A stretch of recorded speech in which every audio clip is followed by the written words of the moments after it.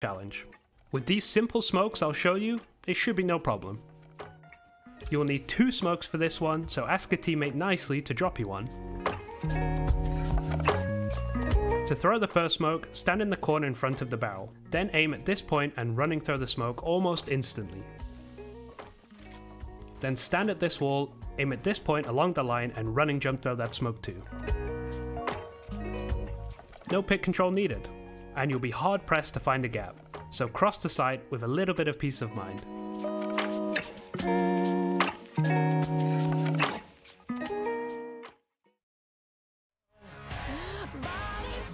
Sacred ground,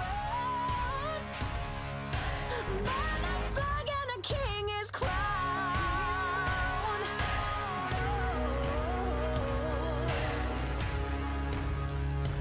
Coming to get you.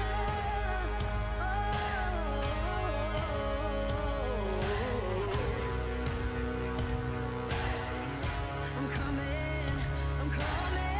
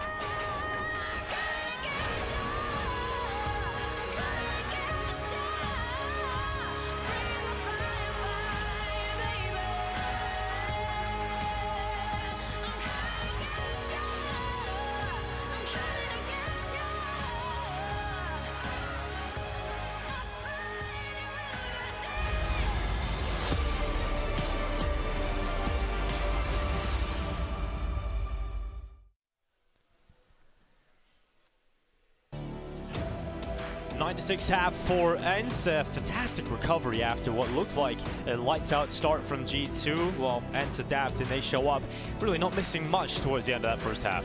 No, I mean, they made some phenomenal adjustments. They made a couple in like the first 8 rounds that didn't really yield results, and eventually they found the answer, which for me has been like one of my defining points for why I believe so much in this ENCE rise. Is I've seen so many games where they've been able to find the solution and like find a way to just reverse the way the half is going, just as they've done here against G2. That's super impressive just to cool them off in that fashion. 7 rounds straight to end the first half for ENCE. Well, G2 going to be frustrated about the finish. Doesn't feel good, you know, after a strong start and finishing without anything, a real drought. So if you win the pistol here, you can do a lot for the mentality. ENCE committing quite quickly with majority of their forces over towards B already. Jax at the back of the site has got Hunter towards Car to help out on this one. It's all about that Molotov being used to that back plat position. Jax does have a smoke to put it out if he needs to. Let's see how clean the execution is on the Molotov. Snappy. Flashbang's gonna pop. Smoke is coming out. Oh, there's the smoke used by Jax. Oh, he's so screwed. He's so screwed. Oh, he's out. Somehow he's made it, but he can't survive for very much longer. Hades takes him down. Hunter lurking in the bomb site, can't do anything as well. Hades, or excuse me, Madden with the knockout punch. Diha has a third, and that's the round done and dusted. Yeah, just sheer force, blunt force trauma to the players of G2 in the site. And for ENCE, now you're looking at just continuing that momentum, whereas we were talking about from the G2 side of things, it would be about picking that back up, but ENCE can just continue the pain train. Yeah, they really can. And I mean, the longer this goes on, that G2 can't stop them. If this gets too far out, like, it's just going to feel so suffocating if you're G2. m0NESY and NiKo can do nothing but save the armor that they have. Not even a point to test the waters at a retake. No kit. It's just the map pick of G2. Yikes. Yeah. Just to go from bad for worse. Yeah, so it does. And the map number 2 is going to be Nuke. So I guess that is somewhat silver lining for G2 in terms of they played it earlier today, looked pretty good on it. Yeah. So, I mean, Well, they also had that crazy performance from Alexi B, which ain't going to happen twice. yeah, that's very true. Ain't going to happen twice in a day. But Nico was also looking very good over there. He really hasn't been doing anything here on Dust 2, and that's wild to think. But when you talk about G2, it is the CT sides that present the strongest force. So we'll see if we can get Nico into play, if we can get that step up. I really doubt that G2 are going to go out without a fight here on Dust 2. There eventually will be a wake-up coming in for them, but maybe not in this round. Yeah, you'd hope so. No, this is going to be straight up B-rush. Mac 10 out in the hands of Matt, and Jax is going to realize they're inside a little bit too late. No escape for poor Jackie boy.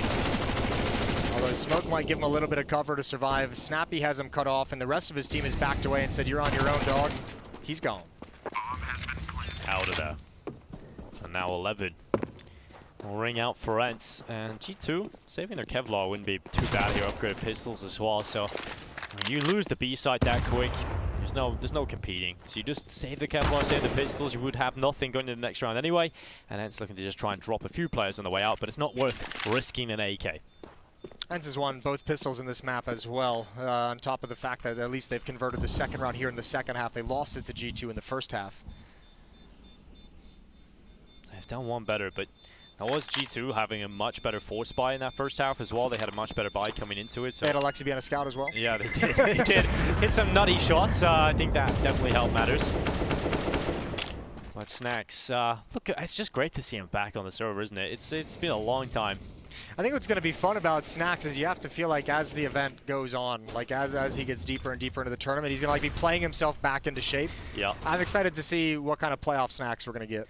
I mean, it's wild because there is going to be a lot of new viewers that have come in that don't even know who Snacks is.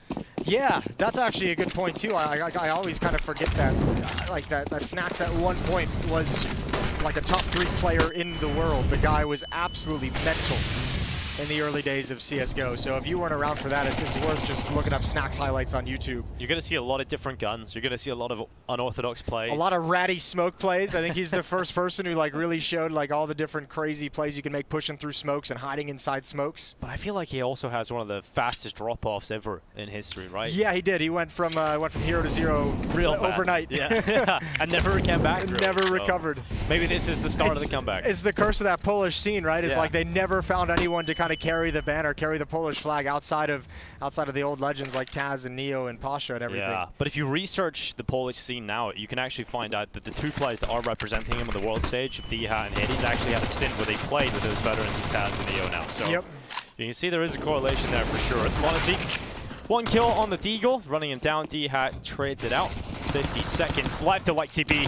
Speaking of ratty smoke plays, right on cue. He's come through the back of it with the 5-7. The CZ rattling some health off Madden, but couldn't quite amount to a pick. Nico's Deagle's got one. That snappy shot has brought Nico down alone, but they're so low. A couple of body shots, and Nico could walk away with this. Planting the bomb is going to put some pressure on Nico, though. He wants to try and get into a new position. They know he's in CT spawn, and I think not seeing him for this much time is going to start putting on the alarm bells. Catwalk, Nico goes to recover a weapon. It's a Galil.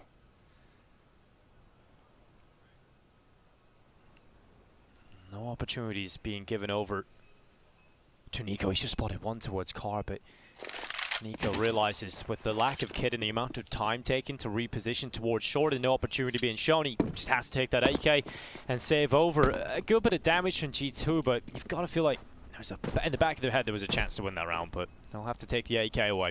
I think it's that great shot from Diha on towards railing. It was absolutely magnificent. That was onto, I believe, Alexi B with the 5-7. Yes. That was a stunning shot that really kind of swept aside the danger, because once he goes down, Nico realizes he's got no one else to keep some eyes off of his position. Nice try from G2, but all for nothing. 10 rounds in a row now for ENCE, heading into the first gun round of the second half. G2 need to turn this around now. They've got the AWP out from Honesty. It's the first time he got the full buy. Nico's on the AK. You've got so much going for you. You nearly lose a player right from the get-go. That's a warning shot. Uh-oh. Uh-oh, indeed. Honesty, if he goes even a step further, he'll be into the vision. The line of sight for Hades. And Honesty seems to be aware. No, he's gone as soon as I said. He goes on in, right into the fight. Hades with the patience, pulls away the first player. Oh, that's a tough decision to make, that kind of a peek from Monacy. It's a tough position to put your team into. Utility from ENCE is forcing back the defense all across the board, and G2 running out of nades on this CT side. Only Hunter with Molotov flashbang. Only Alexi with smoke and nade. One of these flashbangs looks like they want to prime it to activate Jackson towards middle, double peek towards Catwalk. Hades so blinded, that's a kill, but now they've got to hustle back into the B bomb site just in case. 1 minute left on this clock, and Alexi B has actually sent the homing missile in and found Madden. Doesn't matter how much utility you have if it's going to be this efficient. First flashbang gets you the equalizing kill into a 4-on-4 on Catwalk and middle on a blind Hades. Then a nade cleans up Madden on Catwalk. So beautiful, beautiful nade work from G2, and they only had 4 nades remaining for the round. Smoke goes out towards the CT cross.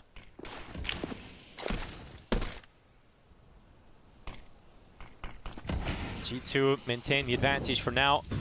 Hunter's position alongside Jax. The setup should be good enough to just mince them up as they come around the corner. Jax has got one, but Diaz somehow single-handedly rattles away 2 headshots. Nico brings him down and the bomb is loose. Snacks has to run back and pick this up and get back into the site. The smoke gives him a little bit of cover for the time being, but Snacks recovers and Nico eats the lead.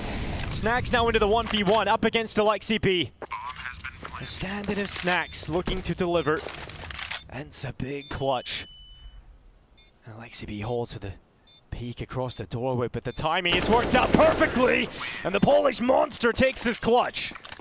Oh man, he's got a big grin on his face every time he does something nice. You have to appreciate that. Even the stylish one-taps on to Nico as well. Giving him a taste of his own medicine. Good clutch from Snacks. Yeah, that's what you got. You know, that's what we used to see all the time. These Snacks clutches coming through. A nice little tap on towards Nico, closes it out. He's looking crisp, Moses. It's kind of wild. I know. He's been playing, right? He's been grinding a little bit here and there.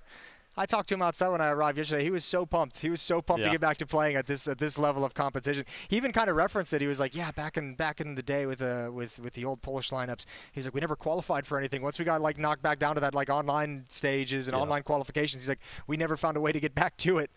So he was just so excited to be here.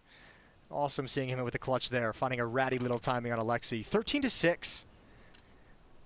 Yeah, it's wild. If G2 go down like this, your mentality is going to be in the bin. They speak of tension in the roster. They speak of their own expectations, maybe getting the best of them when it comes to pressure. And this would be a wild finish to the map. G2 hasn't won a round since round number 8, and that 1v1 or 2v1 versus Snacks, whichever way you want to classify it, that was the closest round of all that they've had during that stretch. This has just been turned into a dominant map for ENCE. G2 have decided to bring the battle here. Dust 2, though, you decide to play that map versus a team with a stand-in, it feels like you kind of negate some of the stand-in problems when you bring it to a map like this. Yeah, but I mean, if you look at the way they played on Nuke, and even the guys on the desk kind of referenced it, they were having so much fun and they were hitting such nice shots that they were like playing really loose and really confident, and that might just be something where they were just like, yeah, Dust 2 would be a fun map to play since we're all, you know, hitting our shots like this and we're all laughing and having a good time running around. Joke's on them. Now people just be doing the laughing at them instead. Diha has come through and taken out Jax. Madden just leaps through the smoke, and again, it is Nico that goes down to Madden. He is not going to be having fun about that, and just continues the onslaught, the destruction of the G2 side. This is over. Feels like it's done. Yeah, G2 just seem knocked out on their feet at the moment. Even that play from Jax, I'm struggling to think if that was like a sign of like a little frustration trying to be a hero coming through those smokes, or if it was designed to kind of, I don't know, disguise the kind of stack that they have here, right? There's no flashbang to set it up. He's got 2 players looking over. Maybe he's hoping that he can expose someone to his 2 teammates kind of chilling on the top of the site stacked up, but even the decision to come through that smoke as the T, I think that was either Diha or Madden. This is just wild. ENCE making all the right calls at the moment. Call for G2 at the start of this round is to get aggressive through the lower tunnel. They try and fight early in towards top tunnel, but ENCE are actually sending the majority of their forces out towards Alexi B, who's done well. He's taken himself 2 lives, just like that. 2 down. Madden and Snappy decorate the floors. They've actually pushed all the way through B, so a lot of ground being taken for G2. Yeah, 4 players now stacked up at the A bomb site as well. Everyone from ENCE is out long. And if you're ENCE at the moment, I mean, Snacks is kind of peeking behind him outside of the cave, but there's no way you really fall back and say, yeah, we can go to the other side of the map. We can regain all this control and kind of clear out any position that it's in. Diha is going to be the first one up to see what he can find. Scout on Catwalk, that's in the hands of m0NESY. He goes down, good kill from Diha. Some low HP players, still weak weaponry, and G2 needs to be passive. Allow this flank to come in from long. Diha and Hades. Polish power of the side to see if they can pull this one off, but Jax has brought down Hades, leaving just Diha. He's gonna have to try and get a chance to bring a multi-kill his way, and quick refright there from Hunter. Pulls the round for G2, and it was Alexibi that held strong towards long. God, Jax just got that all picked up and just turned that corner at the perfect moment to snatch his 1 kill. Finally, G2 is on the board. It was a 12-round drought. And G2 have recovered off the back of those opening kills from Alexi, and then a good stack at this A bomb site with Jax pushed up at the B site. 14-7. Still a long way to go. No cause for celebration just yet.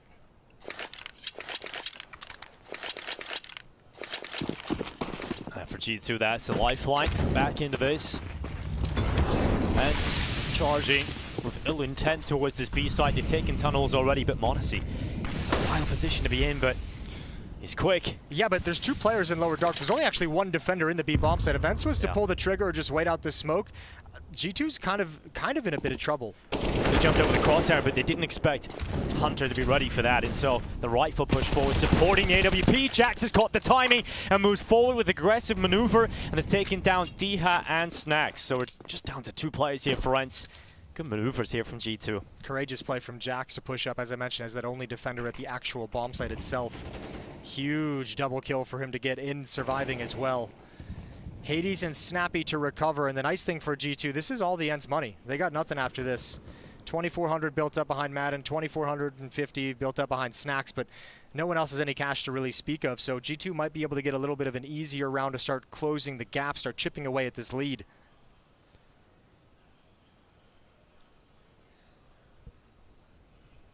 We'll see if ENCE can take a few lives with them, force those rebuys onto G2.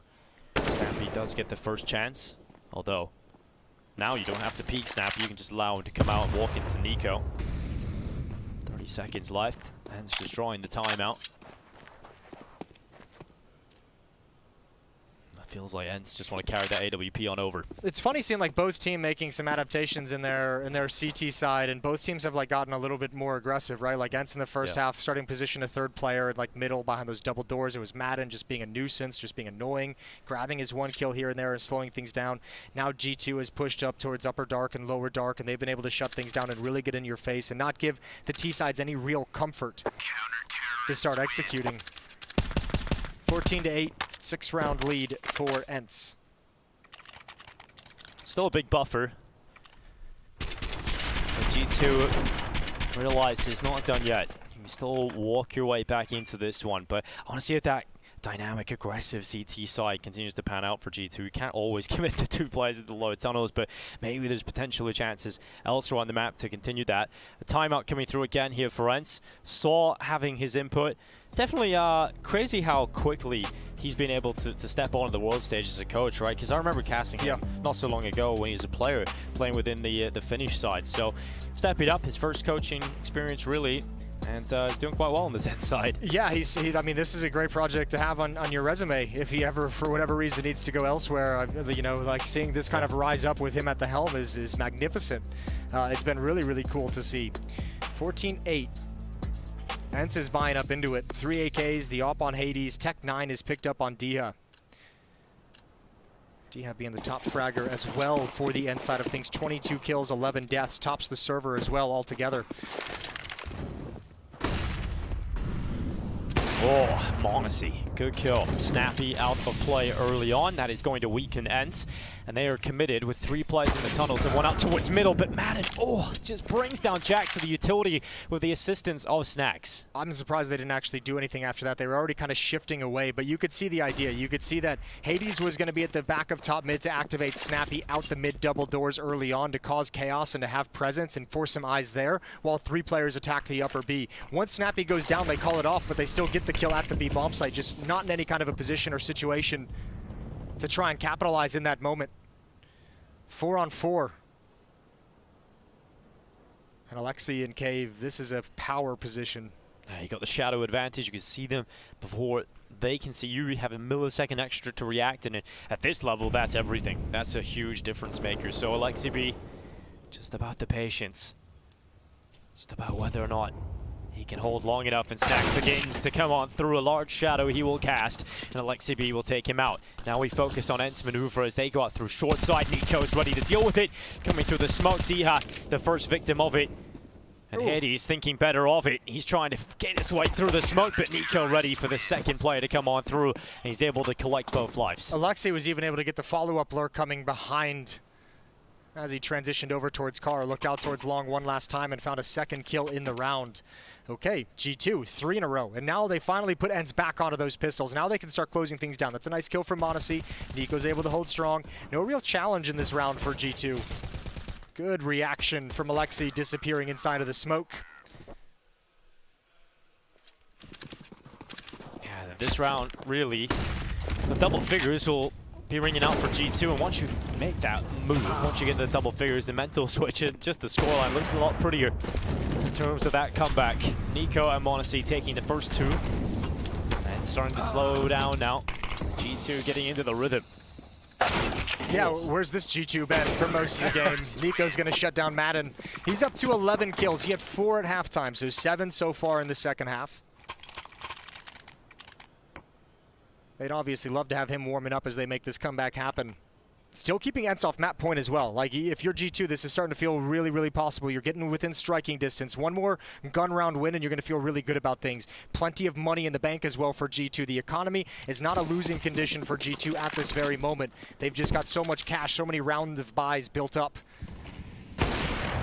Getting Hades back onto that boost. He was able to make something happen of it a couple of rounds prior.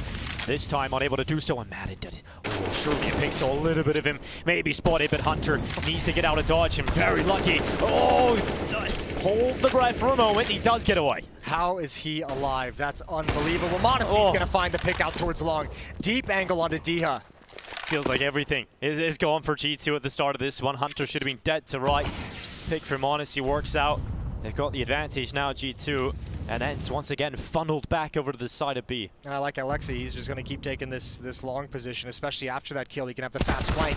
The opening frag from Jax towards the B bomb site. Rest of ENCE streaming in. It's low HP on Hunter. He gets 1 for 1. There goes Jax burning to the Molotov. And 2 players, Snacks and Hades, inside of the B bomb site. The 2 poles trying to steal this round away from G2. Yeah, great stuff from Snacks yet again, delivering some massive impact. We've seen him inside of the B site pull off a clutch a little bit earlier, looking to convert the 2v3 as a lot of chit-chat going on right now within the chat. It looks like G2 taking their time upon this opportunity as well. They've really run the timeout here, and it doesn't feel like there's a commitment coming. One with intent perhaps, but here they go, running through the tunnels. The time is ticking. You need the kills now, and it just doesn't feel like that's happening. What a weird round from G2. And ENCE are going to head to map point now. They can't keep them off it much longer, and Hades just waiting for the chance to strike. He won't be able to get the kill, but the round's done anyway. Yeah, they really did take their time on that retake. Yeah, they really did. I wonder if, because there was a lot of chit-chat in the going through, so I was wondering if maybe a tech issue or something. That was the dead players chat, and that was the 2 Serbian boys going that was really strange chat though. about it. What is happening on that retake attempt then? They run the clock down halfway and eventually attempt it, but yeah, you're just making the B retake even more difficult there. I wish I could tell you I was reading the Serbian. It's just, you know, I can speak it. Oh, you can? Yeah. Yanko been giving some lessons? Yeah, over the years I've picked up a few things. Something about being stuck in the mud. 15-10, 5-round lead for ENCE. Nico with the op on catwalk. Monacy's got one as well. So we saw ENCE switch into a double up setup on their defense. Now we've got G2 switching into it on their side as well.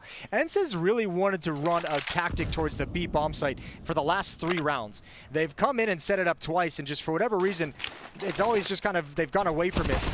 Shut down from Jax onto Snappy. The rest of ENCE streaming in once again. Madden goes down also. Diha with the response. There goes Hunter. But Flames at their feet. ENCE can make no more progress. G2 in a 3-on-1. And it is Snacks again, exiting the tunnel. He wins these. Moses has just confirmed the result of this round. We'll see how Snacks does it now. Brisket on me if he's got it. Come on, Snacks. I love Brisket. Let's go. He's got a chance. He's got 1 smoke still available, so can use that as a bit of cover. Bomb on his back. Eventually taps to try and bait Alexi B into the play. Sound cues being made, utility being dumped towards the back of the site. Still a little bit of time for Snacks to play with as he deploys the smoke out towards the double doors. But you can see now whirling through his head, he realizes the tunnels could be an option. The play could come from that side. And here they come. G2 has started to retake immediately, not giving Snacks too much time at all. But you'll play from the back box and you'll look for the chances, but they're just drawn away. And Monacy comes in from the window to close him out. Did he just chuck his pistol as they were coming in? It blew off at him like yeah, a million miles away. Yeah, I was like, I've been waiting to pull off this play. I've got him right where I want him. 15-11 that time. G2 don't mess around at the retake. They get right in there. Nice smoke to give them some cover to wheel around and get a deep angle onto the platform box. 4-round lead for ENCE. 4 more chances to close out map number 1.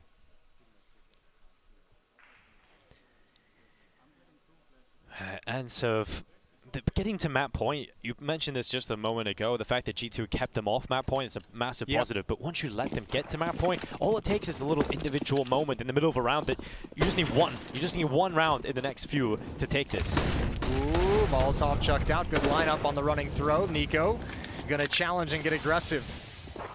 ENCE is going up long. They've seen the, up catwalk. They've seen the presence at long from G2, and they realize we should have some space to work with here on catwalk. 2 flashbangs to make it happen. Monacy gonna be blinded for the first. Blind shot doesn't land. Nico, this is where he shines. This is a death match.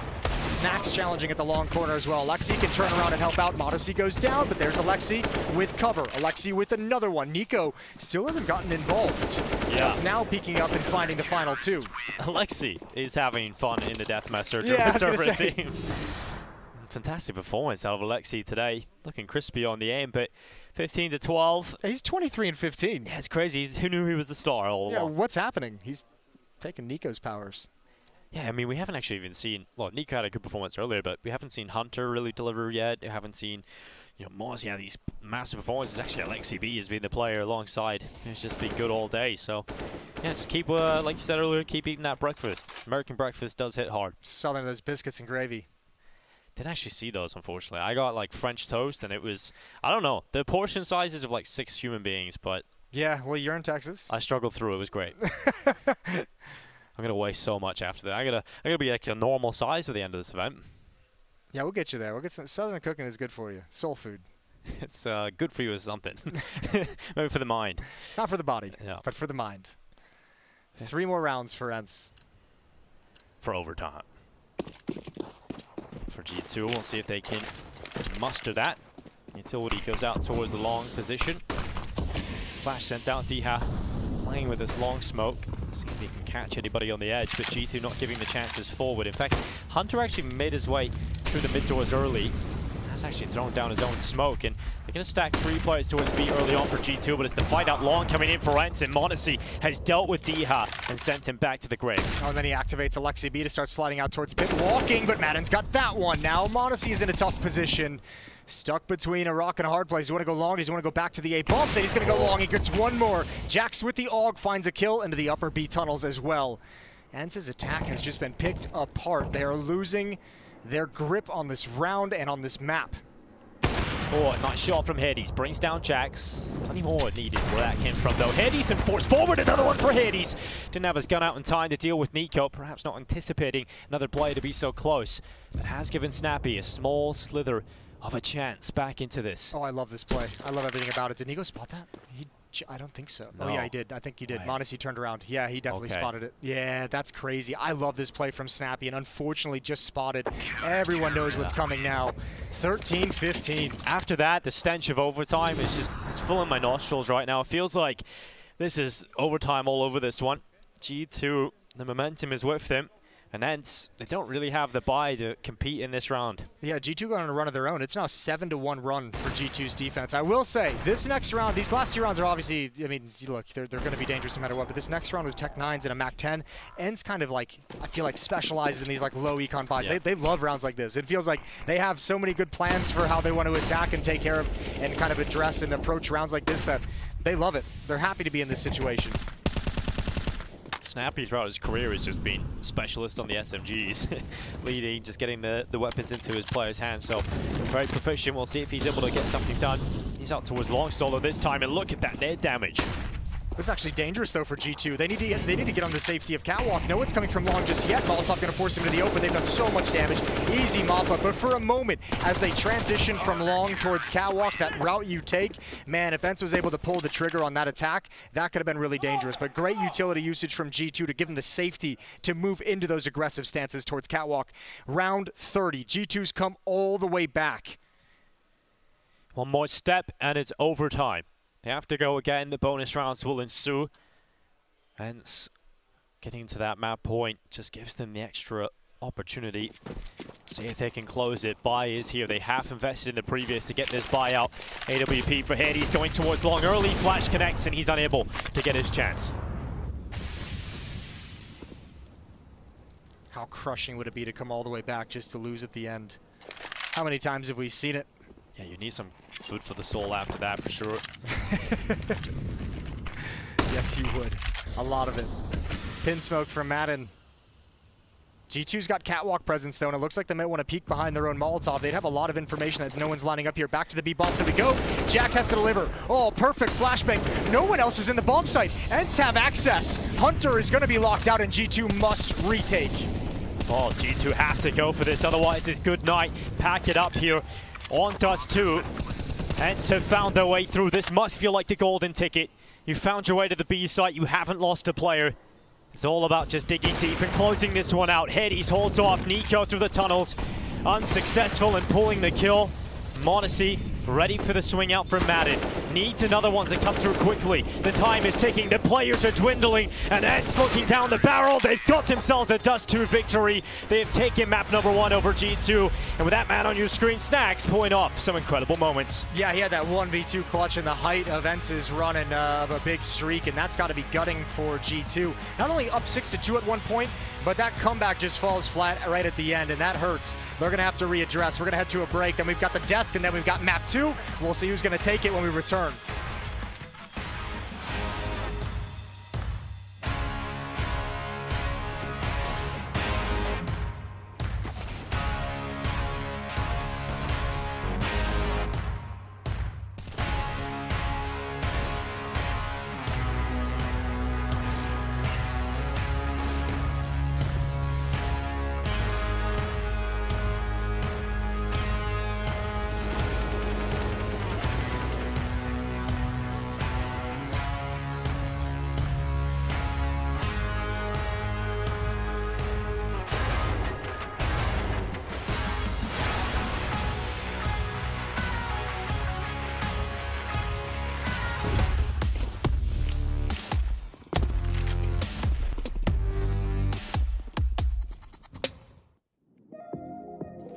Hey Future Pros! Having a good A exec on Dust 2 can make your life so much easier. So today I'll show you the Na'Vi A exec, which they pulled off perfectly on a force buy. To do this exec, you'll need 4 Future Pros, 4 smokes, 3 flashes, and a molly. Future Pro number 1. You'll be throwing the Xbox smoke to help your team get short control. To throw the smoke, get into this back corner. Crouch down and aim at this shadow. Then stand up and jump throw the smoke. Now get your team to get short control, but be careful as there could be a pesky CT chillin'. Future Pro number 2. You'll be throwing the one-way smoke, 2 flashes, and a short molly. To throw your smoke, get into this corner. Aim at the bottom right corner of this window and throw your smoke.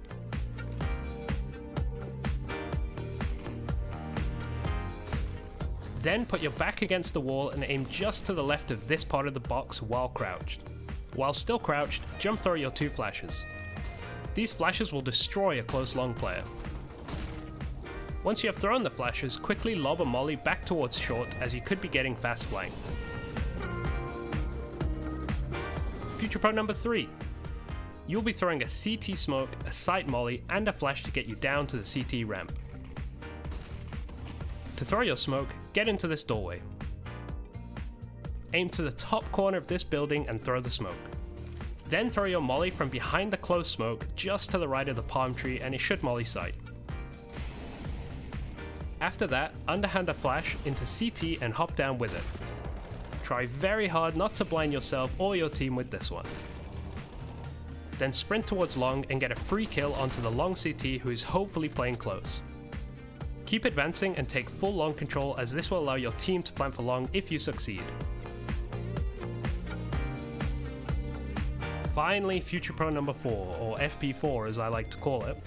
You'll be throwing the close short smoke along with the flash for sight. To throw your smoke, aim just in between these 2 boxes above the barrels. Then get close to the box and underhand throw the smoke. It looks like a moving throw, but I assure you it's not. You can throw this smoke more safely, but if Bit lives on the edge, then you should too. Throw your flash off this wall, which shouldn't blind your teammates, but will flash a CT trying to advance on the smokes, and then take the side. Give this one a crack offline, but I'm sure all you future pros will be able to nail it down after at most 20 attempts.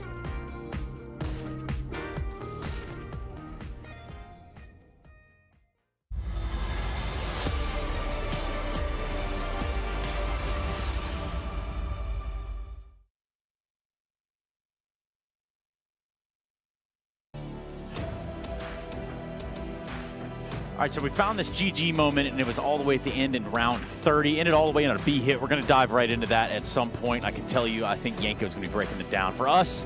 The only thing we get to watch break down around here would be the chances of G2 on Dust 2. Maui Snake on the case as well. What do you got?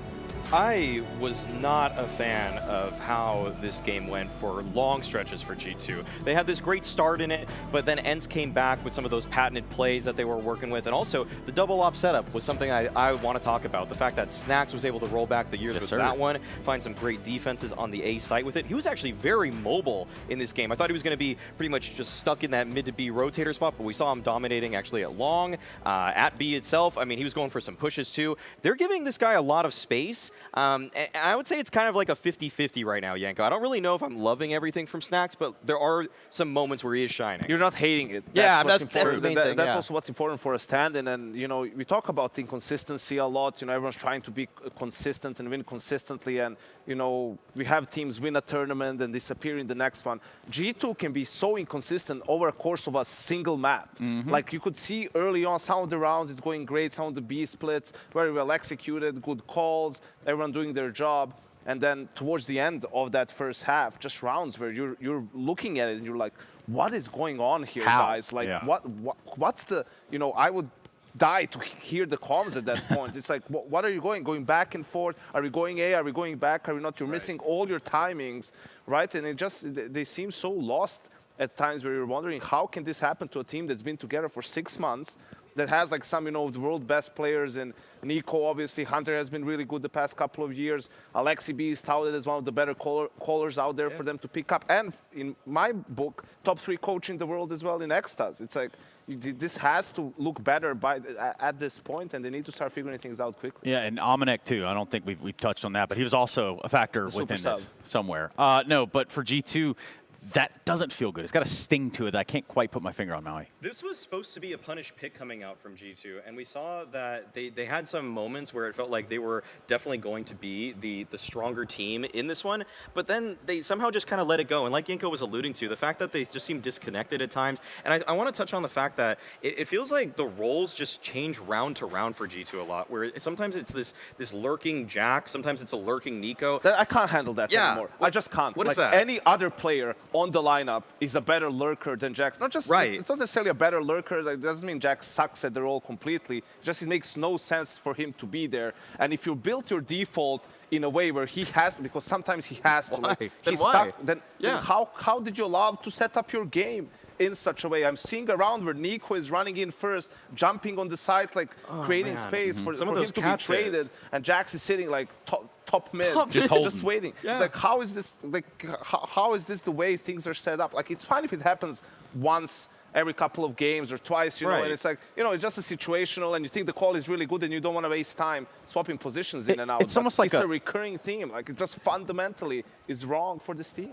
It's almost like a disjointment at certain points. I mean, we saw a retake coming in on the B site where two guys were coming through the tunnel, just took forever. Better you know? fix the disjointment, Tracer. It's going to be some disembowelment happening soon enough. Yeah. By Carlo, he's going to come in. Yeah, I mean, something needs to change, obviously. And Xtaz before, I mean, after the major, he was talking about how it still feels like this team doesn't have an identity. And I feel like that's such a core issue where why are the roles switching? Why are people not in the positions we feel like they're best suited for? Why is Jax not always the first guy in? Why? Why would you ever have him in any other spot? And I think the thing is, like, weirdly, Nico has been just so up and down. And this is a game where he was down. I didn't like a lot of what I was seeing from Nico, but I also have to fault the positions that he's put in. He shouldn't always be the first in entry on a set piece. On a default, I like when Nico is that first point of contact because he's going to win a lot of those fights. But when it's a full-blown exec and there's nades to follow, that needs to be Jax. For G2, the woes. They're going to have them from this map. But for the other side, you look at ENCE, you think about what they had to show. And for two guys, we're going to pull up here on our Air Force Aim High head-to-head. It's going to be that of Hades. And I think we're looking at Diha as well as the two with, you know, some pretty expected impact. And it looks like Alexi. I mean, Alexi also deserves some like weird credit. I don't know why he was popping off in the way that he was, but it felt like every duel that he was in was somehow favored for him, or that he was able to come out on top. I was impressed with him individually, but Diha is the guy that we wanted to talk about, I think, the most. The fact is that, mechanically speaking, Snappy and Saw have told me that they think that this guy is actually more talented than Spinks was. It's just that Spinks has been making better decisions. And on a map like Dust 2, this is where you think a player like Diha, who has arguably the best mechanics on ENCE, would pop off. Yeah, he has been having great impact for ENCE just in general, but also we talked about Snacks, and he had a couple of clutches, even the 1v2s, right, that meant a lot for ENCE. Well, let's do this. Let's flip it over. The coin still continues to turn in the air, right? It's a best of three. We've already got G2 down one map. We're going to Nuke is the next one. And in a little bit of time we have here left, Maui, explain to me how G2 get themselves out of this hole. I mean, the thing is that they're going to be starting on the CT side of Nuke, and I think that we already saw today with their performance against Movistar Riders that they can handle a variety of plays. The only problem I have is that I think ENCE has a better strat book than Movistar's by a country mile. I really Country mile? A country mile. That's a big mile, y'all. I had to fit the Dallas reference in right there because we're in Texas, of course. But Fair enough. I really think that this is a game where ENCE look to close out the series. If anything, G2 has to be more decisive in the mid round. Like, you know, even if you get blocked by something, you have to realize, like, the timing is going to be lost. You know, you have to kind of play with a little bit more resolve because all these, like, looking laws going back and forth, right, not being sure what to do, it looks really bad. And, you know, without knowing the comms, you don't want to put all the blame on Alexi. Maybe he's being overcalled. Maybe someone is, like, giving ideas in the mid round. You know, there's a chance for that to happen. But I think it just has to be a bit more, no second guessing yourself or anything along those lines. Yeah, we'll keep our eyes tuned to it, just like you should here. This is the Intel Extreme Masters. We're in Dallas. The year's 2022. And we've got a break coming up, so we can come back and see who's going to win out of G2 and ENCE. Perhaps the G2 Samurai can run this one back. We're going to find out, though, soon.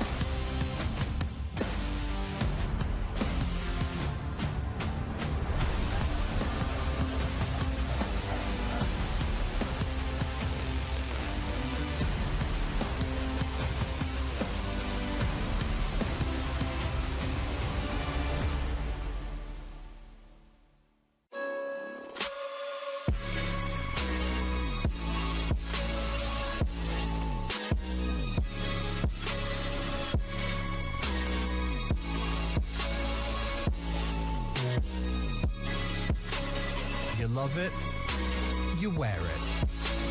What's your style? Get your merch at shop.eslgaming.com.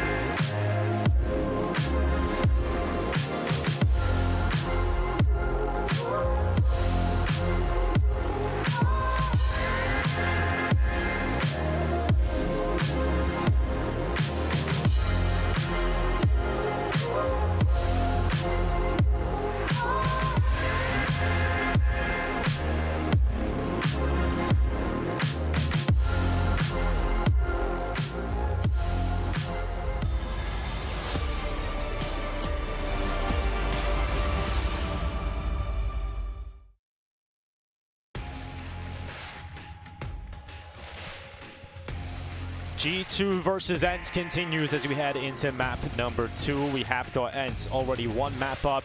G2 had a strong start, let it slip down the hill, and it looked like overtime was about to come through, but ENCE able to close it out. And now heading into Nuke. This is a map we got to see G2 on earlier, but this is actually ENCE's map pick now as we head into map number 2. Yeah, and I mean, Nuke looked good earlier, but you could see, I mean, it was one of the things Yanko brought up, I think, in the opening death segment as well, like kind of one of the ideas that G2 is going to be trying to like carry some of the momentum from that kind of a performance to start the day into this series, and it obviously did not happen on Dust 2. Like they got beat down for most of that game. Remember, they started up 6-2, and the next thing they were looking at just it was like 6-14. Nice little comeback there, but obviously falling short in the end. We'll see if they can recover it here. At least they get a start on the CT side.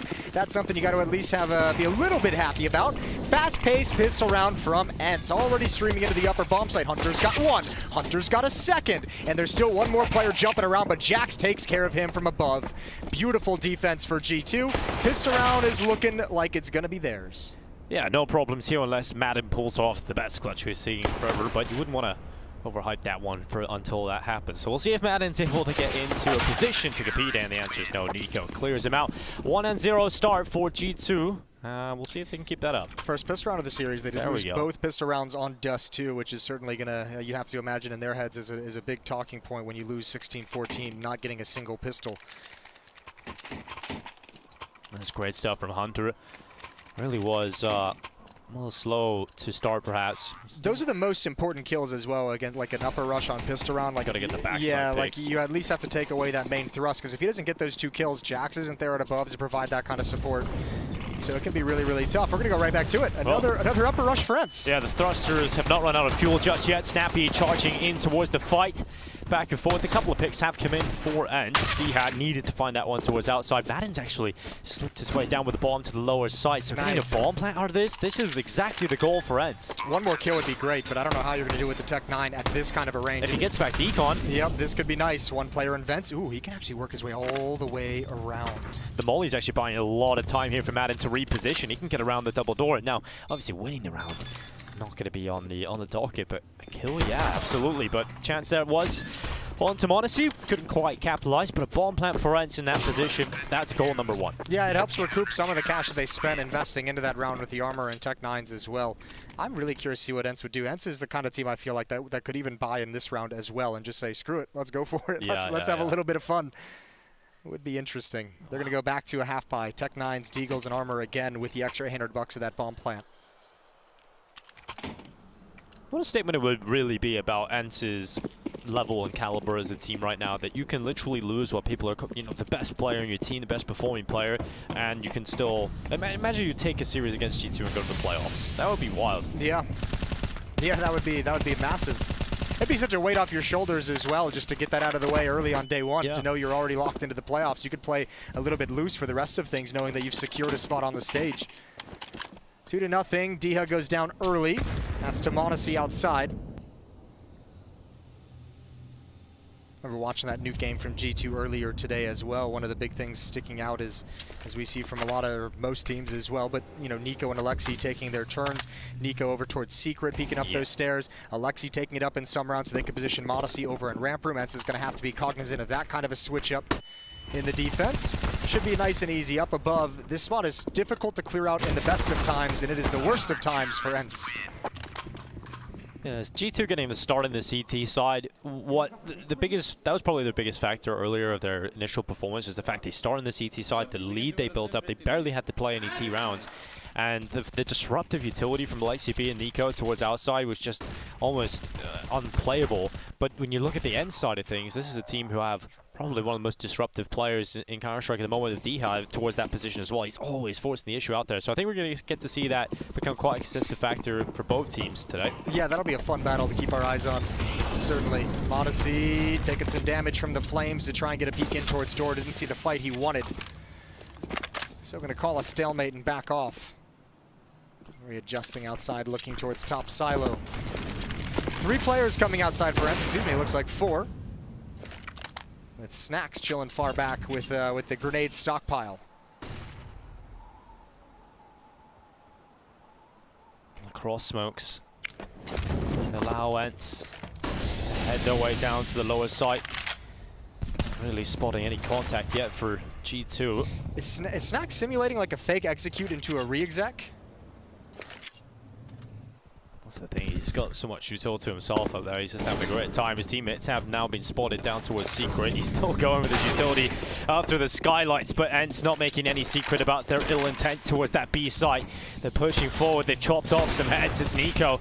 There's the first player to drop. LXCB pulling that kill back and avenging his fallen teammate. And Madden slipped away with a bomb plant. Oh, you gotta save now. You gotta save. You have too low of HP. Oh, Snacks is gonna take at least one. At least one, and he gets a second. There goes m0NESY to a nade as well. They could not get away in time. Just enough damage is dealt for ENCE to be able to mop up those kills at the end. First round on the board for ENCE's attack. I think Snacks did exactly what was required of him. First the Molotov on top of Hut, then you transition, throw the Molotov into the bomb site. Nico got caught in vents, nowhere to go for him. And it's perfect because the fact that G2 haven't seen anybody on the inside going down towards the lower sites, you have to almost believe it, right? So there's no reason to not. Great stuff, and quite an adept. You don't really see, it's wild that you're actually seeing that come out of Snacks, right? They're not going to have that much time to have prepared a lot of things with him, but little rounds like that, you're still able to pull off the stand-in. Also, loving it. At least drop those nades on top of the roof. Why are you making the poor man go down the ladder and back up it to pick up the Molotovs? Getting the steps in, just getting the fitness up. Yo, crazy. That poor guy. Here we are, 3-1. ENCE with their gun round picked up, but G2, AWP is out. Nico's just on a deagle. Now, I say just on deagle, it is in the hands of Nico, but still weaker buy from G2. It's got holes in it for sure. Lack of utility on m0NESY as well. Just a deagle, but you can see he's playing the tight angles, just looking for that one deagle, little jiggle peek angles. Snacks returning a little bit of fire. Nico's gonna put his attention outside, hopefully bait a little bit for Alexi in secret, who wants some information before the Molotov spreads. ENCE is going to establish that presence outside and then sneak away into the cover of flames, into the cover of smoke as well. m0NESY holding towards ramp. Here comes the forces that look to try and forcibly remove him from his position, but m0NESY defends strong with the first kill and intelligently does not re-peek, holds this angle for the follow-up play, the continuation push of ENCE.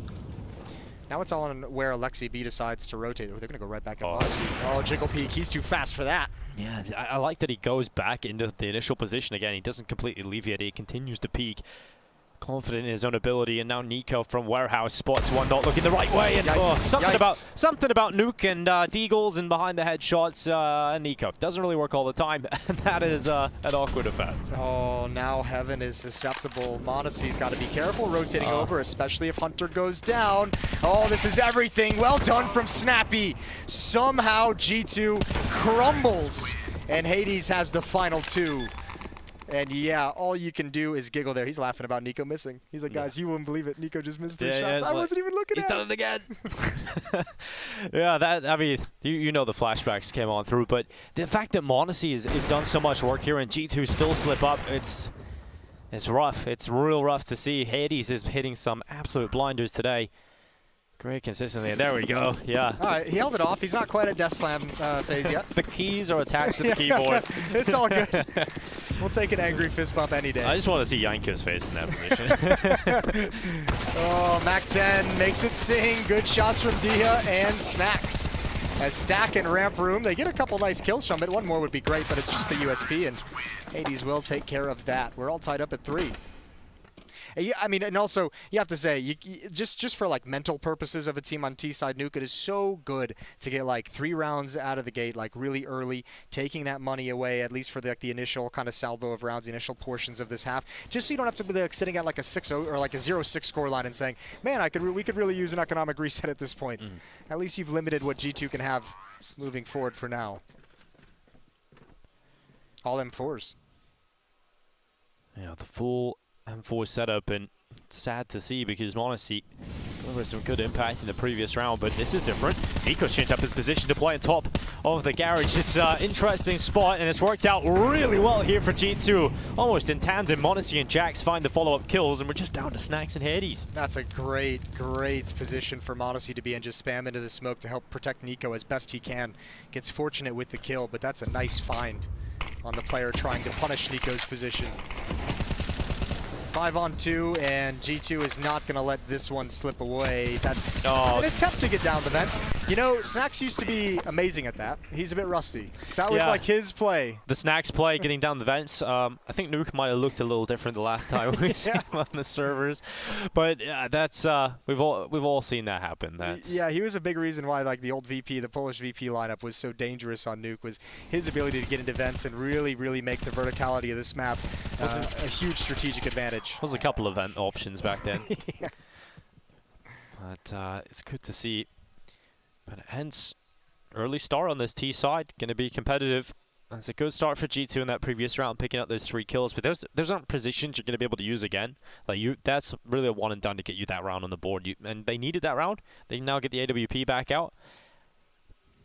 Put the AWP up there next. Yeah, put the AWP up there. Not going to expect that. Like, they won't do that twice. Never see it coming. Calm and collected. 1-round lead for G2. Well done from them. All 5 players survive in the previous round. Here we go. Modesty with the AWP, as you mentioned. Hades has one on the T side as well. Nico. Some util towards outside. This is the position he was an absolute menace in earlier today. Alexibi positioned at ramp. That's tossing a little bit of utility in towards the upper side, but they are getting crossing with the smokes towards outside. Nico close to taking down Snappy, but unable to land the final bullet in the shoulder peek out. He does see one hopping from silo onto the main roof, and Nico trying so well to try and take that player down, but Madden once again bests Nico and is quick on the acceleration around the corner. They would have heard that drop for sure. Hunter spots one at the sliver, drops his smoke and backs away, buys some time. And can they address this position? Snappy handled it so well previously, flanking up Heaven. This time it's Hunter, or excuse me, Alexi B, who's got to hold it off. Oh no. Oh, Madden is playing this so well. Oh, Alexibi had a little look up there, but the timing works against him. He does not see him, and Madden able to come over the top, and Alexibi will be kicking himself about that. That's a follow-up for ENCE. You could see Jax's brain just screaming that he's in danger. Yeah, I'm in danger, chuckles. Not looking great. Modesty has moved Hades from the round, so at least there's still a chance, but Snappy has found Modesty. Jax, he's everywhere right now. He's just trying to dodge and weave every single point of danger at this point, and Jax has seen everything. So much is happening around him. At this point, he's sitting there in a room full of fire saying, this is fine. Hunter in a 1 versus 2, 14 seconds, goes up the vent and is taken out. What a chaotic round that was. Yeah, poor Jax. I mean, just so many positions he had to worry about with that Heaven flank coming in. He drops down on top hut, which is where Modesty is. Probably doesn't make it comfortable for either one of them, both them playing on top of hut. Then he drops off that by Vet and Squeaky Door, and Hunter's ready to come up the vet, but he can't do it because his teammates there fighting, bringing all the attention in that direction. Jax just had nowhere to go. Madden applied so much pressure and caused so much chaos in that defense. Great round from him. All tied up at 4.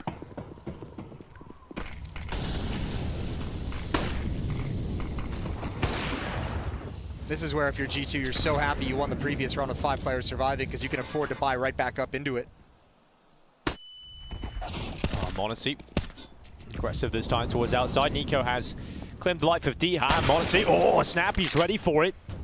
And Modesty is not going to be happy about that. His head no longer attached to the rest of his body, and Nico just continuing to follow up there for G2, keeping them ahead. 3 smoke stops. Snacks moving forward. He's actually moved with the smoke to get out towards the vent. Oh, this is awkward. Hunter's aware of this. If he tries to go to the vent, Hunter is fixated upon that. Oh, he's checking it as well. Smart play from What Hunter. a He nerd. should. Oh no. He should. Is he gonna spot it? Oh no! He never saw it. Oh, he looked like he was definitely going to be clearing that. Good find from Snacks. Sneaky little play. And Madden's down low. They can drop down the vent. Peace. Lower bomb site we go. Already down 45 seconds. Alexia B is coming back in from the ramp. Madden holding. It's now smoked off, so he can't see anything. That does give a passage, perhaps, to move forward back into this for G2, but Hades has held off one of the extremities and has found Alexia B's life as he tries to re-enter the site. Nico using the smoke as a piece of cover, but that is temporary cover. It starts to fade away. He finally gets the better of Madden. Finds him on the other side of the smoke and considers now the back of the site point. Jax working with him, and they clean it up, they clear it up, and G2 now head into the lead. What phenomenally patient play from Nico using that smoke so well. Madden actually probably felt a certain level of comfort behind that, but as it fades, Nico is not going to forget to clear that corner.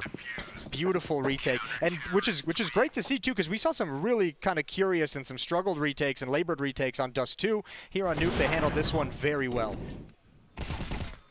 Good awareness there from Nico. Strange smoke, probably someone on the other side of it. And that was fantastic. The retakes looked fantastic this morning as well on the CT side for G2, so that's a consistent factor. And Madden frustrated, thought he had the power position to close that one. But at this point, we have seen ENCE be able to adapt quite well, at least from Dust 2. You know, you consider what they've got coming into this, it's not going to be a whole lot. And they're doing pretty good, all things considered. I mean, like they don't have the money at like a breaking point or anything, but they're keeping it as low as possible. So if they can find a couple of wins here early, this T side, they can catapult it. It can get blown wide open. 5-4. ENCE investing what they can. Here's one of those trademark low buys. 2 AKs, Tech 9, 2 Mac 10s on D-HUD Madden. Fast upper. Yeah, it's very fast here, Madden. Quick flash to allow him out of the hut, but Hunter rattling away behind him, drops on down with the MP9. The second in, D-HUD removed. As Hunter goes back into his hut as well, he's sticking around. Man, and if you don't get those, if 2 players go down like that for ENCE, if you've used your own smoke to put out the Molotov inside hut, and then your players are just stuck behind it, you need those first 2 players to produce. Good utility from G2 early on in the round to ensure they could secure the defense in the upper bomb. So that's 3 times in this game we've seen ENCE. The pistol round, and I think the ensuing round after that, they went right back into upper rushes. This 3rd one here, none of them have really worked.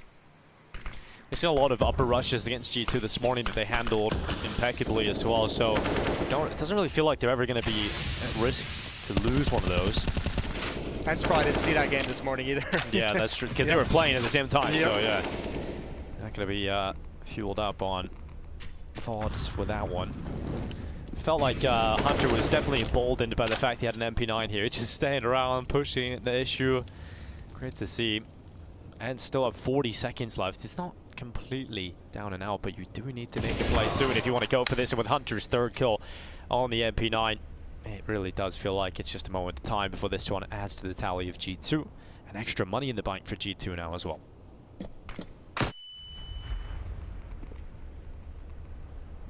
Eddie's now creeps out. Snacks beside him. All right, Jax just instantaneous headshot. Snacks' position known as well. 10 seconds on this timer. They'd love to get him out of the time, but he's going to go down the vent.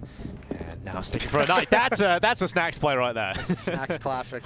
I don't think there's any world. Ooh, Jax does. I was like, oh, what? Is that through the floor? He's just wall, but I would need to see where that was from, but m0NESY with the wall bind gets him after the time. That is frustrating. Let me check on now how much money Snacks has in the bank because of that. Where did that come from? Oh, what a rat. That's absolutely incredible. Okay, I was going to say, it's either above or the lower bomb site. But he gets the position. I know. Like, he can't, there's no inkling as, he just has to play off information from his teammate there and guess the position, or that is wild. Perfect. Great stuff. Well done for m0NESY. $250 Snacks started with. Yep, that's brutal. Well, he was dropped to Tech 9. No armor, though. However, they did get a kill with the Mac 10. Hunter's got to be really careful. If he goes down, this round is wide open. Nico to recover. Double for him. Can't find 3. m0NESY and Jax now. And there's a couple players easy to clean up, but Snacks is going to be activated, and it's against the op. m0NESY working around him. Meanwhile, ENCE has gone back to the upper bomb, so they said so much attention has been advanced towards the lower site. We can slip right back up, and you'll never have any idea. Snacks is able to hear this running. He's calling out the position of at least 1 player. Molly into hut to secure the plant. Oh, man, you said G2's retake on this map were good earlier today. This one's going to be tested if they want to go for it. Do they go for it? There is 2 low players in the ENCE side of things.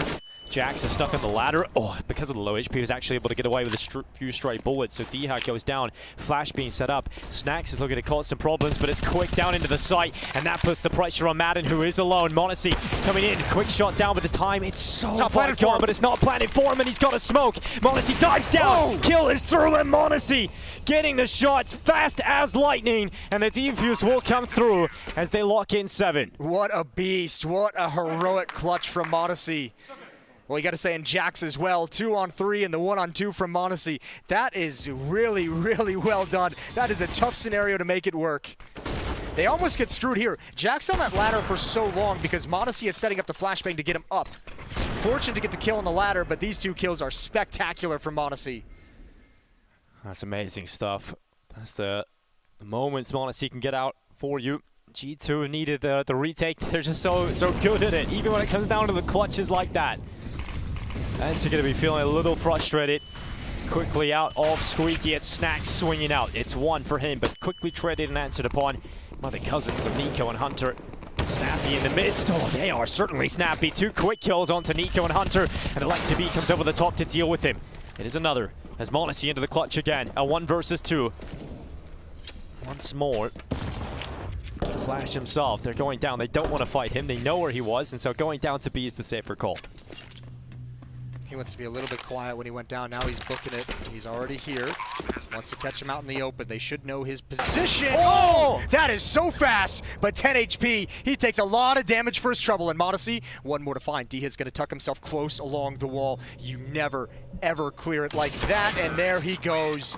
Diha holds strong, but m0NESY almost does something special twice in a row. Look, the clutch is everything in that round, but that's a really cool upper hit from ENCE because so many of their fast-paced upper rounds have had the emphasis coming out of Hut.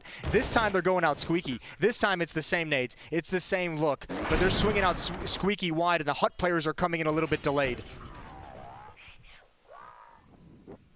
That first shot, that retake clutch, that was so damn quick, but Snappy stepping up, showing what he's capable of doing. That's one of the unique factors really about his in-game leadership, is the fact that he is really experienced. Yeah. But also got the fragging. Yeah, some of those Danish in-game leaders and their ability to just kind of frag. Those are some great impact kills in the upper bomb site with the glue. I think I got 2 of them there to make that round possible. 5-7. And G2's been barely holding on to their economy for about 3 or 4 rounds. It's finally taken away from them with that win. This feels like round 5 of like an MMA fight, and they're just 2 fighters that are barely standing, just smacking each other with the last pieces they've got. This is these are not pretty buys coming in for both teams as you now look at round 13. No, this is a huge round to see who's going to take kind of control of the last 2 rounds of this half. Nico with that deagle. Missed shot. Oh, he can't back away too far. There's a Molotov there. Yeah, he's forced out into the open. Diha with a good kill.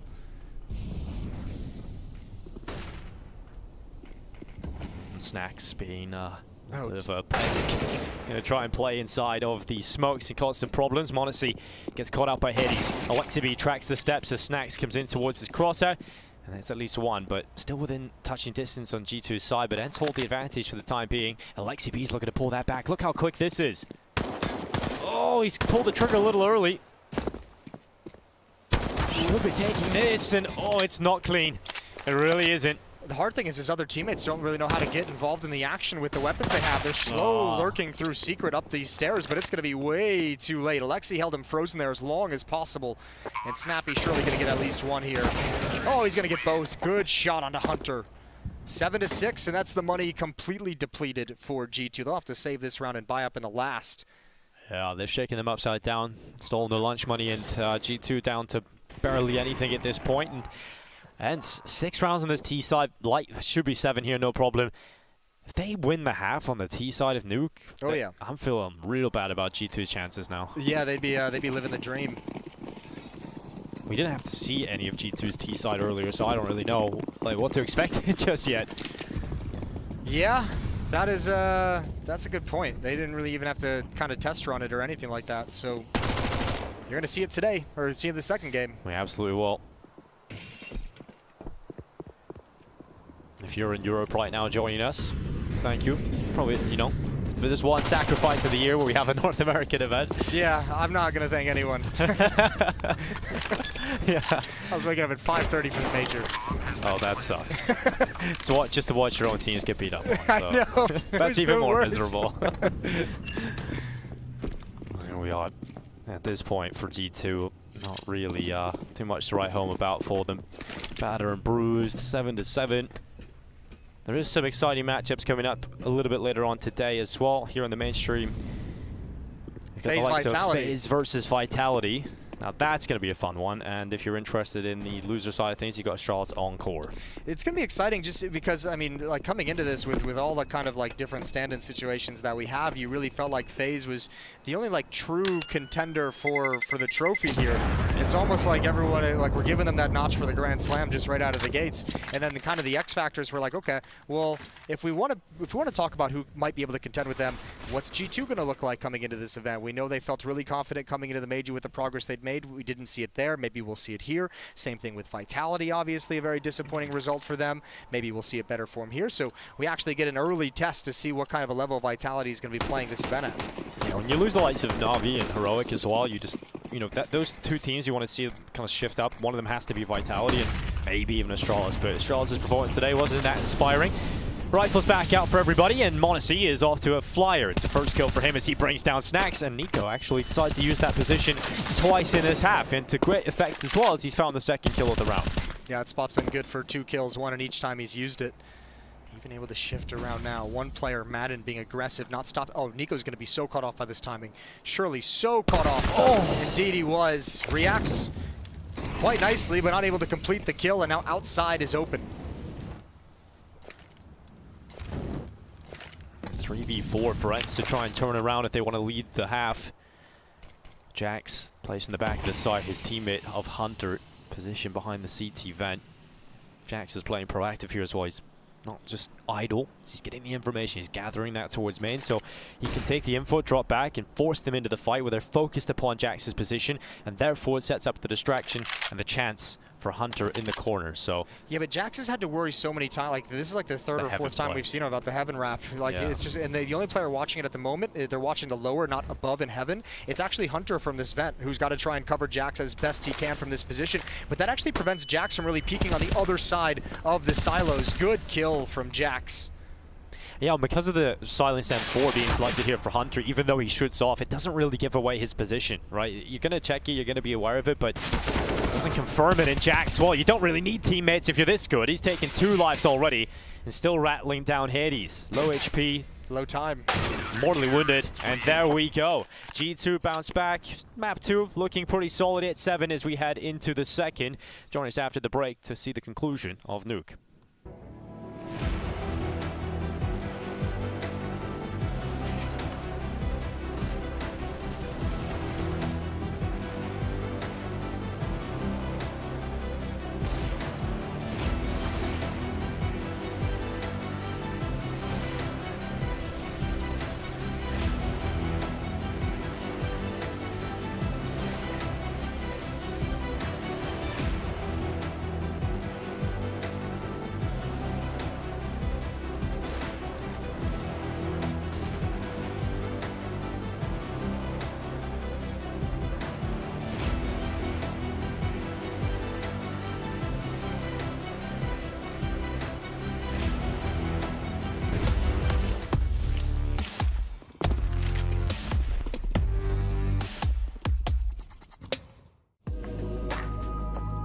Hey Future Pros!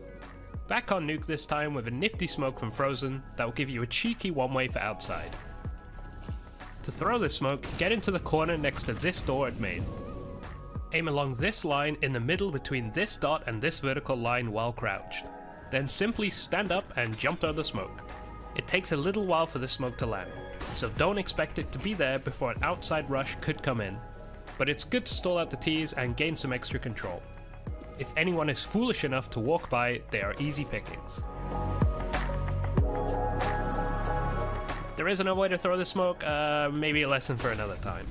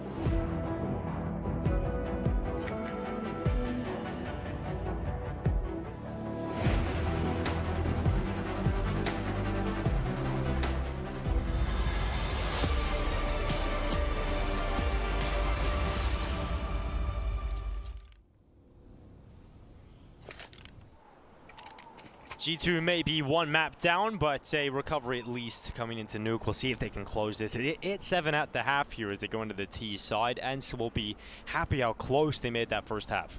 Yeah, they absolutely will be, especially on that T side, as we kind of mentioned towards the end of the half. And I mean, G2 letting a few things slip away, but as always, ENCE just finding a way to kind of win some of the crucial rounds to spin to the half on its head, breaking the economy of G2 a little bit late, making it really awkward down the stretch for him. Madden is going to see the cross. There is one smoke, but he sees numbers. He's got information, a few tags through. That'll start forcing rotations, and G2 not slowing down whatsoever. All the shots rattling away from Diha. Here's the Jewel Berettas mincing his opponents. Lots of bullets, lots of kills. Snacks elsewhere has brought down Alexi B. I'm sure the Jewel Berettas won your heart. Oh, I love it, man. And I usually don't see him just spam that fast and getting 3 kills, but I'm here for it. I love that. You know what a skill-based thing should be?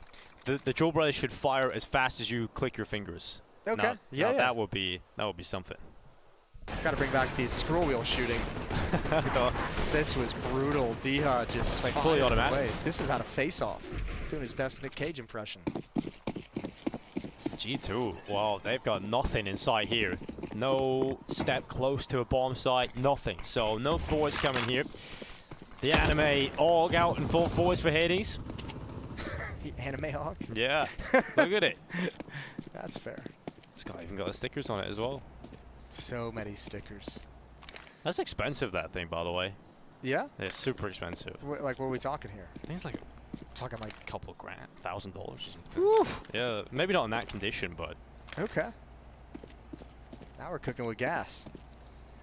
Well, with that AUG, he feels extremely confident to just kind of take any long-range fight that's going to be presented to him. Sees one outside, that's going to give some safety to drop over. They want to double fight. He loves that. He wants to tap away at their heads. SMG to keep some spacing between them. And one player left to find. It's Hunter with a Glock. Yeah, cleaned up. For the minimal wire version, it is $1,600. Holy hell. Yeah. All right. There you go. You could buy so many other things for that. It's just like, why was so many other things in the world that you could buy? Just literally buy anything else. Please. Donate it. So we have a G2 buy coming up. They fully ecoed so that they could get some cash into this one, and AKs are out, full force. It's inner. It's a Furia-esque round, nothing outside. Oh, they seemed fast, but they slowed it down. The counter Molotovs ruining their pace, but there's the turn of the corner. Alexi's got the opening kill. No one's at the vent. G2 is in the upper bomb site, safe and sound. Snappy gonna start wrapping around. He finds Nico with the kill in towards T-Lobby, but it won't matter. Modesty addresses the situation, and this should be pretty darn close to unlosable for G2.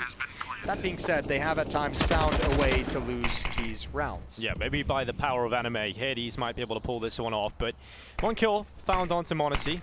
The utility just bombarding and keeping Diha out of heaven. I think the plan here, yeah, from ENCE, I like this as well. You're going to go for some exit kills. Just see if you can take some guns away as the bomb goes off, as they kind of try and evacuate. That's such a low percentage retake, especially with the smoke dropped in Diha's face. So one back in T-spawn. Diha's going to look for the exit out of Mini. See how many guns they can take away at the end, if any at all. Well, G2 starting to retreat. And just making the safe approach to not go outside of the inner bomb site and risk losing those weapons. But that's a good round from G2. That's pretty convincing. Yeah, that's nice. A little bit of stagger on that kind of that timing hit. Really well done. Eventually pulling the trigger. Good entrance from Alexi B. Clean headshot onto Snacks, wrapping around, and Modesty handling the flank. And even with this kill, Hades and Diha could get nothing done in a 2v3. All tied up at 9. 9 to 9 right now. We've seen G2 play this earlier, but it's actually ENCE have decided to take the battle here. ENCE currently one map up in the best of 3. And you mentioned as well, if you guys didn't tune into that G2 game early, they beat down so much in the first half, they didn't really have to play a T side. I think it was only like 4 or 5 rounds played in the second half. No. So interested to see where this one is going to go, what work has been done. I would imagine not a lot, given you know, you want to take a little break after the major. You work so hard up until that point. You have to play the Armage, you have to play extra stage of the major. Yeah, there's a lot being done, and I think a little mental reset is needed at times. Well, yeah, G2 got a little bit more of a break than they probably wanted to. yeah, that's very true. Yeah, that's very, very true. They were thinking like maybe like an extra 3 days. They got like an extra week. Yeah. Maybe we need a longer break anyway after that, just mentally. D-Hat, he's seen what Nico was doing that first. So he's like, damn, I'm going to take that one. Yeah, it's such a strong position as well if you can just find a nice timing for it. Snappy with the AUG, sees them streaming out deep. Flashbang doesn't yet do its trick, but good entrance from Jax. Nico found one as well at the same time. Lobby has been lost, but Hunter's got his eyes on it. G2 in a very comfortable position right now. Madden is very low, and he's about to get around the backside of Nico. It feels like, how many times has he been here? You've got to knife him. You've got to do it. Oh! Shoot him! Shoot him! Go back! Rewind! I take it back. I'm so sorry, Madden. Yeah, that's our fault. We'll take that. Listen, I admire the attempts. You got to, you know, you got Nico turned the other way. You just got to knife him, you know. You got to make it. This is the mind game of to let Nico never play Nuke again. Just remind him of everything. It would have been so good. Oh, at least G2 will win the round. No one goes down as of now. I mean, we're making jokes. We obviously would love to see a knife, but I mean, that's actually a pretty big deal, taking that third M4 away from them as well, a weapon that they can't save now. But they might. They might have been able to force up if they'd had that M4 in his hand, because you have a player with 3400 who could have dropped a rifle over, and you actually could have had like 3 to 4 rifles in this kind of a buy. So this kind of does change things. It actually is a pretty impactful kill to not have. It's like literally as soon as he pulls the knife, he turns. Unfortunate there from Madden.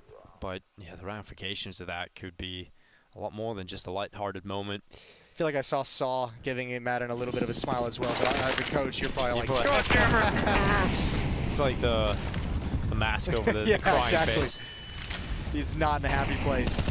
It was quick from G2 towards outside. Playing with those smokes, getting Nico down secret very quickly here. That's actually so fast. I don't know if Diha would have even heard that as well. He might be able to actually catch Snacks off guard, Nico, that he's down there. Diha does find one outside. Diha towards outside. Very comfortable spots for him.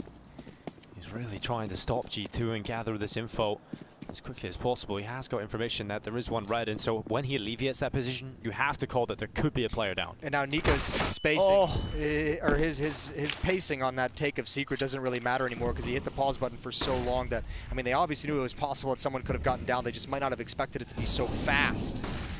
5-on-3 for ENCE in this round. Hades with the op has had a couple of chances. He knows one is to the right. He's calling out the information, and that's a bold challenge. Snacks is going to pop up for one. Hunter and Monacy with one each.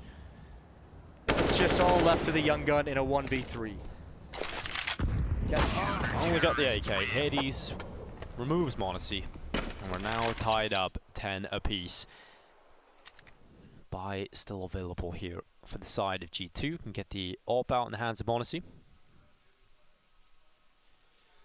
We'll see how that pans out for them. But yeah, they got Nico down secret real quick. It didn't really do anything with it. I was going to say, I was surprised they got him down so fast, just to not really see him utilize that kind of kind of speed to do anything, because Snacks was still in the vents. He was looking to see if there was going to be any kind of event drop. There was a little, it felt like there might have been an opening for Nico, but he obviously might have felt differently in the moment. 10-10, timeout called as the coaches are going to get involved in the action.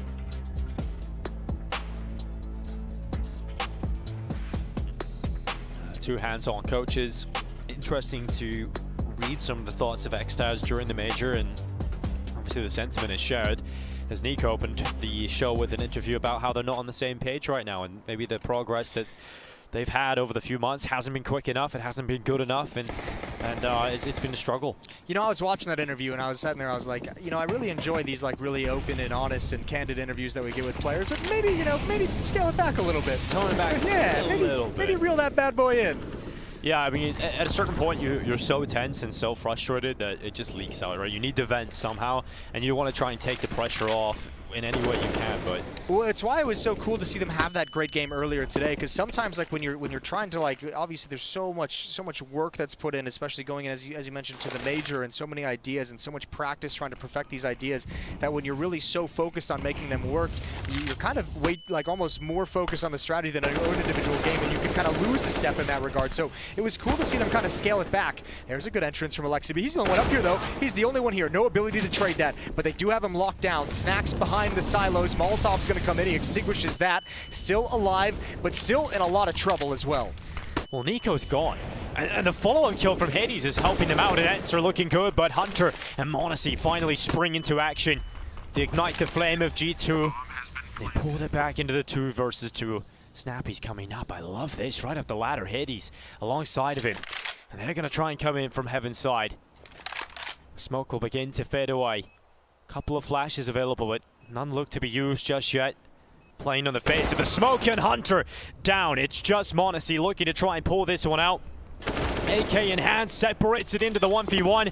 Bomb is close to him. Shoulder bending, trying to pull the shot away from Hades, putting the pressure on the Polish sniper, and m0NESY goes into it, but the quick shot from Hades runs to the kit, but not enough time to get back as G2 will celebrate their round win. A huge exhale as well. That's a little throwback to the Dust 2 1v1 between those guys. m0NESY with the jump bait to kind of peek, or to bait out a shot. It didn't come in, and he gets picked off. This time, even with Hades getting the kill, it's coming in so late in that bomb timer. Nice attempt from Hades, but a good clutch from m0NESY to keep G2 at 11-10 lead. They'll take it all at this point. Yeah. I feel like Jax and Apex on the same team would just be... Jax's hype there was like as if that was like the closest defuse ever that goes in their favor. Yeah. That's just a normal everyday situation. Oh, I'd love to be in Jax's head. 11-10, G2. It's quick. It's real quick here. m0NESY running out straight away. It's 1. Picked up, Madden. Just good for 1. The Snacks is holding from the back of the side. He goes back again. It's just Hades. ENCE have toppled and broken apart at the G2 play. Okay, completely opposite. We saw ENCE try and run a bunch of those fast-paced plays towards the upper bomb site, and they fell flat in the first half. They didn't really have success in any of them. G2's been able to crack this open a number of times. Even some of the times they've ran it and they've lost it, they've at least been able to find that entry kill from Alexi B, who's had a couple good openings provided for G2, but also running them in tough economic rounds as well, where ENCE maybe doesn't have all the utility they needed to fully stop those kinds of hits. And again, it seems almost targeting Snacks, the stand-in. Yeah, trying to put him under pressure. He did well. I mean, if he just has a better weapon there, I think Snacks probably gets away with a bit more. He's close to the second kill as well. Yep. Just the damage output from his weapon wasn't enough. That's another round for G2. And we're getting to the economic woes right now for ENCE. Yeah, that's going to be the key, the next key for ENCE. If they want to stay in this map and be able to try and close this one out in 2, they need to get their money back under control. So I'd almost hope they really don't invest a whole lot into this round. Don't drop down and do Deagle armor. Maybe just a couple Deagles. Forget the armor. But try and start setting yourself up for a 13-10 buy. Well, 4 rounds away from G2 to force us to map number 3. You can see in the top right of your screen, if needed, that will be Vertigo. A little bit of a false start here, as we'll need a... that's an American phrase. Well done. False start? Yeah. Football. Oh, yeah. Real football. I thought it was just athletics. Okay. But yeah, most events Americans have false starts too. So. Okay, that's good banter. Well done. You recovered. Well, right now, headsets off. Problems that need to be resolved. We'll see if they can get that sorted as quickly as possible. Vertigo would be an interesting one. Well, we were wondering what their T-side was going to look here on Nuke as well, and you got to be pleased with it. I mean, they lost the pistol in the second round, but since then it's been 4 of the last 5 rounds played have been G2 wins. All 4 of those wins being bomb plants, so their strategies, they're finding access to the sites, they're getting that bomb down. Good wins as well, 12-10. They're in pole position. They have ENCE's economy at a really weak point. Things are looking good for G2 at the moment. And yeah, Vertigo would be kind of fun to end this on. Yeah, it would be. Yeah, I mean, Vertigo can be fun. So we'll see how that one closes out. In the desk, I mean, we don't have to, let's not get too deep into it, but the desk even kind of brought that up as an interesting one, where it's been a permaban for Alexi B historically. Will he actually have enough, deep enough in the playbook, experience enough on the map to be able to kind of work them through any difficulties they might find? And I think also when you have the stand-in situation of ENCE getting deeper in the best of 3s, getting deeper in the map pool, I think that's where we really start to test the limits of the roster. and see how far they can go with it. But G2, they have to close this one out. Would have felt completely disheartened that they dropped us to. Can't afford to drop the ball in a round like this. When you look at what ENCE have, it's an AWP for Hades, there's a couple of pistols around it. There should be no problem for G2 to keep this clean. And their money's not great either, right? You need to build on that if you're G2 right now. I like it that they're letting Hades just kind of off the leash completely here. You got to let that off and make the move. Yeah, you have to give him some freedom because you want him to feel comfortable whatever fight he's taking. You're looking for him to provide you probably 2 kills in this round, and an early one would be great if you can thin things out. Yeah, but here's the problem. Even if he gets a couple of kills, they only have the 1 deagle, 3 USPs. It's not like you have a whole lot of weaponry to capitalize on any advantage, so Hades needs to just have a god tier round from start to finish. Well, Madden looking for the gap at the bottom of the smoke. Shot will ring out, but not to much avail. Hades is actually repositioned down into lower, and good luck getting 2 out of that. Monacy so quick snacks a Zeus kill, of course. Madden follows up with 1 on the pistol. And, oh, nearly another one. Monacy barely standing. Taser goes right through him. Ooh, Dia not able to do it. Nicely done from Monacy at the end. 13-10. Going to be the scoreline heading into the next round. Weapons being bought up. M4s on Diha, Madden, and Hades. Here we are. Yeah. Boom.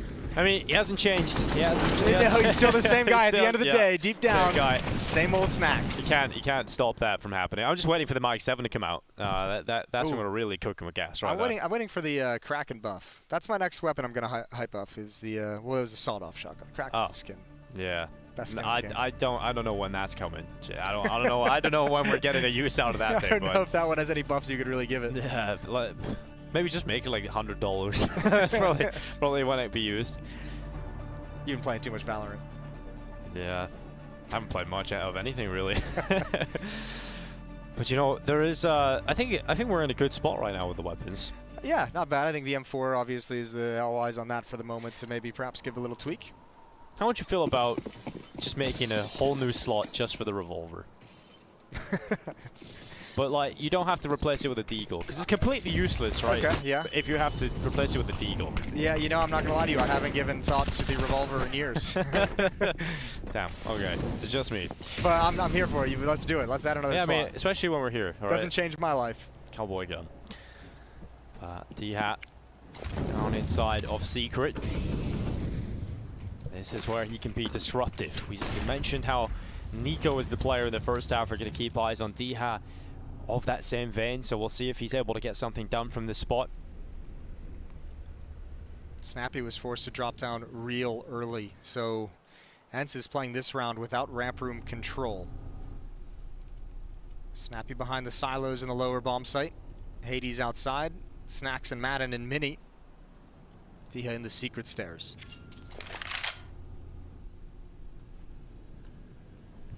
Hades climbs back up into heaven. ENCE are just questioning, are G2 even on the server at this point? We haven't seen anything. We've had peaks out Secret, we've had peaks all over the show, and there's nothing being spotted. So you have to, by process of elimination, realize it has to be this ramp play. Diha's got here just in time, though, to help out Snappy. This crossfire turns so deadly. There's good utility to block off these windows. Molotov down towards dark spot. Snappy with the off angle, but Diha's got the first kill. There he is, pouncing, biding his time. Oh, he's going to get another one. This hit gets shut down. Just buying the time here from this back spot. Snappy's position is just so strong. Yeah, well, it's Diha that gets there that really makes it strong. I was worried for a lot of that round, but it took a while for G2 to kind of walk across the map and everyone congregate in ramp room to actually make that happen. And by that time, the rest of ENCE is just like, yeah, we haven't seen anything outside.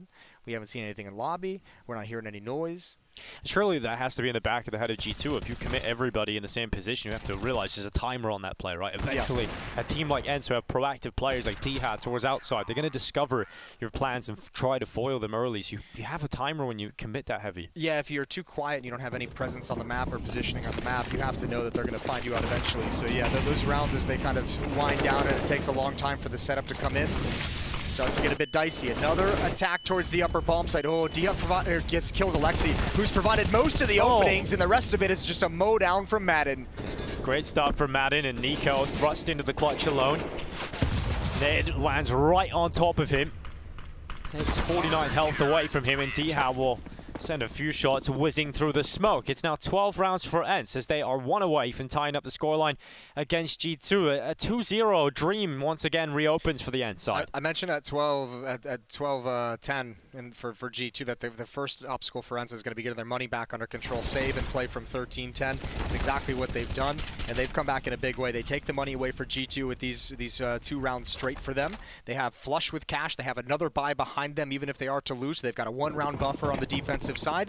This is great. ENCE coming back into this. They're going to make a bid for this map in the series late in the game. Wow. Snacks and Madden. Oh, all Madden. Not even Snacks. Forget him. Let him have the ace. Let him go for it. That was a laser beam right there.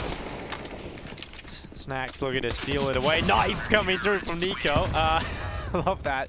But in the end, it will be 13 rounds for ENCE. All tied up. 3-0-8 from victory for both sides. Bye coming back for G2. That's 7 kills for Madden in the past 2 rounds. Quick drop down, lands. Mouse 1. Lands the landing. Easy as you like. Yep, and they're all aiming towards Snacks. He was the first one they saw out to the right. Easy kills for Madden. All tied up. Round 27. ENCE with a 1-map lead after winning Dust 2 16-14. Winner of this series guaranteed to be in the playoffs.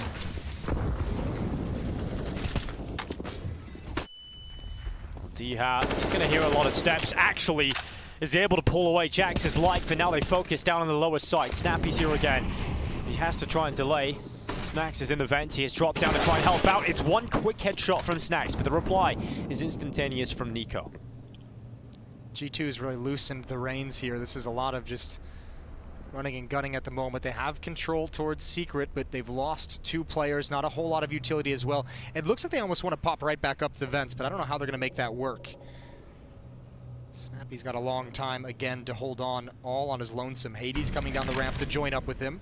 And G2 is buying time, I think, for Alexi to start getting into a position where he can actually help them and they can join these attacks. Again, I think this is going to end up with them shooting up the vent to the upper bomb site.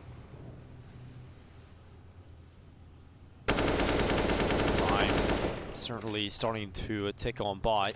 Decon opens up, smoke deployed.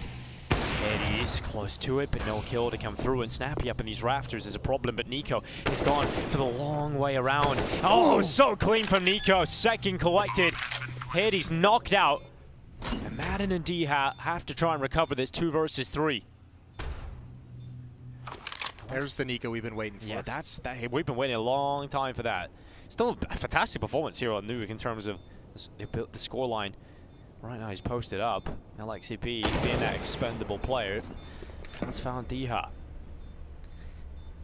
It is kind of a shame though that all these roster moves that come through, just as the G2 with the Monacy move, the Xtaz move, the LXCP move, it is a shame that all this came through and the Nico we seen at the Stockholm Major didn't really transition into this team. If that level that he was showing at that event continued into this team, like that could be unbelievable. Yeah, but that was a fun 2 months to watch of Nico towards the end of last year, but that's I unsustainable. think everyone knew that was not going to be able to last, not because he's not good, just because he was playing so good at the time. Yeah, and it's not an AWPer, right? That's the other thing.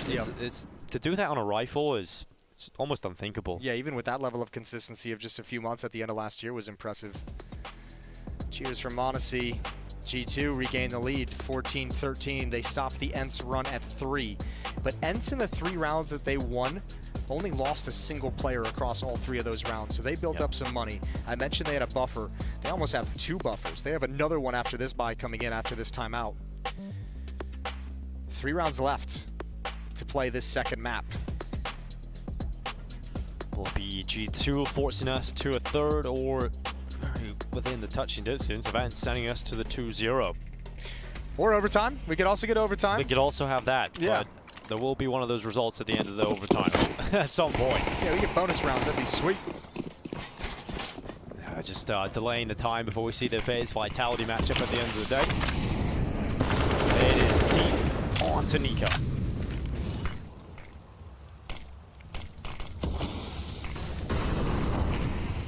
A little gap in those outside smokes. Either had to have been a Molotov that was dropped. That's a huge gap. utility being tossed left, right, and center across the map right now, but G2 are finally springing into action with those smokes they've thrown. They're starting to make their way forward, and Nico gets towards Secret. ENCE not really worrying about that because they have Hades down here already. Flash goes through Hades, forced away from that. Throw down some utility. And that's all the info that G2 need right now. You've got a player down there you have to deal with.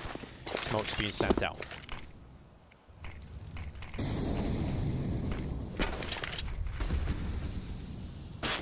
Ooh, they spotted Diha tucked into the corner. He somehow gets that kill on a Jax.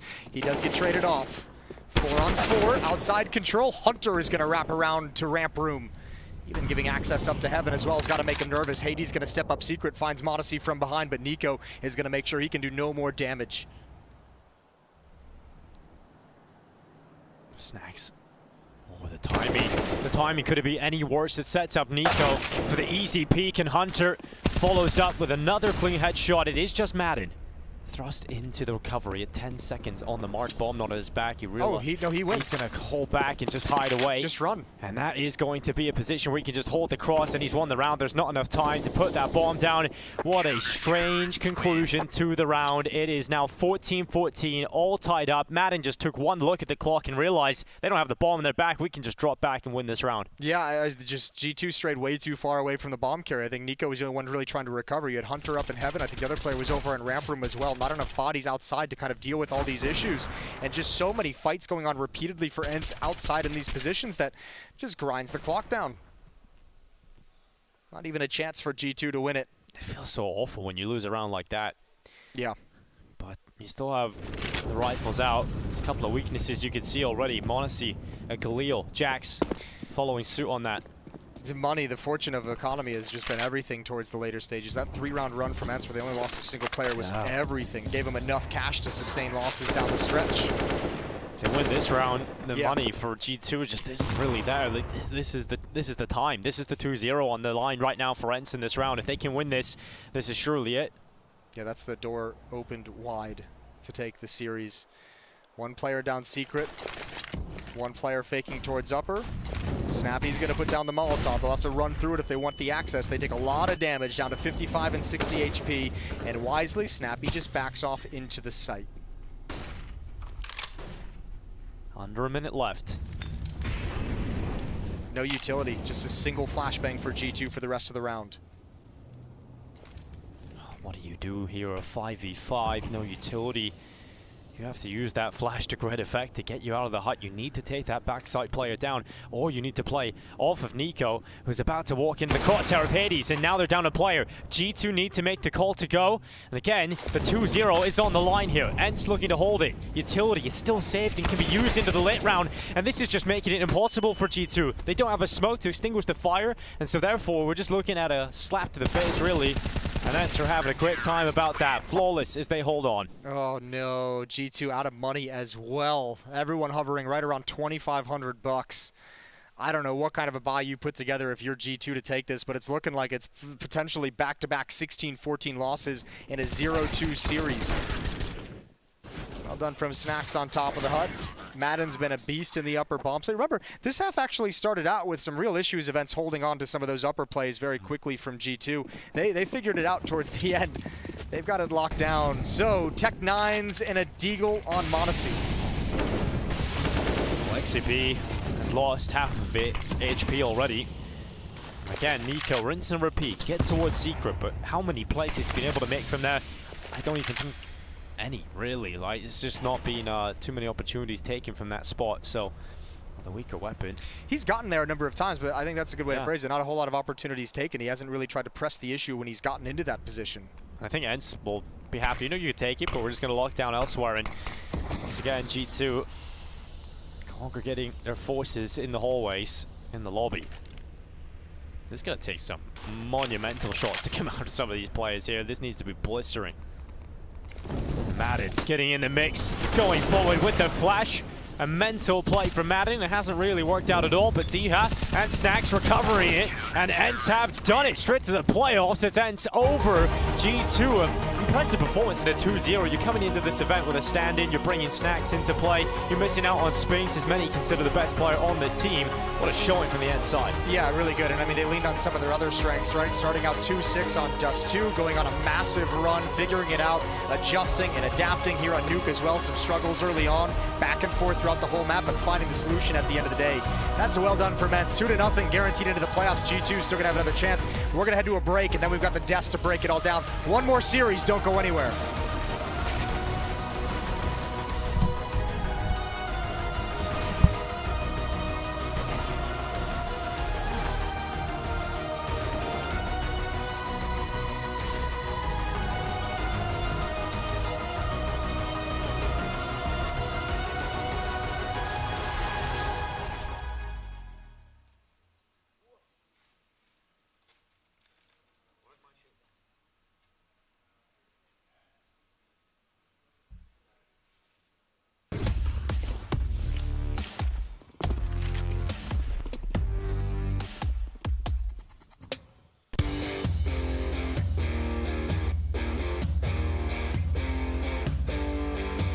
Hey Future Pros! Today I wanted to show you another method to take outside and find picks on the T side of Nuke. This execute will obstruct a lot of vision from the CTs and possibly force a warehouse player out into the open for a fairly easy pick. For this execute you will need 4 Future Pros along with 3 smokes, 2 mollies and 2 HEs. Future Pro 1, you'll be throwing the bottom hell window smoke. To throw this smoke, hop into this corner. Aim at the top of this pipe vent and slightly to the right of the line. Run forward and jumping through the smoke as you get close to the wall in front. Save your molly as you can use this to block off secret as you spend more time outside. Future Pro number 2, you only have a warehouse smoke to throw, so don't mess it up. To throw the warehouse smoke, look into the center of this wall. Aim at the bracket on the silo, then jump throw the smoke. After this, head into lobby and hold off any pushes. Future Pro number 3, you'll be throwing the A main smoke, mollying secret and saving a HE for CT red. To throw your smoke, position yourself so half of this vent is cut off by the wall. Aim to the top of the cables, run forward and throw the smoke just before hitting the box. Then clear some close angles and hop onto this box. From here you can throw a molly to cover secret and hold the push. If you feel like it, throw your HE to CT red with Future Pro 4. Future Pro number 4, you'll be throwing the CT red molly along with a HE. To throw your molly, wait for the warehouse smoke to bloom, then make your way into this gap. Aim at the lower corner of the garage door and jump throw the molly. This will land behind CT red and possibly cause a counter terrorist to rotate back towards the ladder area. After this, running through your HE behind CT red as you could get some chip damage on the rotating player. Then have Future Pro 1 boost you behind T red, and if you're quick enough you should be able to catch any CT trying to get up from warehouse to ladder. And that's about it. This execute is a nice way to find a pick outside. If you have confidence in your aim, I have no doubt you should be able to catch CT player out.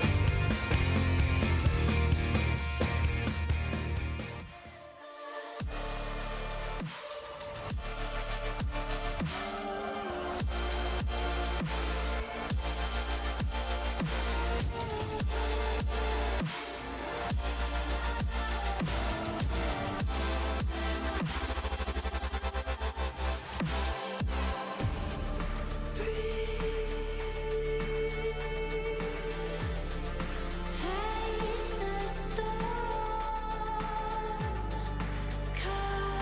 coming. Ground is shaking. Beat down inside. Calling.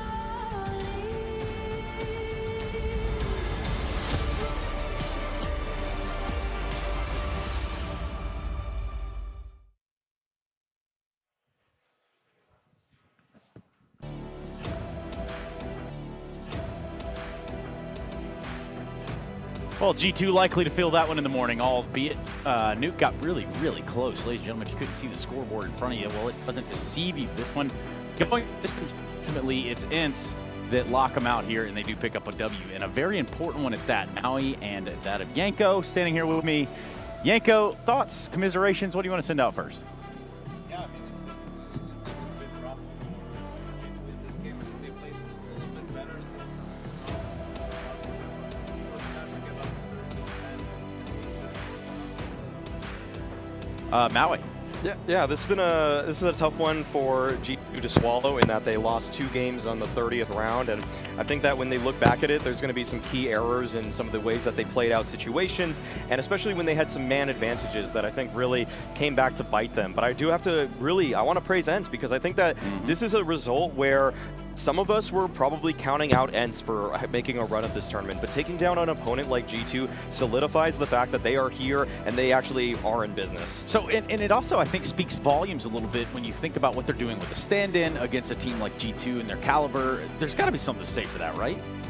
I mean, the thing is that ENCE right here are putting together such a strong system that it seems like it's very easy to integrate for Snax. I'm sure Snax is doing a lot behind the scenes in order to make sure that he's prepared. He said in the pregame interview with Banks that he was doing some homework because you know that Snappy's just going to be passing out this textbook of strategies, and I think that probably did show on the T side for Snax. But when he switches back to the CT side and he's able to just work around his position, he is very adept at just making sure that whatever situation comes in his direction, he's able to handle it adequately at that. I think even funnier than that, right? You used to talk a little bit about, well, not you per se, but there was an interview where Snappy's talking a little bit about, hey, if this isn't working, if our rushes aren't working, rush faster, rush harder. Yeah. And is it that simple? Because we hear the vibe is fun. Yeah, I really think that when you look at this team of ENCE, it does feel like they somehow have trust in Snax because he busted them out a couple rounds that they probably shouldn't have won. I think the Dust 2 clutch comes to mind first of all, but even just finding multi-frags in rounds where he's very much so pressured in a situation and able to just come up with 2, those little lifelines that he's throwing out for ENCE here and there, you have to just commend it because he wasn't really even on the map for a while. Yeah, yeah, it sounds right. Sounds like you're with us. Yes, indeed. Yes, there it is. Yes, indeed. That's Yanko. He's joining us now. Oh. Well, it's getting close. Ooh. Let's try it without nobody move, and then No you moving. go. No moving. What do you think of G2, Yanko? No. Yes? Yes. I don't know, man. It's rough out here, Trace. It sounds like you're reporting live from a hurricane. I'm gonna keep my hands behind my back like this, make sure nothing gets fumbled with. Yeah. I think it's rough. I think you could see in the second half when they were playing faster pace, when they were doing faster rounds, expo plays, like they had a lot of success. But you can't play that way the whole half. Right. You have to slow it down. And whenever they did, rounds fell apart. We saw the one with Madden where he was hiding. They ran out of time. That was a painful one. And yeah. They just couldn't really find an answer in those rounds. And that's a huge problem. Like that means your T sides are really struggling when you can't play default. Like you cannot be a serious team, a tier 1 contending team without having a good default. Yeah. It does feel like G2 is a little one note in that sense where yeah, exactly. They have the set pieces, they're ironed out, they've dry runned them, but at this point, you do need to have some stages to it because when you look at the experience on the players of G2, this is where you would think they would thrive in the mid round. But as a matter of fact, ENCE was coming out on top more times than not. Yeah, you say that they were just playing them in a lot of turns of the way, right? Is that the easiest way to put it, guys? I think the player quality of ENCE is actually surprisingly high. For fans that haven't been really watching this team too closely, a lot of these guys can handle late round situations. Madden in particular, he took a lot of just great initiatives in those kind of situations where it's a 3-on-3, and he knows exactly what he needs to do to get that one pick and also to seal the round out. He's a very cerebral player, very sneaky. We saw that round on Dust 2 where he also pushed through their own wall of smoke so long, got the kill on Nico who was on elevator, like a couple of small plays like that. He really enjoys Nuke as well, right? And for G2, it's just lack of adjustments sometimes, right? Like, or when they do find the adjustment, like the execution is just slightly lacking, they run out of time, or they don't get the trades, and that's, just how it goes sometimes. It's not just about getting the right read, it's also executing the call. In an example that might be in round 5. Thoughts? Yeah, I think this is a situation where G2 was supposed to close this one out, and yet ENCE found a way to bring it back. It's basically exactly what we've been alluding to this whole time. It's haunting. This round is haunting for G2. That's a good way to put it. So round 5, it might pop up here any second, and in which case we'll dive into it. But the quick TLDR is, should we do that instead? 3-on-5. ENCE are behind in this round. G2 found some great openers in it. There's no way ENCE should even find any answer back into this one, and yet they are able to. So we're going to see the opening picks. I think they come out from m0NESY, if I'm not mistaken, and then we'll find one more kill here too. I think m0NESY takes down Snax, takes off his elbow right there. That's an insane shot at that. Yeah. But then they break it down. Snappy somehow gets the better of, I think, Nico around here outside, and then they just start maneuvering, and it's almost like no one from G2 recognized there's this hole in their defense now. And here, you know, Diha goes for this standard spam towards quad, gets the kill on Hunter, then Jax is caught in no man's land, snapping on the lurk, kills m0NESY as well. They're all completely forced apart in a span of 10 seconds. And obviously we didn't see it from Nico's POV, but that was, you know, that was very reminiscent of the PGL major, unfortunately, and the, you know, kill he had on Simple. Here it seemed that he was even further off, right? So this round, there was also a round that m0NESY saved them with the 1v2. Yes. That was against a half-buy, and the problem is, like, yes, they won the round, but they lost so many players that when they lost the following round, they had no money to work with until the end of the half. And these things matter. Like, you know, rounds that you were supposed to win cleanly, even if you win them messy, you know, it's a sort of a Pyrrhic victory in that sense. What's the worst thing about watching G2 right now is that we get to see this blossoming star in m0NESY where he's actually developing his game. Every single map I see him play on Nuke, he feels like he's getting better and better. But that's like one of the only things I'm happy about when I watch them. That shouldn't be the solace when I watch G2. I need to see this team come together as a unit, and for people like Nico to be delivering on the level that we expect them to. Because, like, where did his star power go? It's vanished. Like, whatever. I don't know if m0NESY is sucking that life force away from him, or what's going on, Stana? How would you make it? That is a great question. Let's let Yanko ponder on that. Let's go and hear from ENCE, and then we'll come back and see what Yanko's got to say. Roger that. A huge win for ENCE here over G2 as they managed to close this out 2-0. Both games going the full distance, but I want to come back to Dust 2 a little bit on this one. Their pick, you guys are looking strong from start to finish. All the clutches were going your way. You guys were starting very strong with the openings, and obviously Nico wasn't really there to show up. But how did that game feel to you guys?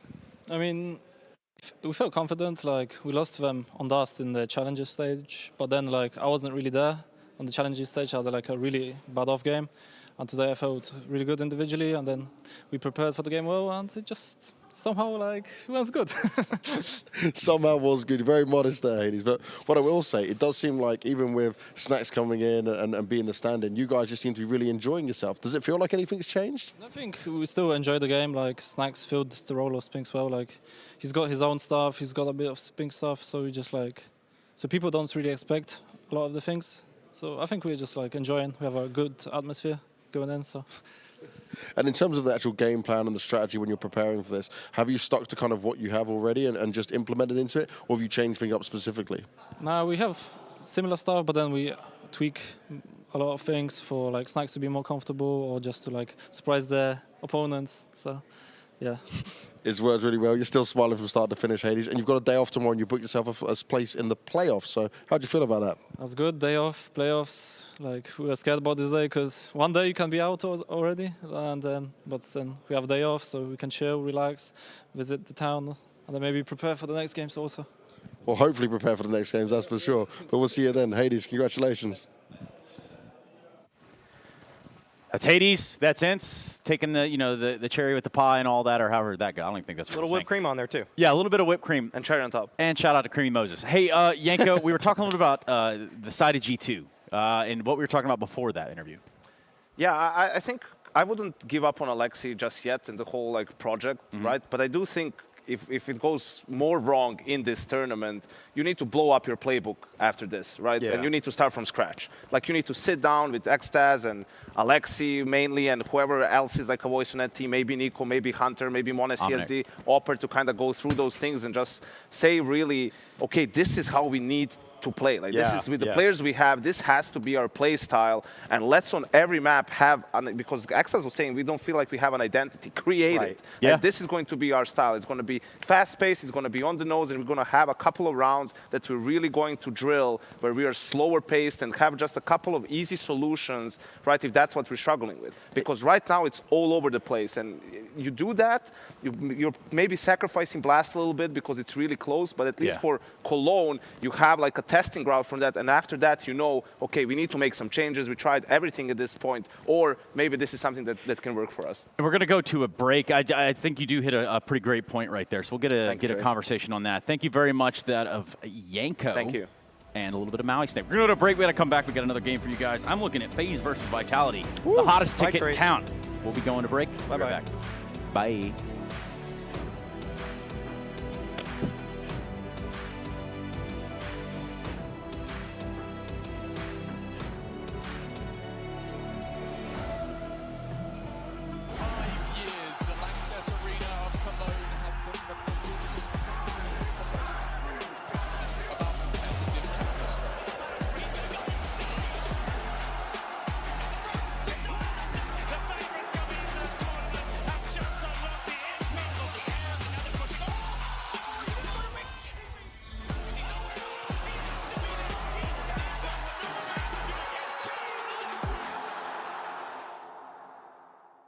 Aubrey found CSGO Hub Premium and has been grinding the exclusive pro vids where she gets tips from her favorite pro players ever since. This is Tommy. He's always watching the behind-the-scenes content exclusive to Premium. Sean's just happy to be here. He always tries to win prizes available during large events by playing ESL Bingo, watches games, and waits for the boxes to fill up. We're not really sure what he does, but he always used his team badge to pledge his loyalty to the top dog team and likes walking around and showing it off.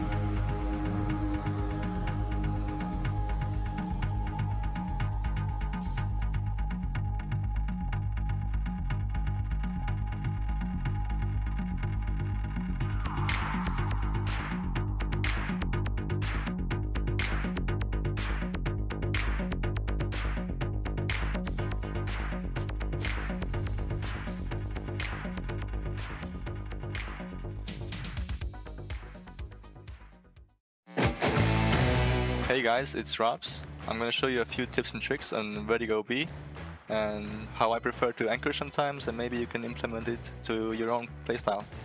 So on Vertigo B, if you want to play around the site and you're mostly alone, then you can just use this box here to get the information if they're coming up the stairs. And if they do, you want to use your smoke and save your smoke for that. You can just use your smoke like this. they're just gonna buy you a lot of space because you can like, okay, they're coming, you're gonna fall back, and now you're buying time for your teammates to rotate, and they can always flash above the site here. You're just gonna play around the smoke, they might jump on top, and you just try to frag as much as you can. And the most important thing is that you just buy time. Good way to hold B is when you have two people holding it, and one of them is playing around this general area, so he's gonna hide and hold wood if they can boost and jump on top of it, and you have your teammate around the site somewhere, just plotting down the info if they're coming up. If they execute and your teammate is telling that they're coming up, you can also use your smoke here. This is what I like to do sometimes, and you're basically blocking this whole area, and you can just hide here, you can jump on top of this, and you can again buy a lot of time. And by then, like, your teammates are gonna be window flashing above you, and you can just pick off all the guys here easily, and even fall back to quad, because if they molly it, it's gonna obviously dissipate and come back. So if you want to play aggressive, I usually just play around wood, and I kind of try to capitalize on the timings. I'm feeling really comfortable here when I play, and sometimes I have a teammate right there holding a flash, which is gonna land like this. I'll show you now. You just go against this wall, and I aim on this line, and it has to go between the stairs and the wood. So just about there, and this flash would land right down the stairs, and if you want, you can peek down with it. And just playing around the wood in general is a good way to be aggressive, and you can always fall back if needed to do so. Alright, that was it. These were some quite common setups on Vertigo B, and you'll probably see some teams using them in Pro League. But if you'd like, you can try them out, and you can tell me how they work on social media.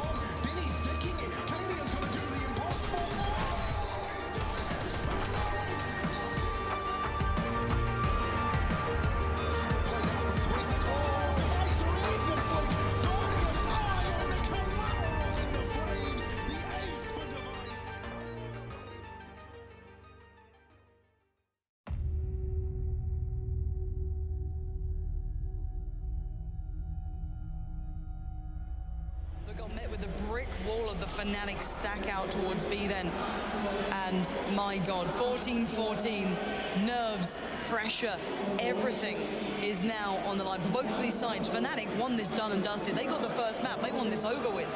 Dignitas are fighting for everything now.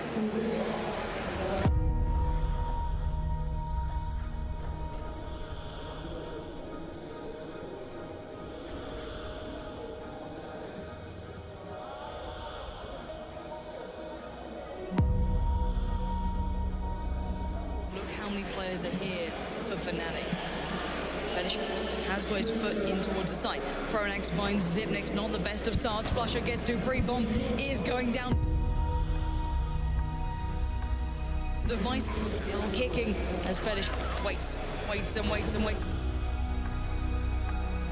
Finds himself a little bit of smoke to hide in, but it's a 2v4. Desperately hard to hold on to. Device around the world we go. But the defuse is coming in. He's still going. Oh! Just about gets it as the flames come in, and look at the little dance of happiness. That is how to control your nerves in a situation. Dance it out, but my God.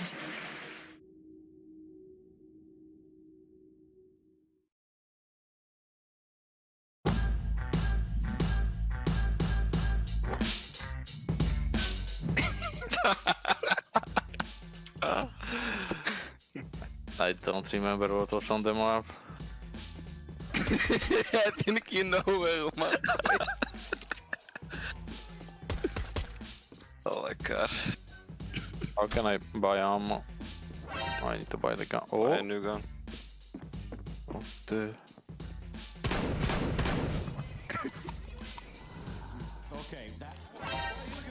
Okay.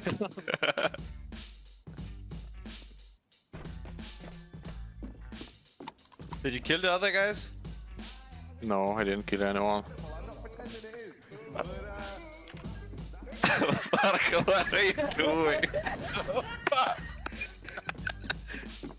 It's not... If you can move, it's fucked. You can already move. Yeah, there is no way.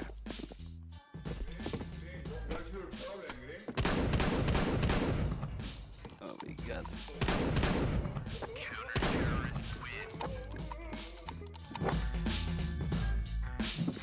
Lol, you can do bunny hop when you're banana. Banana hop. Banana hop.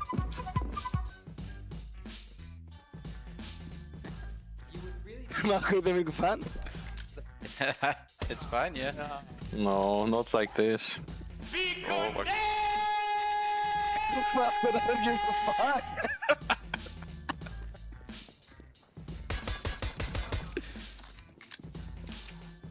I know where you are.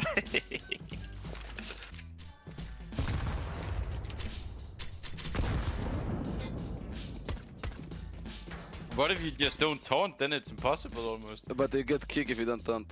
Ah, okay. I think. Alright? No! My god, the fakey boys are coming. Was so low. That I didn't know, man.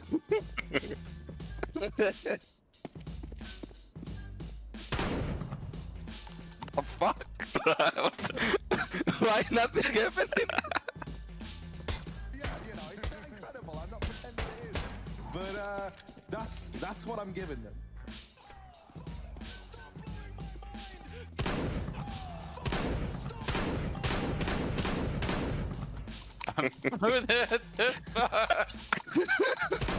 No! Ay, Marco.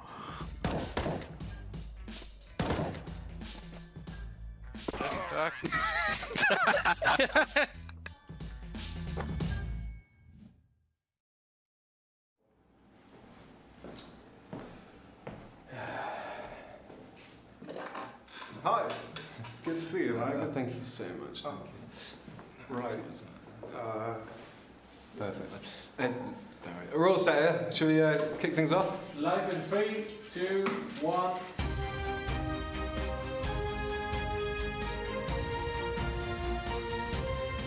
Hello and welcome, ladies and gentlemen. We're here at the ESL studios, actually, and we're here to learn a little bit about observing today. I'm joined by none other than Alexander Rush.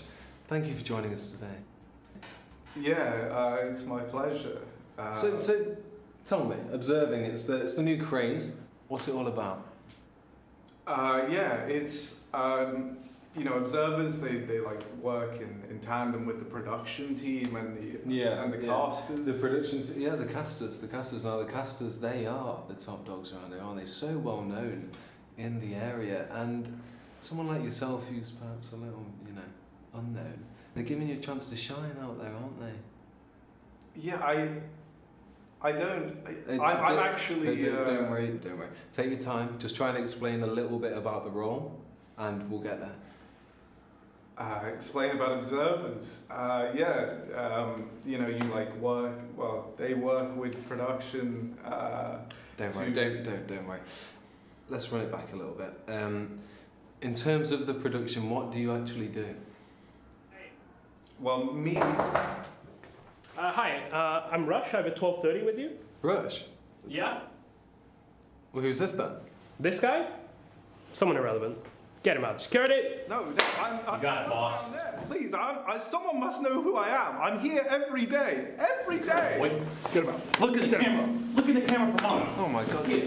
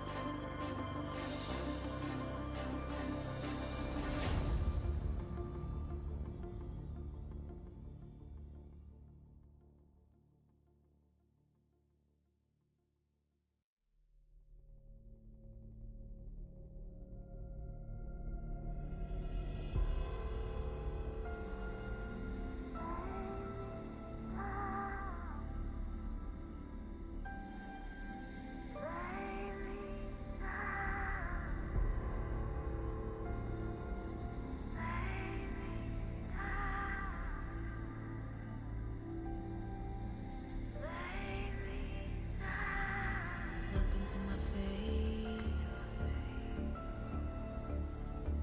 Tell me now why you want to wait. Running out of words you wanna say. I've been looking for you, looking for you, looking for you.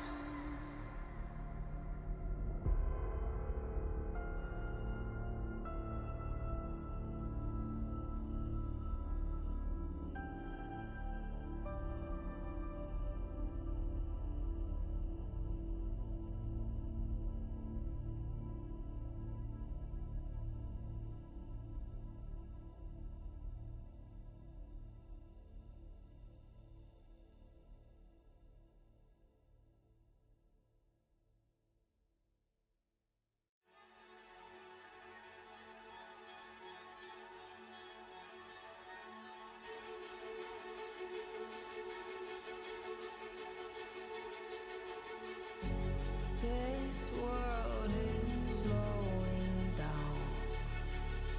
How can I fight it? How can I listen when there's no sound? Oh, the wolves are out. Yes, the wolves are out.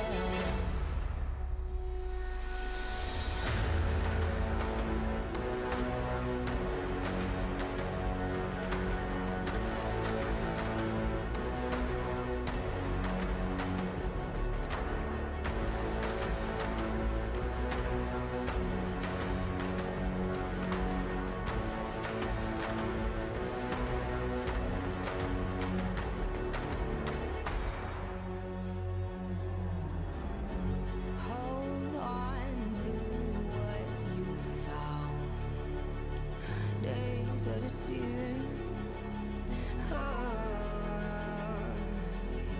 My head is spinning round. Oh, I hear now. Yes, the wolves are out.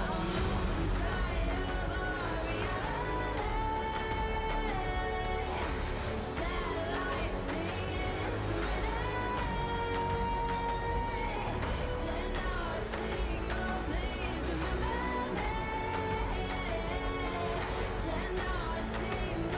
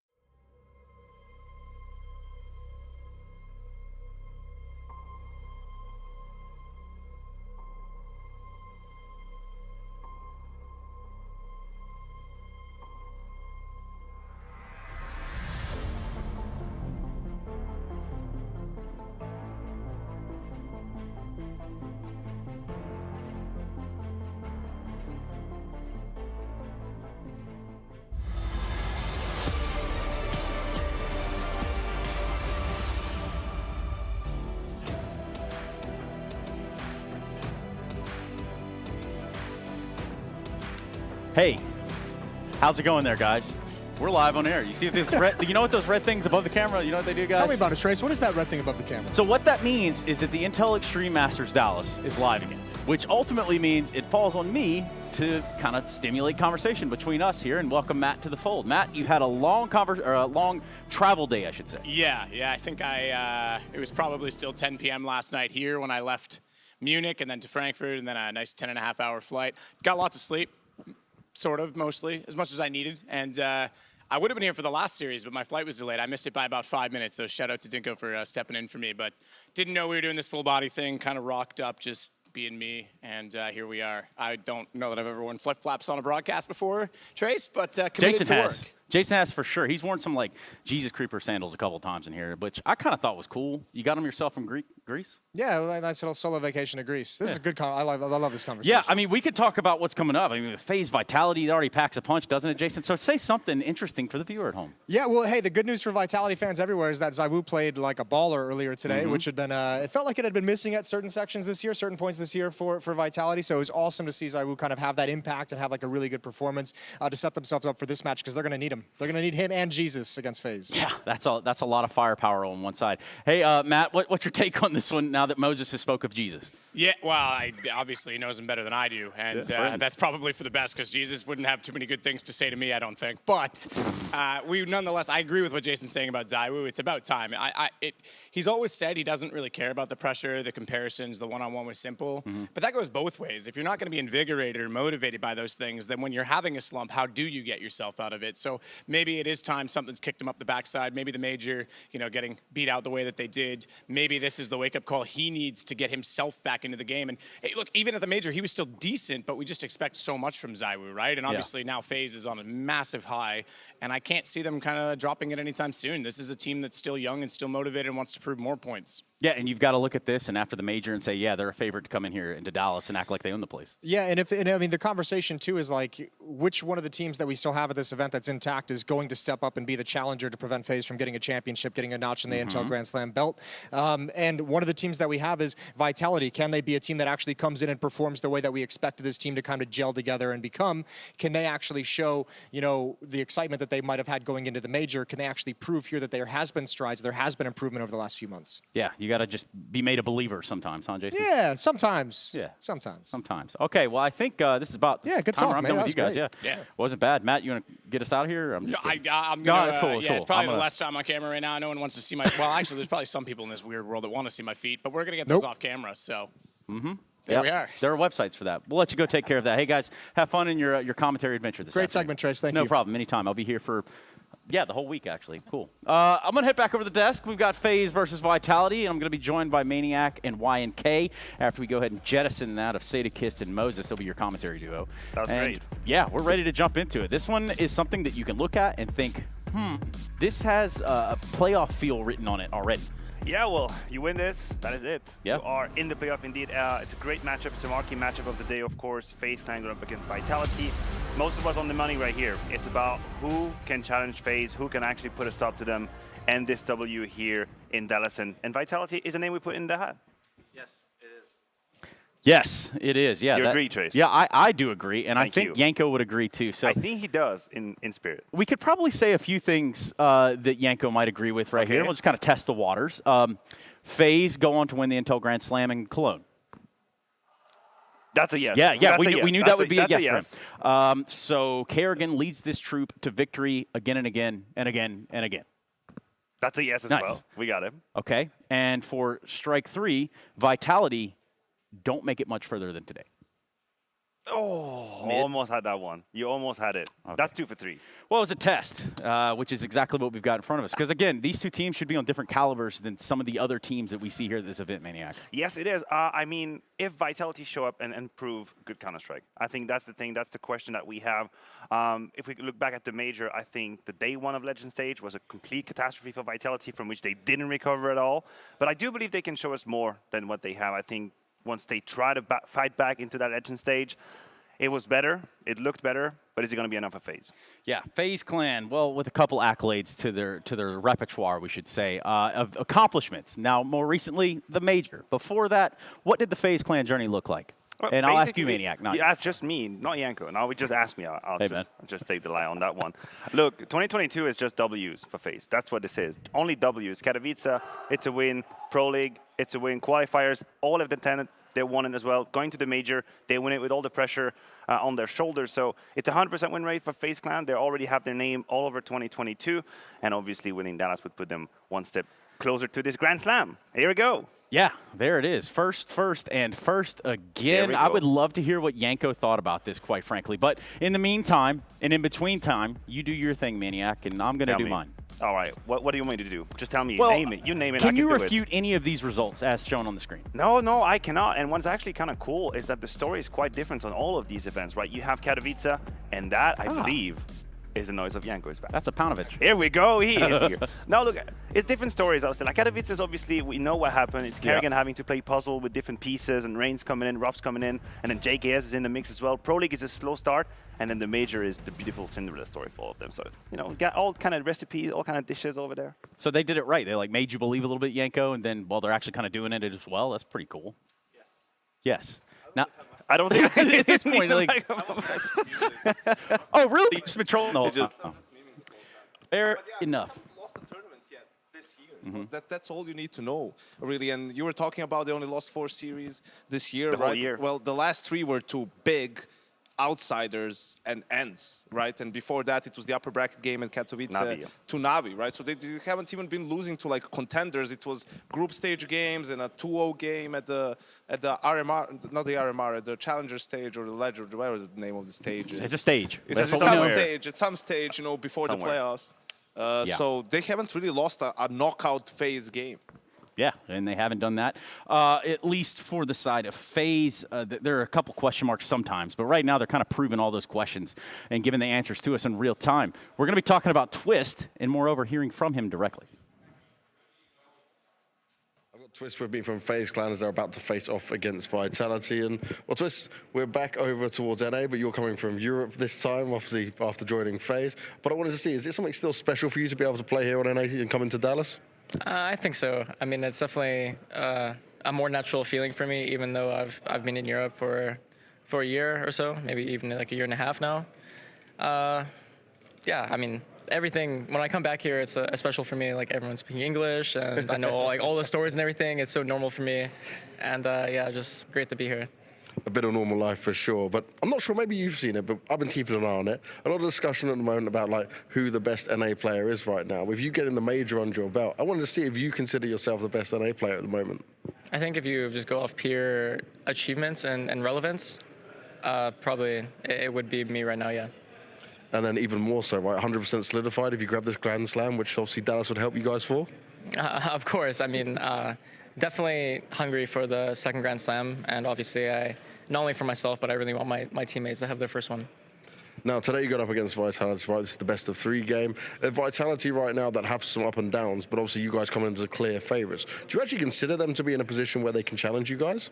Of course. I think Vitality is an odd team where their ranking doesn't really do them justice in terms of how good they can be. So I think they're like, maybe they're placed top 10 on the HLTV ranking, but I think they can beat any of the teams in the top 5. Okay. And yeah, I mean, as you saw at the RMR in their group, they had a 16-14 win against us, and they almost beat Navi. So it's like they show glimpses of really good CS, and I think we have a good match today. Well, let's hope for sure we do. Thank you very much, Twist. All right, thank you. Twist in pursuit of that second Intel Grand Slam, rightfully so, fresh off a major victory, leads us right into our Colex players to watch. It's going to be Twist in one corner, if you could have guessed that. And then, I think we were there. Yeah, what do we look at the other side? Like a Masuda, maybe? Yeah, I think looking at Masuda is a good idea to represent the difference of depth between these two rosters, because you're technically, by the numbers, looking at the 4th best player from each team, but you would give Twist the advantage any day of the week. That's how deep this roster is, and that's how many assets they have in the roster.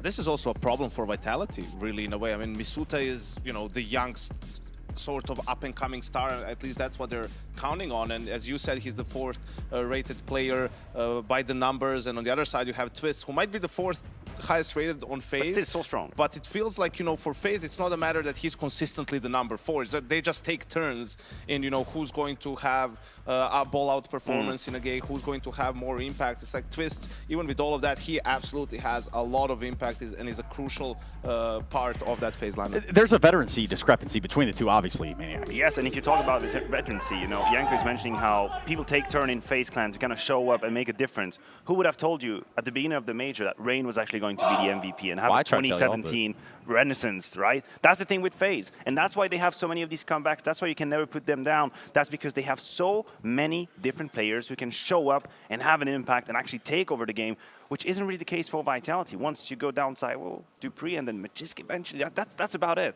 Yeah, and you were talking about, you know, comebacks and everything. Like FaZe has only lost 4 series, but they've lost plenty of maps throughout the course of some of those wins, right? And that's the most important thing, like their resilience and their ability to, even after a map lost, to bounce back. And even on maps that appear like are going to, you know, run away from them, they're still like so difficult to put away.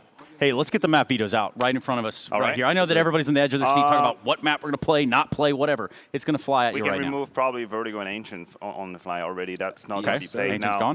gone. Vitality last time around picked Dust 2 and lived to regret it. They lost 16-2, and you know what? They say, who cares? That's the point. They don't have much choice, really, right? Now, I thought Mirage could be an option for them to pick, but for FaZe, they actually go for Nuke. That's a bit of a punish on the side of Vitality. It's a low win rate in the last 3 months. Shut up, man. And then we'll see.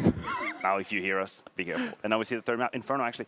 Good map. It's the most played map for FaZe this year. They have a tremendous win rate on it. It's a good map of Vitality as well. We'll see if we get there. Inferno decider, right? Like, Always. You can't go wrong with that. And I like this from FaZe. You know, they're undefeated on Nuke with this lineup, but they haven't really been picking the map all that much. You know, usually teams pick it against them early on. Sometimes it's the decider. But here they really, you know, just go with it. As you said, a bit of a punish. And it's an unfortunate scenario for Vitality. Like, they have to pick the map that they lost 16-2 on. But it's the best map for them. They're 8-2. It's probably low-key an underrated topic for FaZe clans, like the map pool that they have. The fact that they win Ancient when you pick it against them. They win Nuke when you pick it against them. Like, sure, they have the maps they like to play, but it's much deeper than that. Surely that just goes along with the idea the veterancy is there. When you got problem solvers within the team. Well, I'm thinking, you know, there are situations teams run into where they don't have the answer, and that's what separates the good teams from the great teams, right? So. Yeah. I mean, on the side of FaZe, the thing is the answer can be both individual and tactical. That's what's so great about this team right now. You obviously would trust Carrigan to come up with a plan, a spontaneous idea on how to fix the situation. If he doesn't, then you know there's going to be a player who eventually is just going to pop off in a round. So that's what Counter-Strike is supposed to be about. It's not only tactical. It's the meshing of individuals and tactics. Wow, that's so beautiful, man. I know. Well, anyway, hey, look, do you see a world where FaZe lose this, Yanko?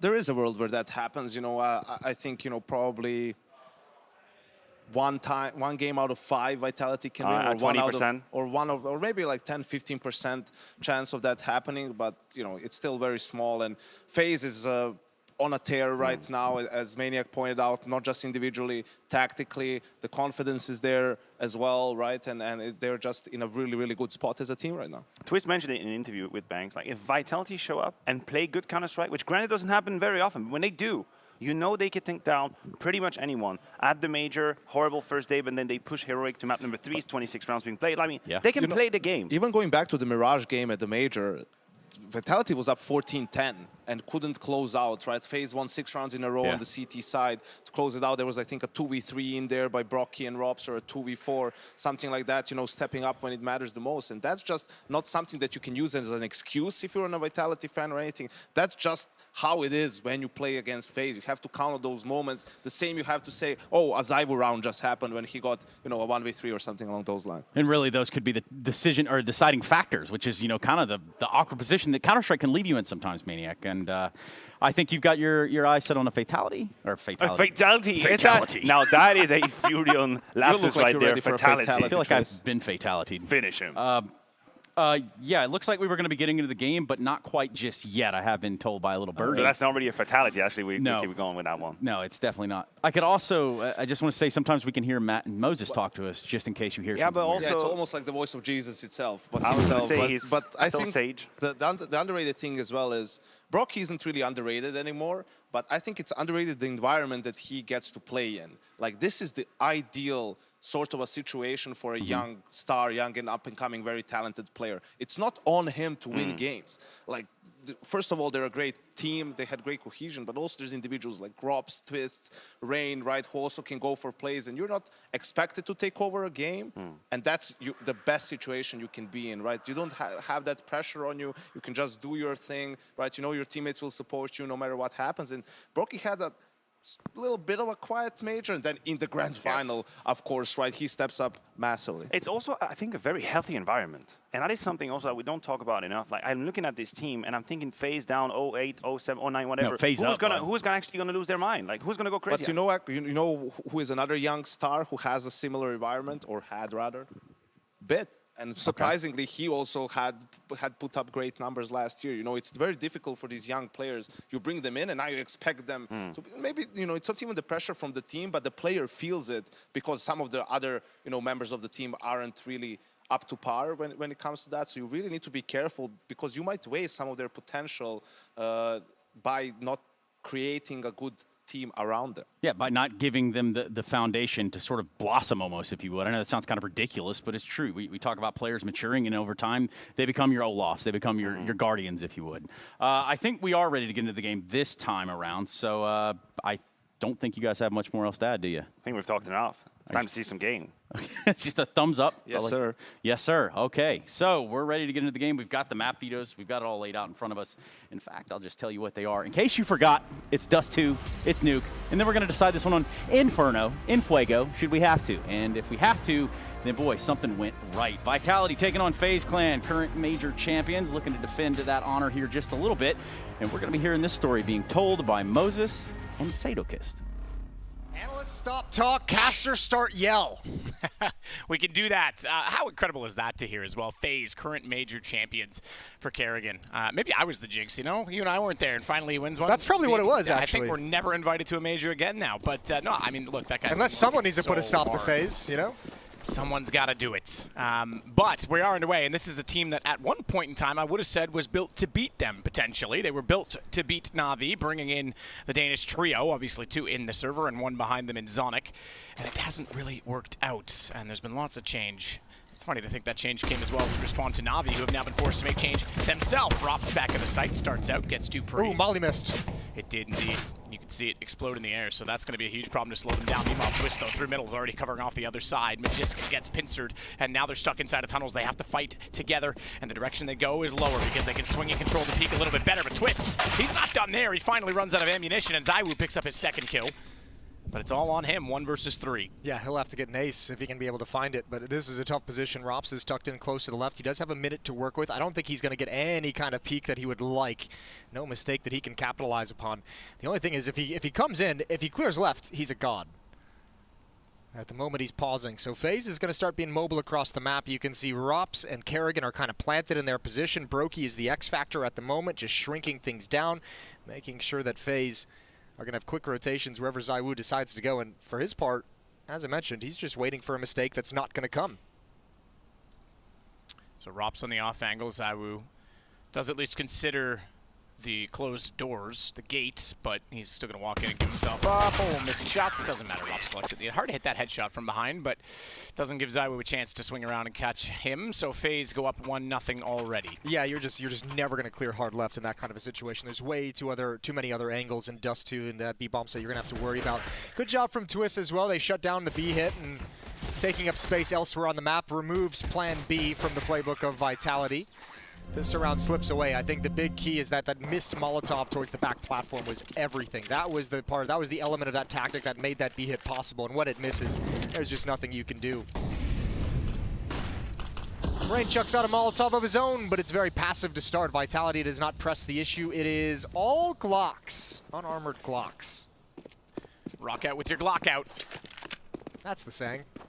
It is. Naked Glocks. As you say, no armor. So we'll see what they can come up with. See if they can get anything fast to get a bomb plant down, maybe pick off a few kills, maybe save a weapon. But it's going to be pretty easy farming, especially for the MP9s in play right now, Rain and Kerrigan.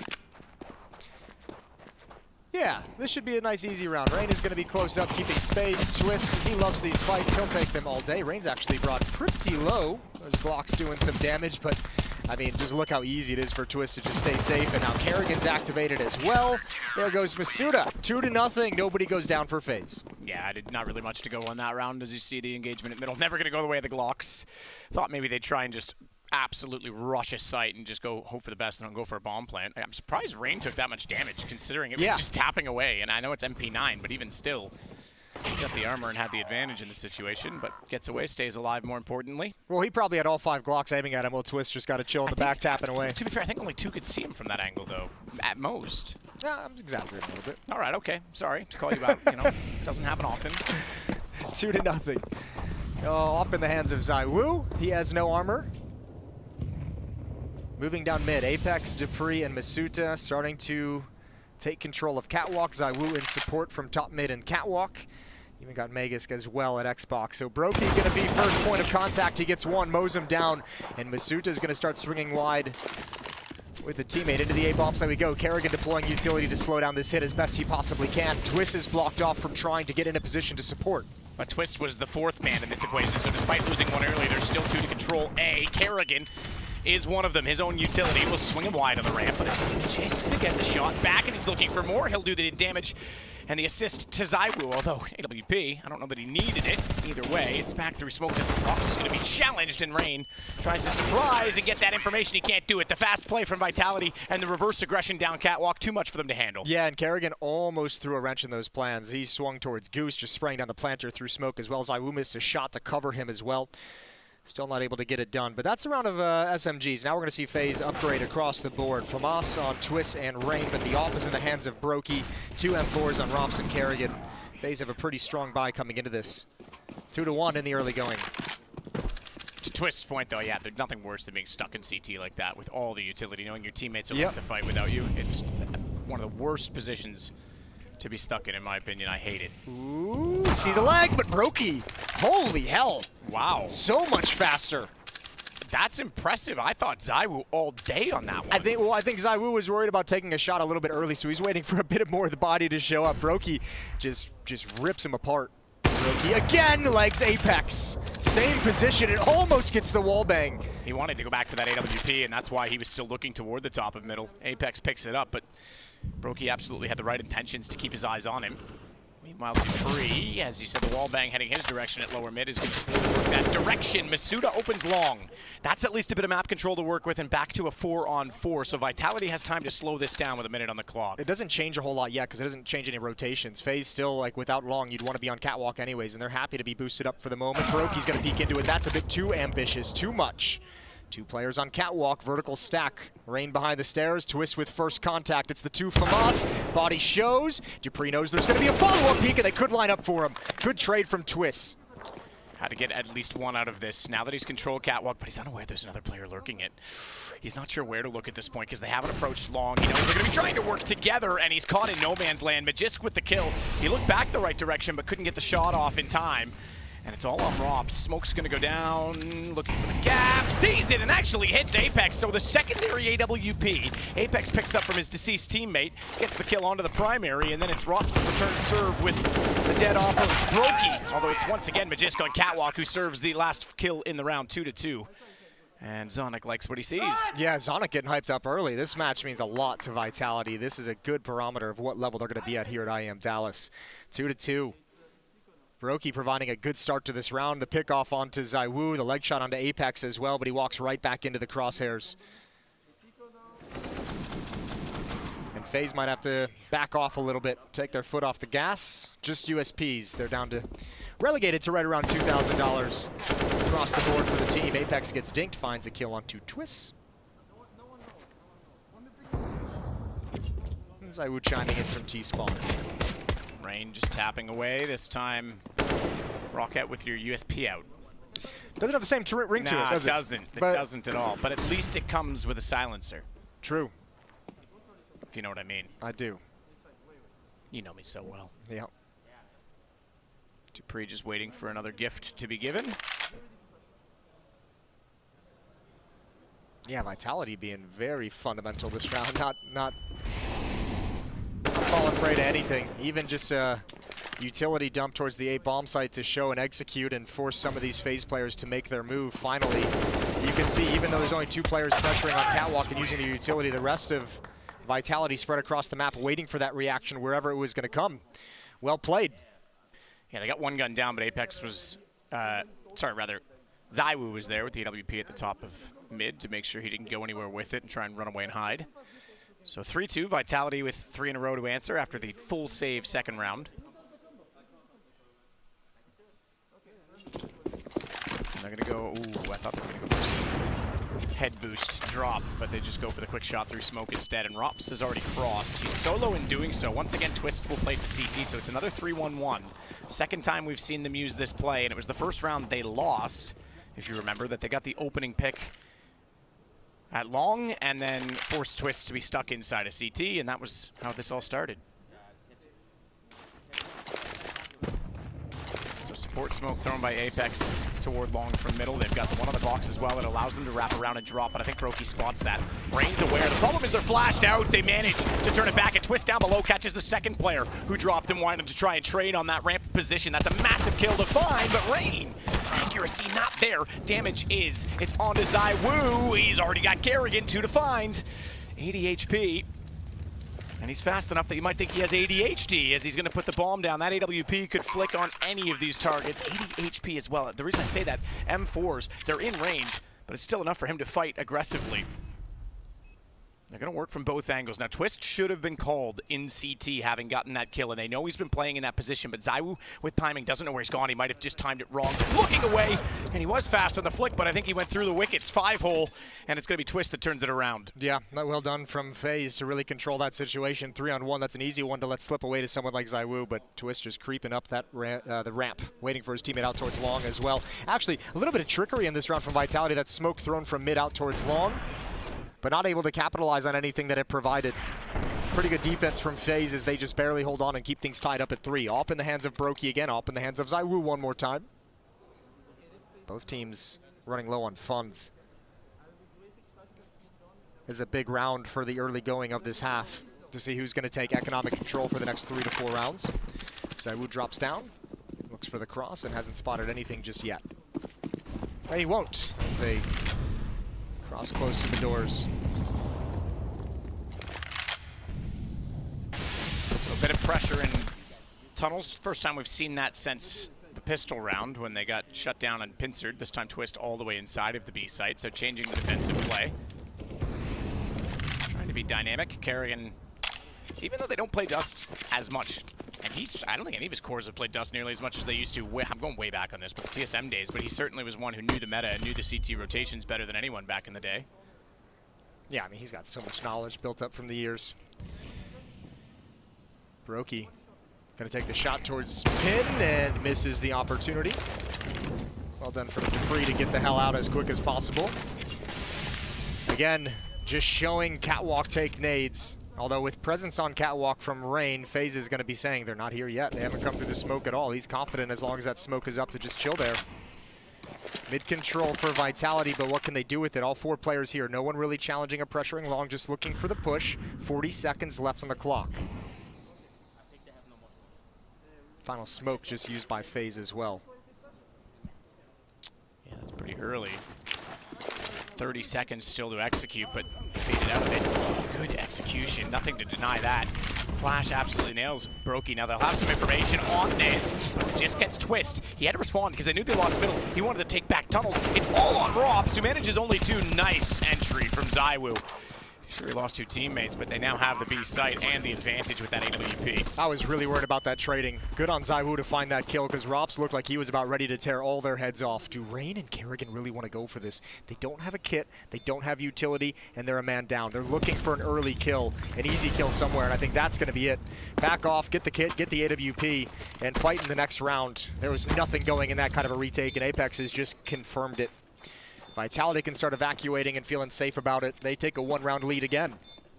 They're not going to find that op. Kerrigan didn't stay in CT, even though Apex going to jump check the box to make sure of it. He's gone all the way toward long. Rain in a good position to hold top. So they get the gun, you're right. was ambitious. If they had a fountain pick, maybe they go for that. But money's not there. Important as well, the utility that FaZe was just lacking towards the end of that round. You could see that upper B push when that mid to B split was coming in. Once Brokey goes down, they're like, okay, we don't have a Molotov, we don't have a smoke to put down in the window or the door to funnel the mid attack in towards one of the choke points, so we have to try and push upper. Twist almost makes it work. I think he gets a good amount of damage on Amegas, just can't complete it. A dink, but not able to complete the kill. That did feel like one of the few options they had to be able to convert that round and take it away from Vitality. Op and M4 and 2 Deagles picked up around it. Yep, Kerrigan's obviously throwing that off over to Brokey, but he's gone. And there's no one there to grab that either. You would think they would have someone else at long. Baby. Usually that's a highly contested position, but Rob Deagle, oh, he looked to the right when Dupree snuck out to where his crosshair previously was, and Rain, he can't do anything from up above. Twist, he's taken down as well, very clean and concise from Vitality, and what could have been a trap, but yeah, that op just gone at the start of the round is not even in this. Kerrigan 1v5 with a Deagle. Surely not. Oh, no. No way. Snuck by the Molotov, managed to take a step before the tick of damage came in, so they didn't hear that, but he's dead now shortly. Inside of the smoke, yeah, Dupree just saw enough of him as he disappeared inside of it, so 5-3 now for Vitality. This Vitality seems very, very focused at the moment, very much on point. It looks like they're almost rising to the occasion, which is lovely to see from them. Yeah, Zaiwu out here very, very quick. Good flashbang from Apex as well. Just Brokey off at the last second, and then Dupree handling the follow-up aggression very well, clearing out mid. Vegas able to take down Rain, who had pushed towards top mid.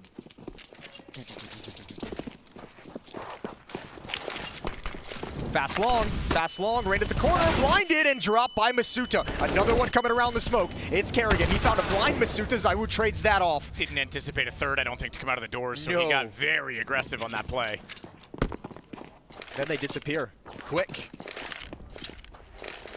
So Magisk still holding out of the tunnels. Rops has pushed forward. Oh, this is such a sick call. They're just gonna hit this B bomb site as quick as possible. I wouldn't be too surprised if Magus just starts getting it underway before they even get here. If this smoke starts fading, yeah, these two players are gonna start leading the way. But again, you need to trade Rops. 2 players over at the A bomb site are just so far away. They line up for him. Gun's not out. He's done great damage. Rops is gonna hold on. He's crossed as well. He now controls the angle. They can't be guaranteed as to where he is. Now he's only on 16 HP, but he's bought time. Smoke to cover middle for the CTs. Second one at the door. Rops is left alone. That Molotov, is it going to get there or not? Doesn't matter. They're looking toward him. Brokey comes in, and Brokey takes both kills. That is all on Rops. Yeah, that's spectacular. I mean, the kills, they line up for him, just maybe a little bit too much utility shuffling. They probably didn't think he was going to come back for the repeat. Oh, but he was on point. Great kill onto Apex, not able to get the trade, and this is where one player's got a Molotov. You can't find that kill out in the open. And then, obviously, they're scared to death of him when he gets tucked in towards car. Look at that deep smoke as well from Kerrigan. He knows they have to get in the site. He threw that through the doors and was already swinging wide on it, regardless of whether or not Rops was alive. Yeah, he knows the attention's going to be in the other direction as well. Rain again blind at the corner. Another brawl out towards long early. So much utility dumped from both sides. Dupree's brought low. One more flashbang comes in. It's turned.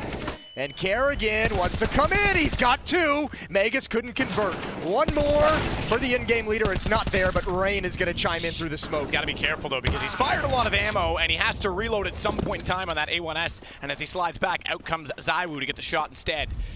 So a little bit ambitious by Rain to fire into the smoke. I'm not certain they would have known his exact location had he not done that. And sure, yes, silencer. But Echo location is still very viable as now.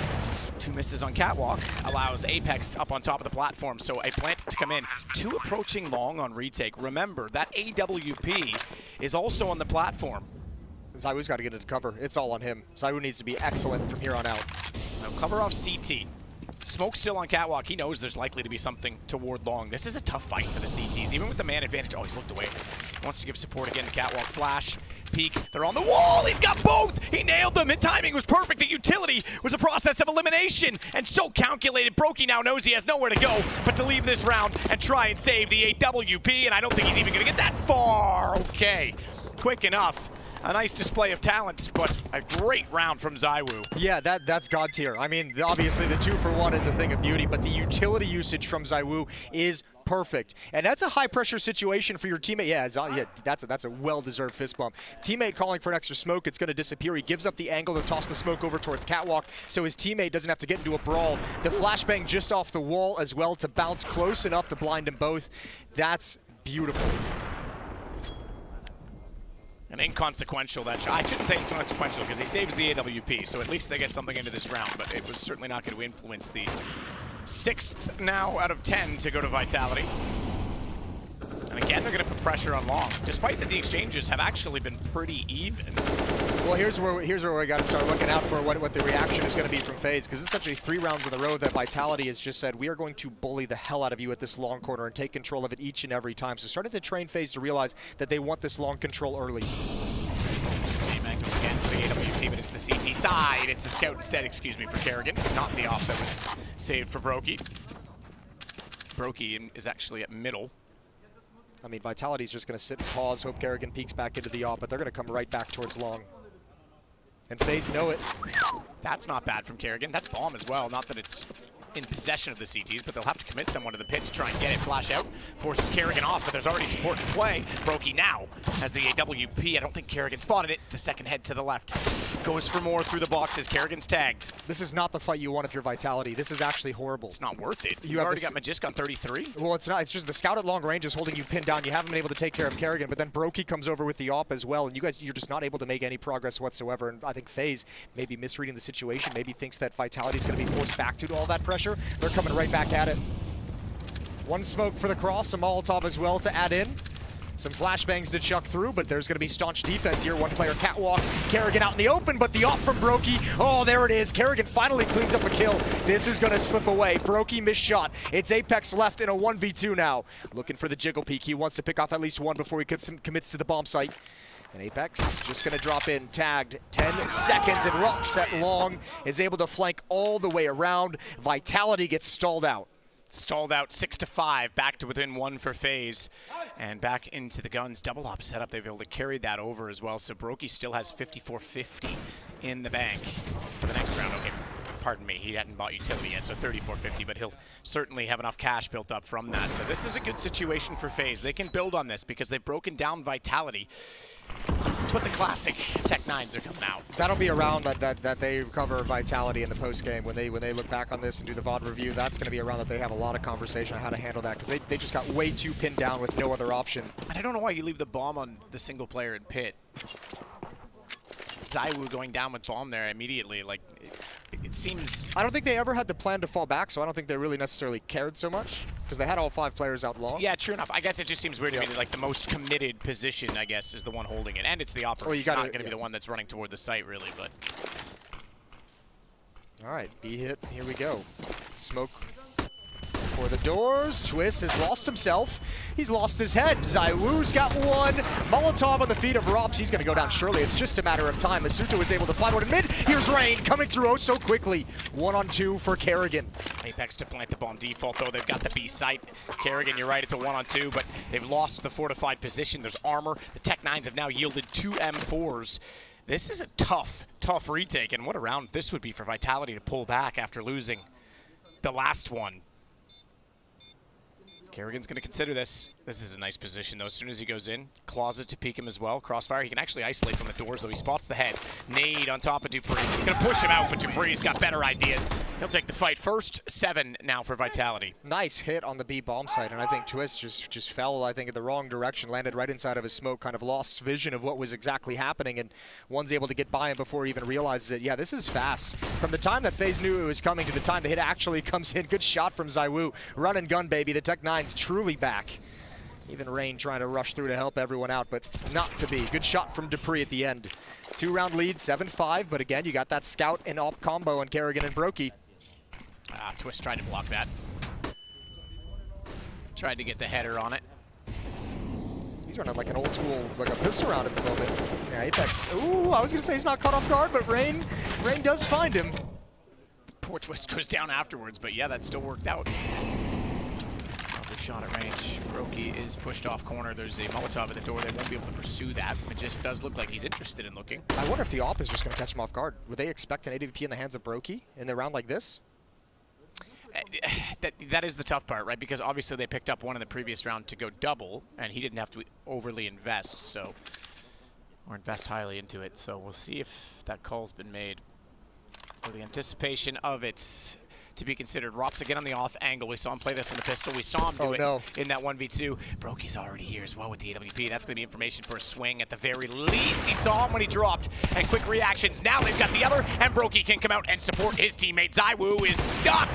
But ZywOo doesn't give as he gets Brokey to take him down afterwards. It was nearly a chance to line up the second shot as well. Oh my God, the timing, the read on Brokey to shift into that position, and once again, Vitality just a little bit nervous and tentative walking down that hall. Just a few extra seconds that was given over for Brokey to take this peak, and once he gets that kill, like, it's over, because Rops's position just gets tenfold stronger after that. You're never going to clear hard left when you have an AWPer peeking off platform like that, and with a weak buy, FaZe steal away another round. Back and forth. Yeah. The last 6 rounds have been traded between the teams. Last 6 rounds have been traded, and the last 2 won by the team with the lesser buy. Yeah. So round 14, and this time the lesser buy very substantially goes to Vitality. You at least have one Galil to work with.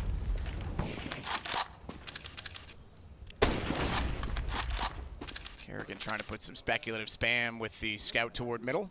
Masuda's the one that's sneaking by it. Whoa, that bullet was near his head. That one's dead on it through the door. Kerrigan with the kill. Kerrigan's playing with some of that major champion swagger at the moment. He's an infusion of confidence after Antwerp. Brain holding the line out towards long is going to double up. Traded, but Magisk is the only one left, so he won't care.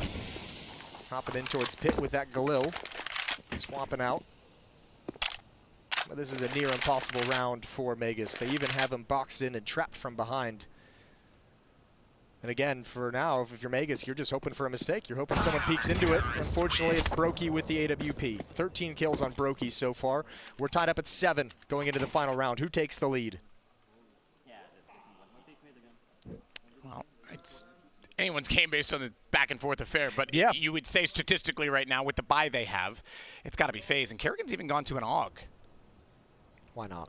Sure, yeah. Scoped weapons going well for him today. It is, yep. No stranger to it in the past, obviously. And not only that, I mean, sure, they increased the value, and it's not what it used to be in, 2019, as it were, but it's still a viable weapon in certain angles and situations. Twist, aggressive again. He did this in the pistol. He's doing it now. He's got a hat trick already. Switches to the Tech 9 because he knows he's going to be pursued from lower. He's not quite in position with the AWP to cover that off, but now they are, and this round's clean, and poor old Dupree stuck with an eagle on the stairs. He might get Brokey on this, but here comes supports, and Rain gets the kill. It is indeed FaZe 8-7 at half.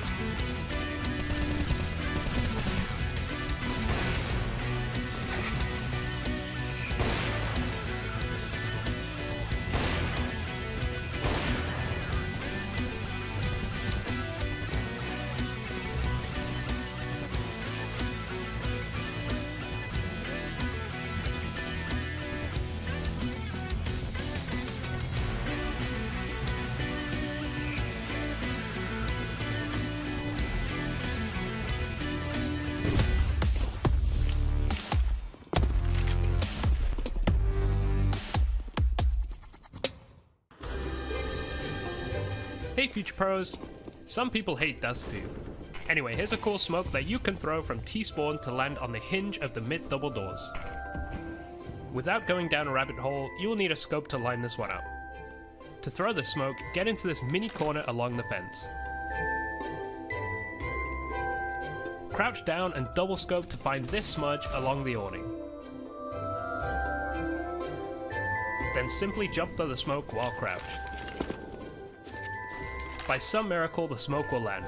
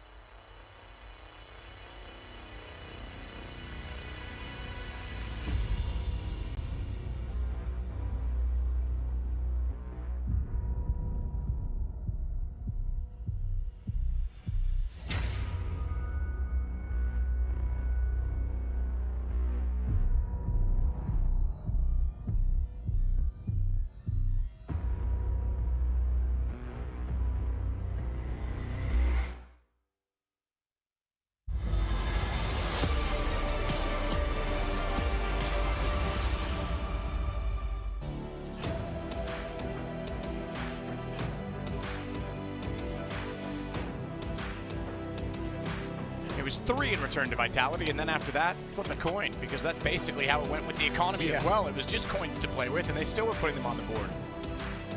Yeah, there was that stretch there where the low economy team was just winning them all with the pistols, and man, good on FaZe to be able to come out with that lead because Vitality put a lot of pressure on them. But I like what we've seen out of the Vitality so far in this game. I mentioned in the first half, they look focused. They look like they're really trying to rise to the occasion here.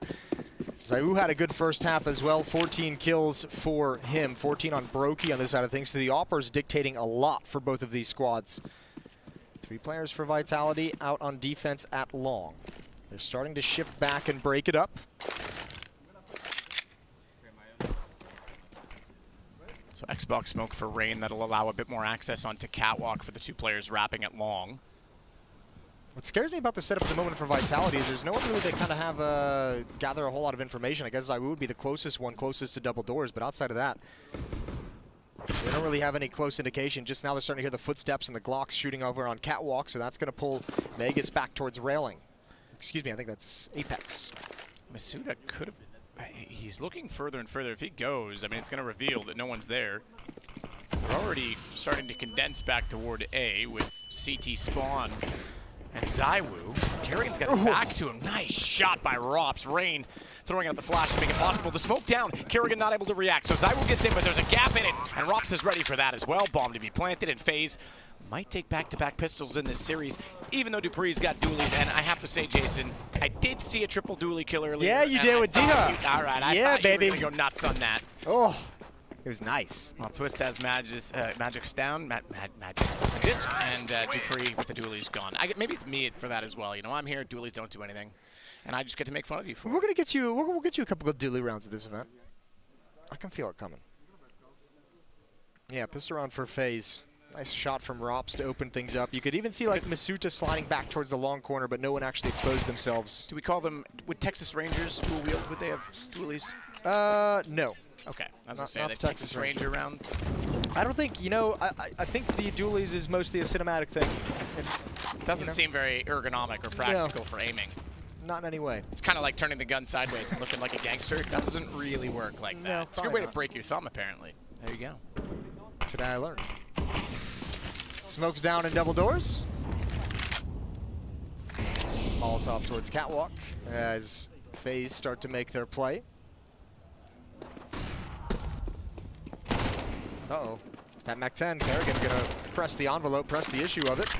He knows he's got one of the low grounds. Zaiwu's going down for sure. Well done from Kerrigan, using the smoke, the cover to reload. He's got teammates out long as well. Vitality just need to sink back and save what guns they have. Dupree is trying to get away, but Kerrigan's not gonna let it happen. And he's just holding W the whole time. Even pulls Apex out into the open for Rain at long range.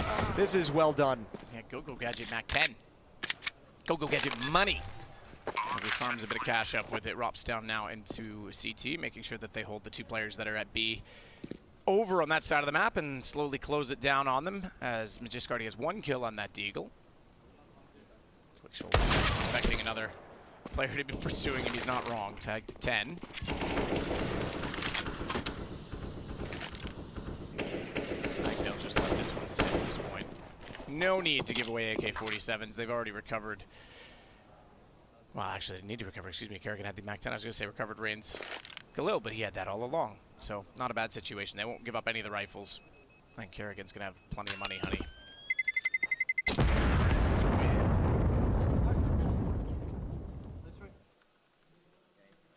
Alrighty, 10-7, What do you think? What do you think is left? I mean, Grand Slam's kind of the last one for Kerrigan now, isn't it? I mean, I know I interviewed him at the start of this year, and he said, "Look, I would have liked to have won a major, but it's not the only thing that I want to accomplish. It's not, you know, if I don't get one, it's not going to him at least." He said it wasn't going to define his career, that he'd done enough, but obviously he wins it at Cologne. Yep, could be. Katowice's on there now, finally, after so much heartbreak. Gets his major after so many years of trying, and you're right, Cologne's the other big event in that. And then a Grand Slam, and I mean, what else is left to do after that? Another major. Dominate the scene, I guess. Well, after that, it's just about establishing yourself in history and the legacy among some of the other greatest teams that we've ever had, and multiple major winner, Grand Slam, all of that would be able to rise up the ranks. Hold the phone. Yeah, wow. Vegas and Dupree got a couple nice headshots there, but I think now locked out of the bomb site, there's not a whole lot that they can do. Zaiwu does have an AK-47, and there is one flank on Apex coming in from T-Spawn, but again, USP. I don't know what that's going to be able to really realistically do. little bit of a dink, but yeah, at range, that's not a fun fight. Now, Vitality can just choose to play it passive and lock him into the B bomb site for the bomb explosion. That's no longer a possibility, so ZywOo's just going to save the AK-47. Yeah, yes, indeed. It's worth it at this point in time because not a lot of money garnered on CT side, obviously. So FaZe will go now 11-7. We'll look back on the round. I mean, you weren't wrong. They started very well with those headshots. Yeah. Twist manages to get one back. I think even tagged his teammate could have made it more problematic, but yeah, we were chatting over that one, thinking not much to report. Suddenly there was. Well, and then we got back into it, and then there was nothing to report. Yeah, it's kind of how it goes for us. You can't win as a commentator. Commentators curse. The round's going against you. Everything. Yeah. 11-7. 4-round lead. Vitality's going to want to get started early in these gun rounds if they want to keep this game competitive. FaZe can easily run away with this one. Timeout taken. Can understand why as well to talk things over. Zeus had the money for an AWP, or someone had the money for an AWP to drop it over to him, but he chooses not to go for it yet. So Broki's the sole sniper of this round.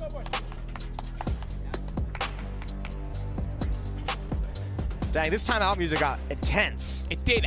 We were talking about this in the green room while you were casting the last match, and changing the timeout music is one of those risky things, because the old music, you knew exactly what it meant, you knew what was going on, it had that suspense. I like it. It makes now me we feel hear music come up, and I'm like, is it a tech timeout? Dude, that music is like straight out of like John Wick when like he's loading up for the final battle. You know? John Wick's my idol, because if anyone ever touched Jaden, I wish I was that badass to do something about it.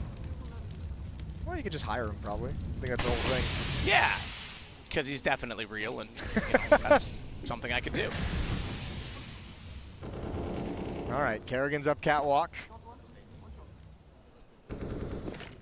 Nobody really too close by to activate him or help him out, but at the moment he's in a good position to kind of listen and gather information of where that CT spawn rotator is going to be. Broki finds a kill into the B bomb site. That's Magisk to fall down. Utility being spent. They're trying to pull some rotations over, and it's worked. They pull him right into the crosshairs of Lane, who can't win the battle, and ZywOo shuts down Kerrigan. So now they pretty much have to decide if they're going to commit to that early pick on B, having lost the flank, having lost the lurk. They'll go back toward middle and split it. They at least know there's one more into B, perhaps two, because there was a number of utility and a number of smokes thrown toward that tunnel. Masuda's never left long. So they're running out of information the more the time goes on. FaZe. Vitality looking pretty solid in their first gun round. Mid to split. Have a Molotov to work with in both Twist's and Broki's hands, but no smoke for the CT cross. They better hope no one's going to peek it fast enough. Positioning, the only one that could do, and the only one that could wrap back into that position is ZywOo. He doesn't have the AWP. It's an AK at range, but dupreeh again inside of the closet. He's going to do it all. Broki manages only one kill back, but time not in his favor. 22 seconds, and they will close the map down on top of him. Still give this a go. Wants the rifle instead. If he can isolate inside of the B site with the flash, a chance at it. And he's managed to go that far, but as he crosses back over, ZywOo was peeking that time. That's a pretty important kill for ZywOo as well. He even salvages the op right at the end of the round, so good on him. But I mean, even one more kill for Broki there would have been spectacular if he was able to get that third kill, really limit the money growth of Vitality. That could have been huge for the later stages of this half, but as it stands, Vitality is able to sustain and build up a bit of a bank. And a free op is always nice. Good kills from ZywOo with that saved AK-47 from the previous round. Shuts down Kerrigan and gets the final one onto Broki. FaZe Clan out of money. Twist at 0, Rops at 150, Kerrigan at 0 as well.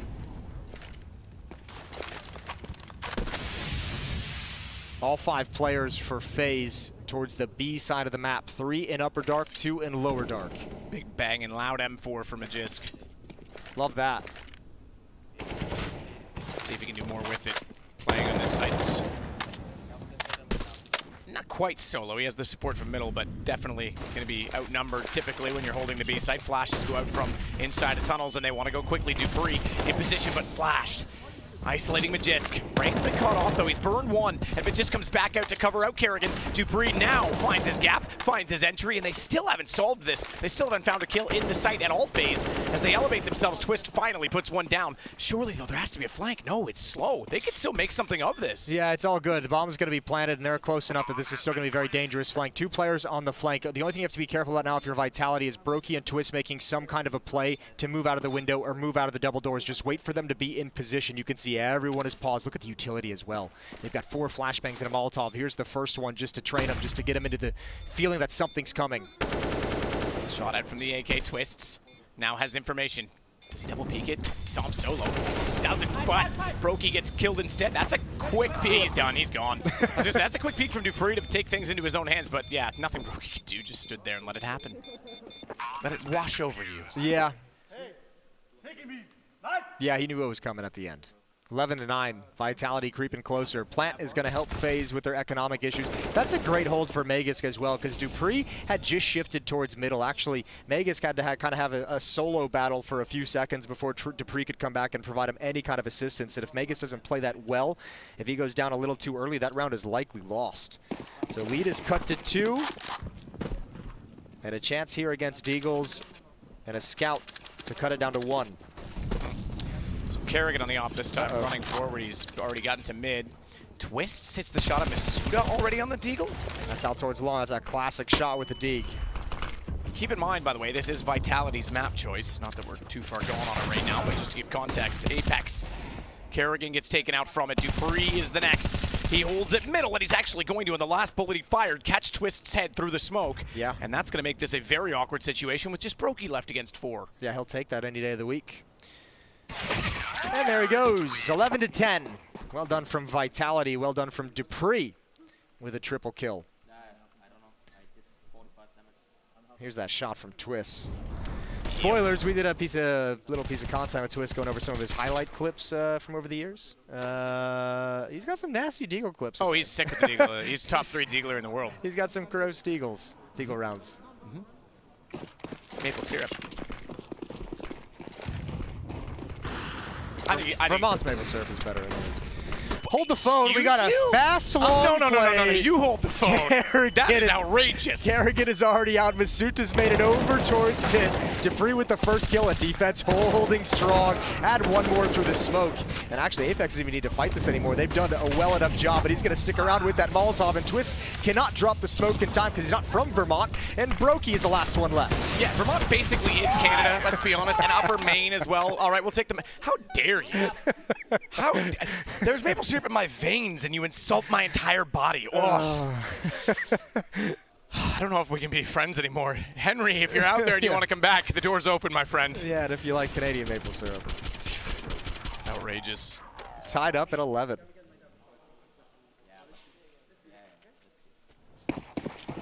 Well, anyway, Jason. Back to the task at hand.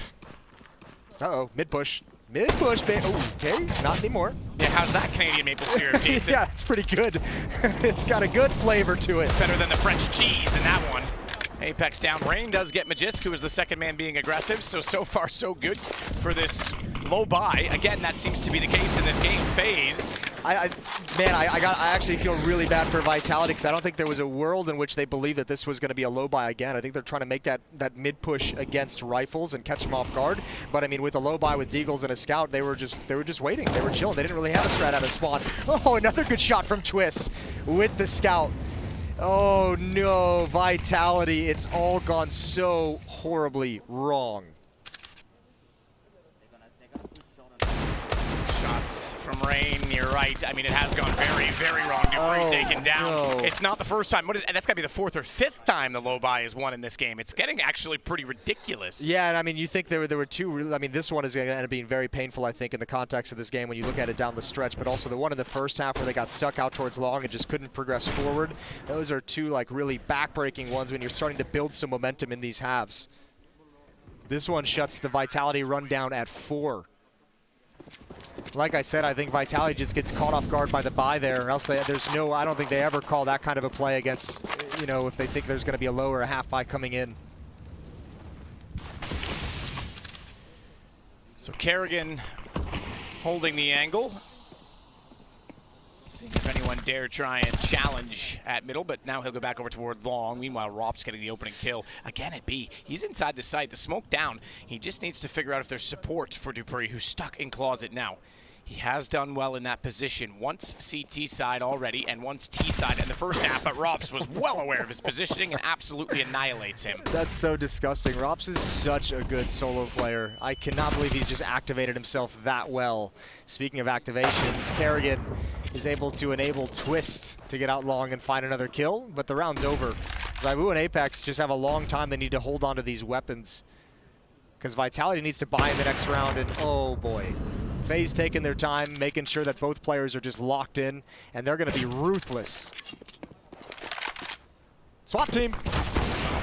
ZywOo is certainly a man worthy of an entire team to take down. He's already found the first on Rops, but round 2 far gone with bomb planted on B, and they know exactly where he is. They're even going to hold on, but that's a risk when you consider he has an AWP, and he clears it rather methodically. Twist gets the shot, leads the way, continuing to lead the way, I should say, for FaZe.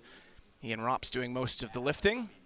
That's a great call to get the entirety of your team and use the entirety of your tools. You haven't done anything like this throughout the half, and you're like, all right, Rops, you know, make your play, make a solo play. Maybe he called it out. Maybe he said, look, I want to try and challenge. I want to try and do a play I thought of. What a brutal way for Rops to just stroll in and find both defenders at the B bomb site and end the round before Vitality has a chance to be in it.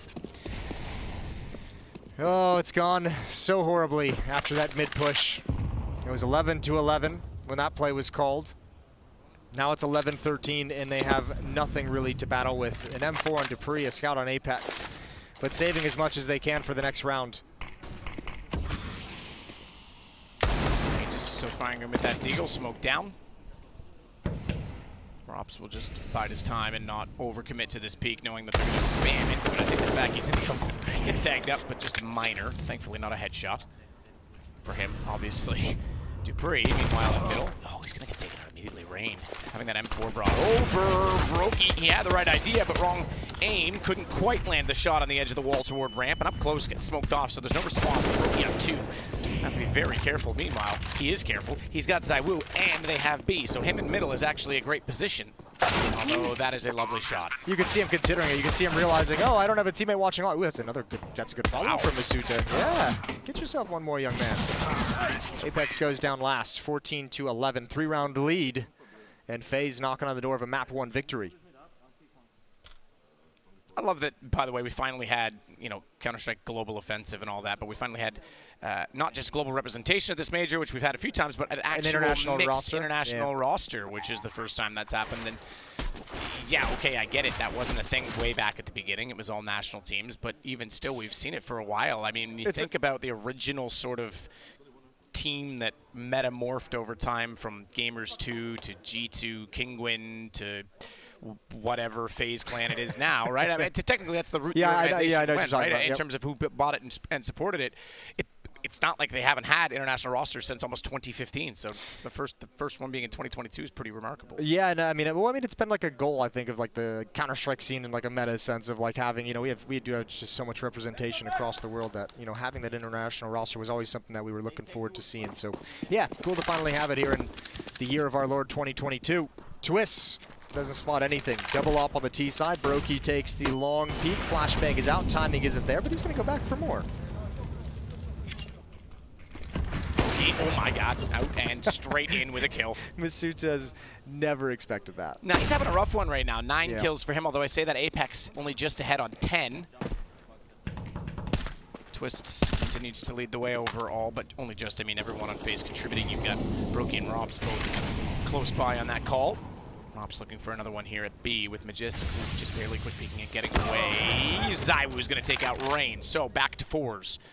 Rops knows he needs to do something of that. Starts working. Oh, that's not fair. That's not fair at all. Oh, that is absolutely sick. None of that's fair. That's like the kind of shot you hit on Deathmatch when you pre-aim the spawns. That's so unreasonable what he's just done there. That's twice now down the stretch as well. That Rops has just strolled into the B bomb site on his own and found 2 kills and opened it all up. I mean, that one is obviously stylish. The first one is a little bit more cerebral. This one is just flexing. Yeah, that's outrageous. And those aren't slouches that he just took down. That's Megas and Dupree. So ZywOo again realizing I need to save the AWP. So it's going to go to map point for FaZe. This will put them on map point on Dust 2. Remember, it is Vitality's choice, but we have Nuke coming up next. Do it, Twist. And do Inferno it, Twist. potentially in this series. Twist trying to tap away this time. Running around, flashed off. Maybe he won't. Apex, even though he's lost the offer, might stay alive with this Kerrigan. They think he's actually toward the dumpster. He's not. He's inside of the door. Oh, no. Oh, wow. Kerrigan goes right through it anyway. He's actually pushed himself out of the doorway with that Molotov. Oh, no. I feel bad. I'm not going to talk about it.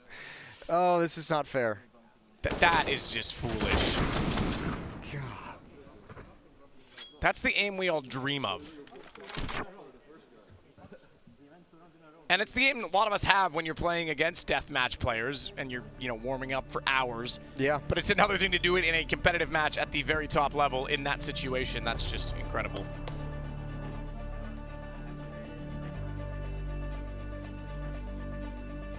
Roban back behind them as well, having not been able to attend. He's won a few events of his own in Dallas over the years.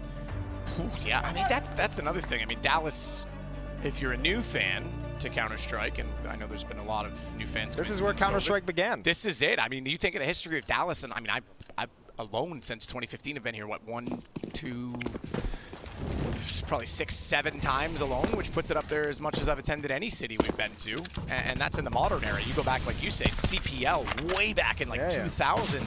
This is where esports began in a lot of ways, and certainly Counter-Strike esports began. This is it. This is the hub for it. So, yeah, if you're a newer fan and you want a history lesson, just look up some of the CPL Dallas events and the significance of Dallas in the scene. A lot of the early production, a lot of the early casters. The old Winamp casting. Yeah. All right, Brokey. I mean, just let Rops do his thing again. Let him see if he can even get 3. He's clumped up in middle. All 4 players huddled around Xbox. Twists up on catwalk. Rain's just going to stroll out mid, clearing the close corners.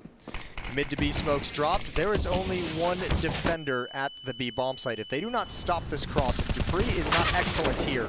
And now they know that's Dupree, so they're saying, yo, there's probably only one player here. There goes Megas, traded into the bomb site.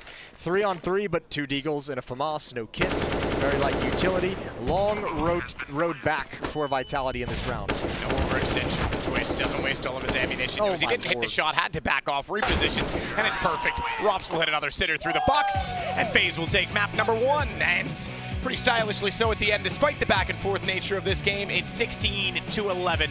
We have Nuke next. We'll see if Vitality can survive, or if FaZe will get a few days off and get into the playoffs early.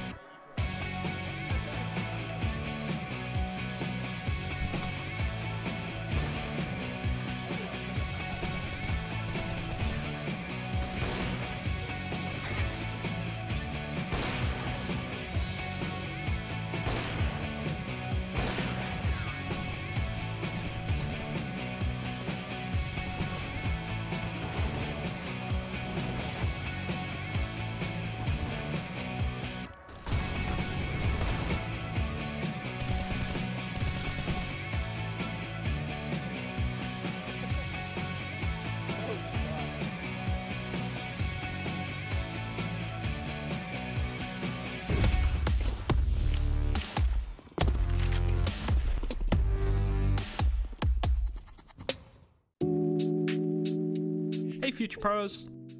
I have a quick and easy B-side door smoke on Dust 2 for you, so listen up. To throw the smoke, position yourself next to this big stone beam. Crouch down and aim within the gap in the sky. Then stand and throw the smoke. Super easy, super effective, should help you get into B.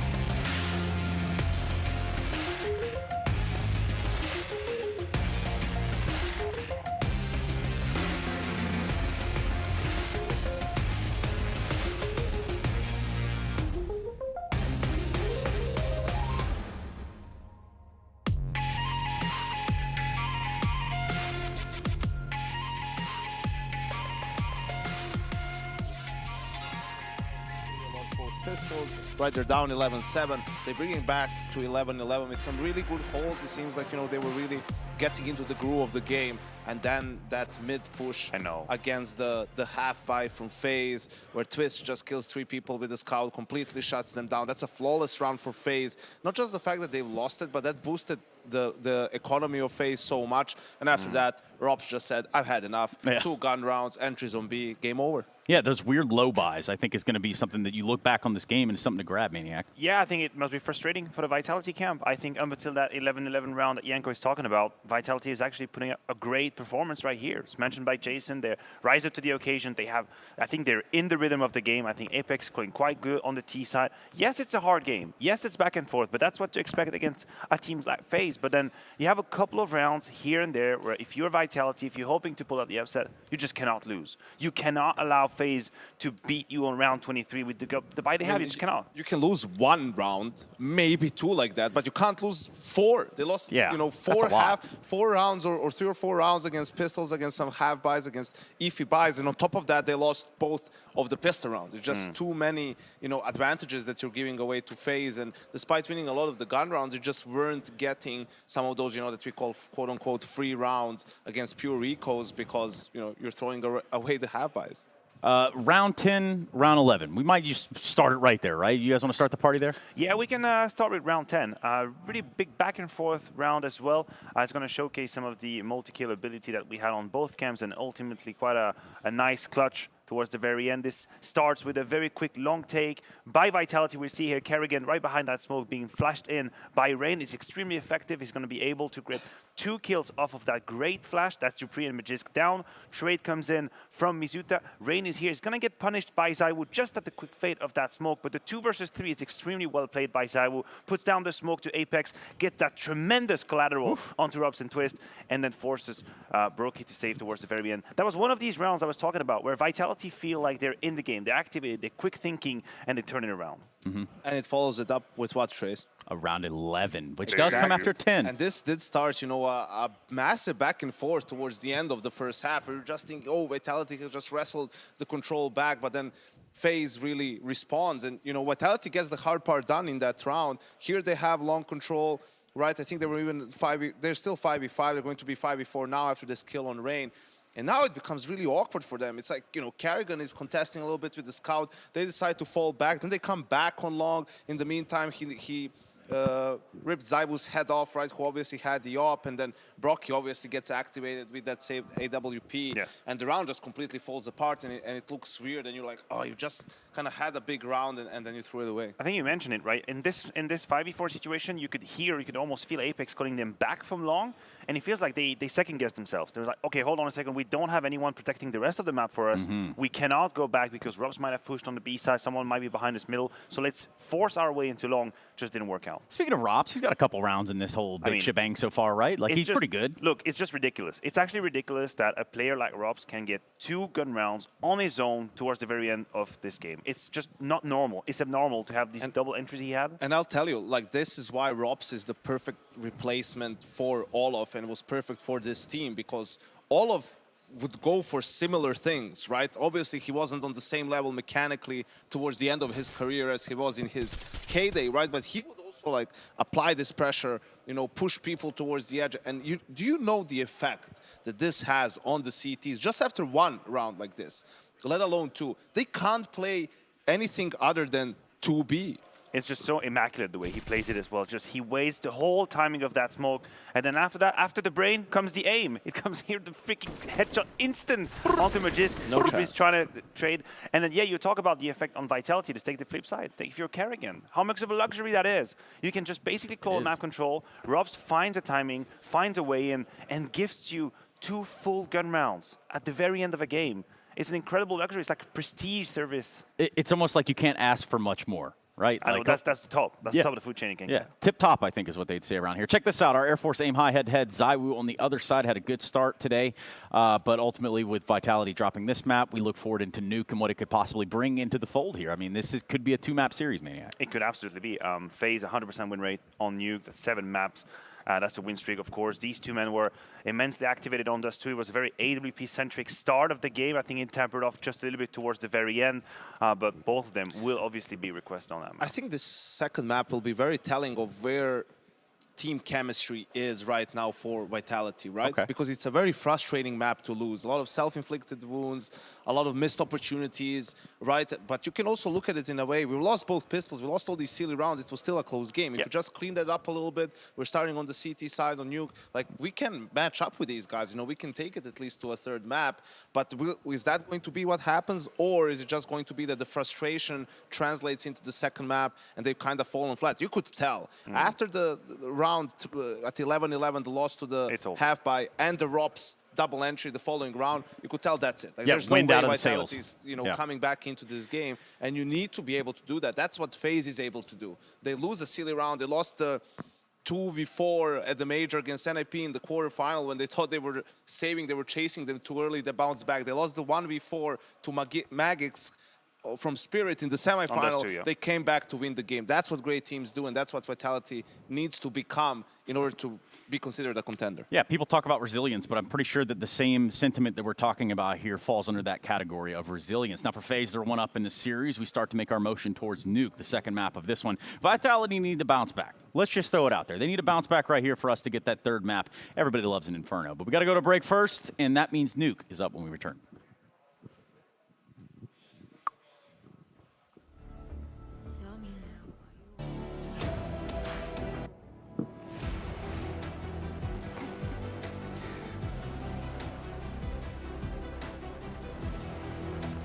It's happening.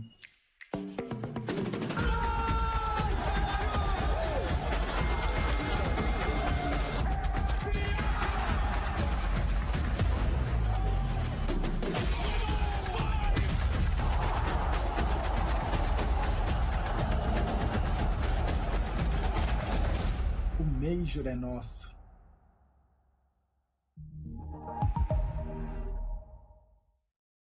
There's no way, no world, no universe that happens until there is.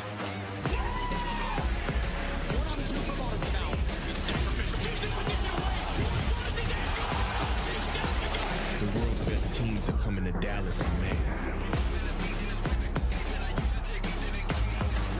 No way you miss it.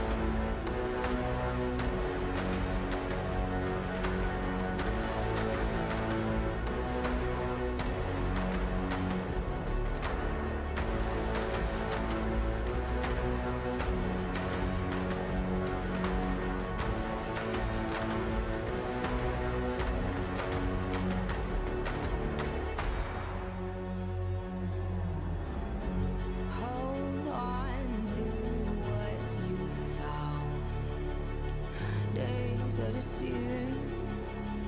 Oh, my head is spinning round. Oh, I hear now. Yes, the wolves are out. Inside of our reality. Satellites singing serenade.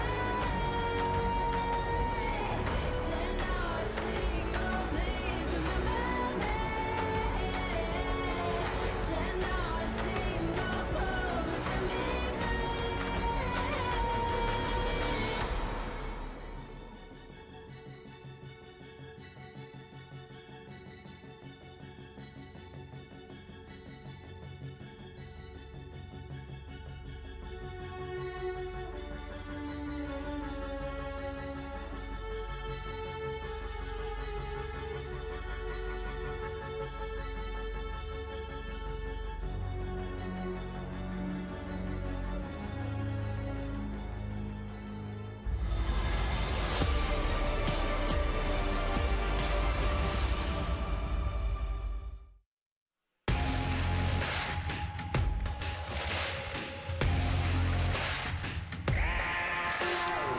Map 2, FaZe Vitality. We get underway, and it is this time going to be FaZe's map choice. We touched on Dallas in so many ways and how history has been created here in so many ways beyond just what happens in the server, but creating just the teams and the environment and the structure for which esports exists within Counter-Strike. Today is where you and I first met, in fact. Jason, in person, despite working together online prior to that. And this event could create a new history right now because with the removal of Boomich from Na'Vi, their potential era goes up in smoke in some ways, and despite getting the last Grand Slam, it looks like their future is somewhat uncertain, and it's all about FaZe, because there was teams built just to beat Na'Vi, and with them out of contention, it's FaZe that won the last major, and who becomes the challenger? That's what the next few months are going to determine in Counter-Strike, and it starts right now, and Vitality would like to be one of those teams, but right now, it doesn't look like they may have a chance to do so in this particular series.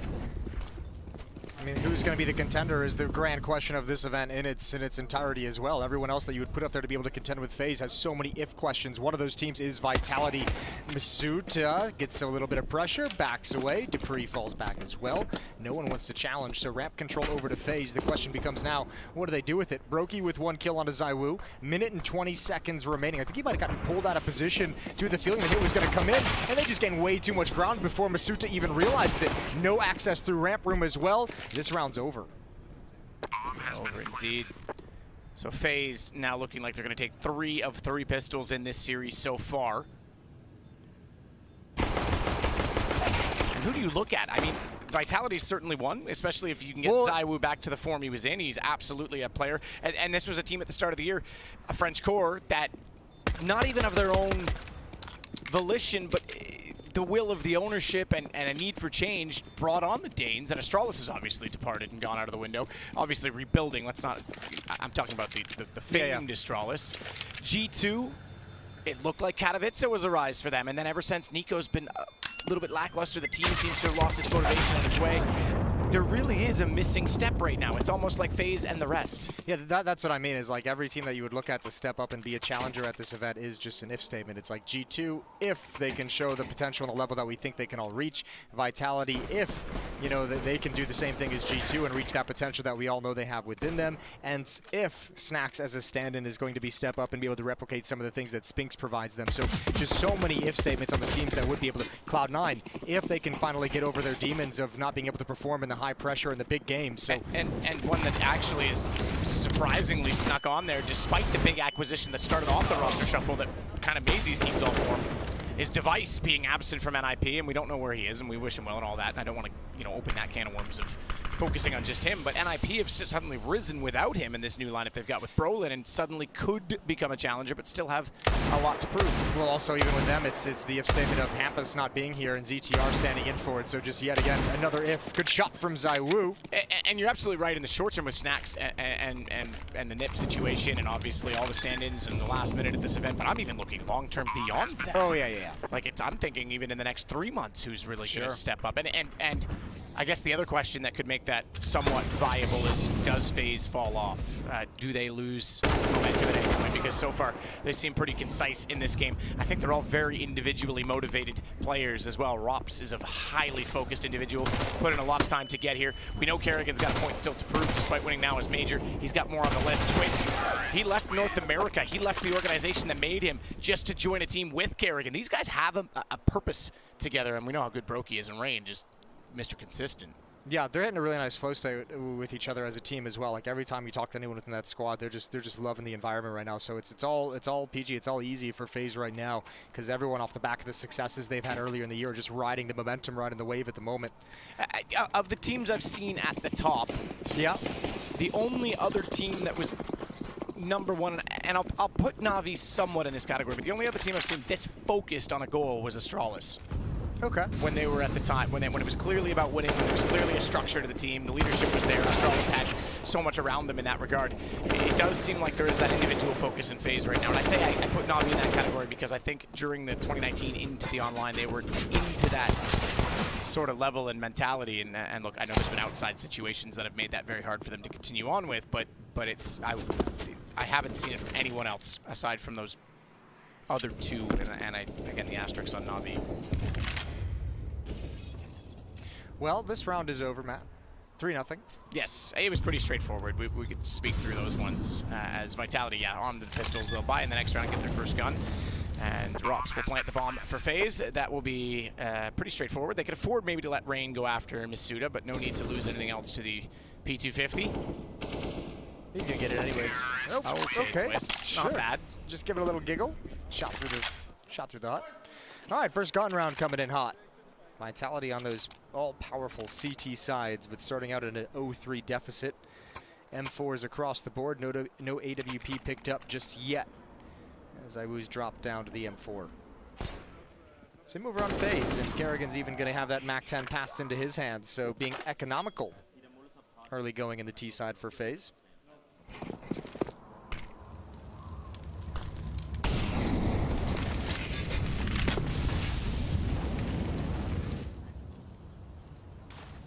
Waiting for an outside set this time.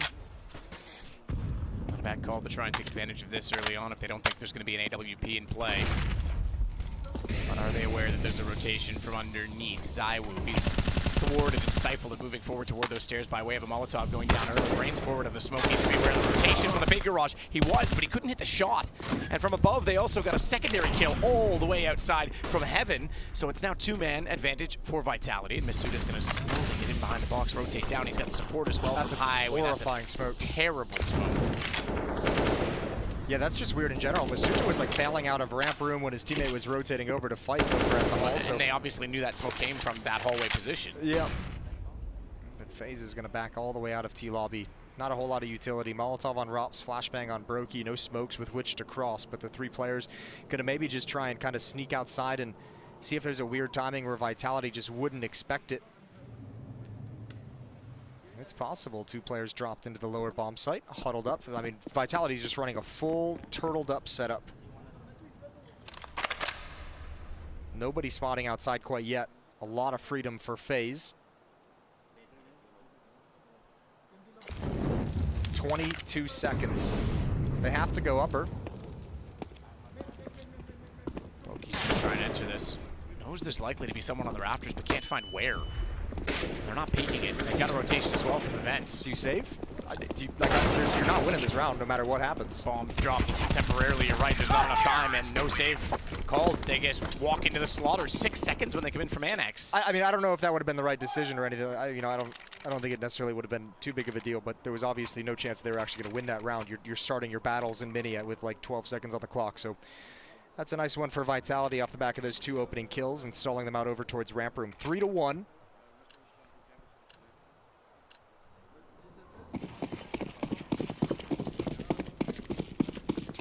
But see what Vitality can respond with now that they've won their first gun round and they got a second on the board, a second full buy for FaZe. If they win this, they can start to turn the half.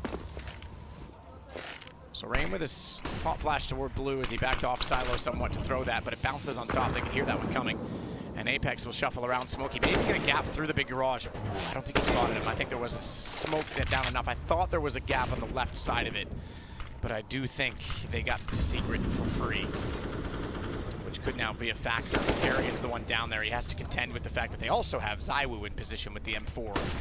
Yeah, they know the possibilities there, so ZywOo's been shuffled into that position just in case for the moment. But Rain's going to follow things up. Might be trying to join up with Kerrigan as well. 3 players huddled up in lobby as well. Rain just probing long range outside. No op that he has to deal with. One defender going to get boosted back up into the rafters. That's Dupree. I'm still waiting for an entry point. If they could force a rotation down the vents, at least try and divide the defense a bit. ZywOo going for that frame jump on the door to make sure he's not an easy target and can get the information. Sees it that time. Man, Kerrigan even threw back into it, but the nade already well placed from ZywOo. He's on 55, poor Kerrigan. They want to go upper. I think Kerrigan's just kind of down there to maybe try. Ooh, Magus almost at the right play, and he catches him right through the smoke. That's the ball hitting the deck. He goes down. Robs finds the trade, but now FaZe have to really commit to this. In through mini is Rain. Dupree's going to find some safety. Bomb picked up. 17 seconds left on the clock. The spray doesn't connect. Apex does eventually go down, but Dupree has control of lobby. Kerrigan can cross over. Might be able to get a bomb plant, but he's got a 1-on-2. It was a solid rotation from Masuda. That may have gone unnoticed in a lot of ways. Dupree sneaks back in, done. Apex dropped in. They saw the shot from heaven, but they never saw him drop. The fact that Apex was able to get on the floor and almost seamlessly Masuda repicks, they'd have no idea that Apex was already down there, that there was a third player then watching upper. And it was a huge kill for Apex to get to again, deny that bomb. Inevitable trade there. Rob's doing everything he could to try and come in. I was surprised Brokey didn't identify where those shots came from, even though, yes, it's the suppressed M4. Yeah. Pretty standard spam spot. Could have just been lost in the chaos and the comms as well. Never know if they're communicating with each other when the shots come out. 3-2, back to pistols, back to mostly Deagles. 4 Deagles unarmored, except for Twist. Apex gonna challenge. That one's a little bit scary. Yeah, doesn't even want to mess with that whatsoever. So they've seen one cross over towards red box as well. A couple players out here for Vitality to hold on to this. Molotov and Utility gonna start raining in. Excuse me, HE grenade gonna start raining in. Apex well committed to this fight as he slides over through the warehouse outside. 2 kills for him. Dupree's gonna add another one, and this round is done. It's done, Matt. All right, I believe you. It's the first thing you've said factual all night. Friggin' Vermont. Yeah, still salty, huh? Well, I mean, if it's salty, then it's obviously not better than Canadian maple syrup. Kerrigan working his way around, at least with the Deagle that's damage. It's a kill for his trouble, but Dupree's there to defend Apex, or rather avenge Apex. New glasses for him, I like them. I was gonna say, are those new? Yeah. I know. I mean, I noticed them last map, obviously, but I don't think I've seen them at an event prior. Someone will correct us on that, who's weirdly into the fashion of Counter-Strike players. Looks good. 3-3. We're all tied up. Round number 7. Still no op on the board for ZywOo. Comfortable in the AK-47 and the M4s as we've seen. Maybe a timing hit for FaZe. Gonna blow open the door a little bit late. Molotov comes down. Rob's not making his move just yet. Apex and Dupree gonna get aggressive outside. Looks like they almost want to boost up, but this hit is gonna come in. It's a lot of resources out of position to defend against this. Magus has everything to do. Just trying to find his angle. Something he can work with. He doesn't really have anyone like covering, and even he can't really tell if they're going to be exiting the hut whatsoever. That's a pretty dangerous wide swing they could bust out on. Now he drops into the bomb site. Okay, now he's got a deeper angle in towards hut. This is tough, though. You're right. If they go through hut, they basically have to play a retake upper from outside. This long push, or this outside push hasn't netted anything, and okay, this is a little bit dicey now for Vitality, but they do eventually push around. ZywOo's gonna drop a smoke to stop this play through it. Kerrigan's gonna come through anyway. Spam. They might. Oh no, he knows. He knows. Kerrigan goes down. ZywOo's brought down low. There's more aggression from Dupree outside, and FaZe being put at the back foot here early on Nuke. Yeah, didn't get a read on it. They got the first kill, but the response was swift from Vitality. One pushed, one rotated back, and they cut off the crossfire. And Kerrigan, even though he got through the doorway, didn't have the information. Try and tap the bomb plant out. Masuda has no vision toward the safe side of silos, so they'll concede the bomb, but they'll rotate it around, and Dupree Trying to throw a nade to support Masuda. Flash into the site, let him pick first, but he's traded out and it comes to a one-on-one. He has to know that that flash was thrown in support, that it came from somewhere, and now Brokey, he's aware fully that he's dropped inside of the site. It's too deep on the first flash, but he reads the peak wrong, and it will be Vitality that win out the clutch, and it will be the round in their favor. Brokey gets dinked in that 1v1, but only for like 8 HP or something. It was like through like a really thick portion of the wall, and I think that kind of threw Brokey off. You hear that dink when you're playing, and you're like, oh god, I'm low HP, but actually he didn't lose a whole lot, so he actually slid into cover, I think, when he didn't really want to. That's a good double entry for him, though, coming out a little bit late. ZywOo so low on HP, he couldn't watch for that run out of hut. Great clutch from dupreeh. dupreeh a lot to prove as well out of the major. Was very disappointed in his own result, or his own performance, I should say. Well, and his result. Both. So a tactical timeout for FaZe, having conceded now 4 rounds in a row. Tech9's certainly making a comeback, isn't it, Jason? Oh yeah, in a big way. People are loving it right now. It's made a lot of these rounds, I mean, like super dynamic now, obviously. I mean, just the same as the old Tech9, just the run and gun, the mobility factor of it is just so dangerous and deadly. Especially now when you combine that with maybe a few MAC-10s, a few SMGs that people are loving. Ooh, baby. 1 round lead for Vitality. 4 straight on this defensive side as they planted their feet after losing the opening 3. dupreeh's got 8 kills to lead the server. Brokey on FaZe at 7 to lead their side, but still early going.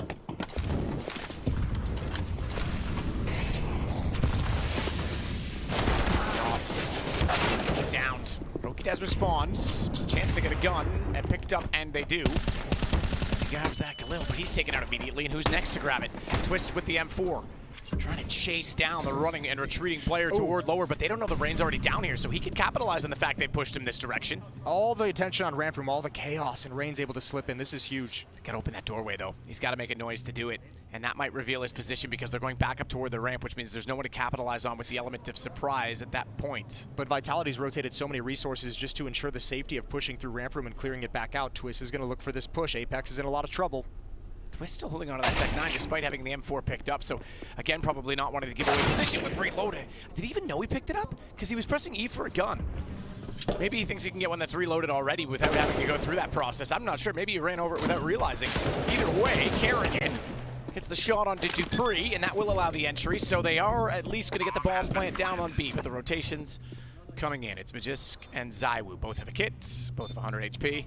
Both have 4 kills so far in this game, and both crucially have M4s to go against Kerrigan, who has no helmets, and just that lovely Khalil that started this round off. Flash avoided. They'll systematically clear out toward the toxic box as well as Decon Blue. Kerrigan. Oh, no, they lined it up! How did they possibly allow that to happen? A back turned on the peak? There's no way he got back to that side of the map.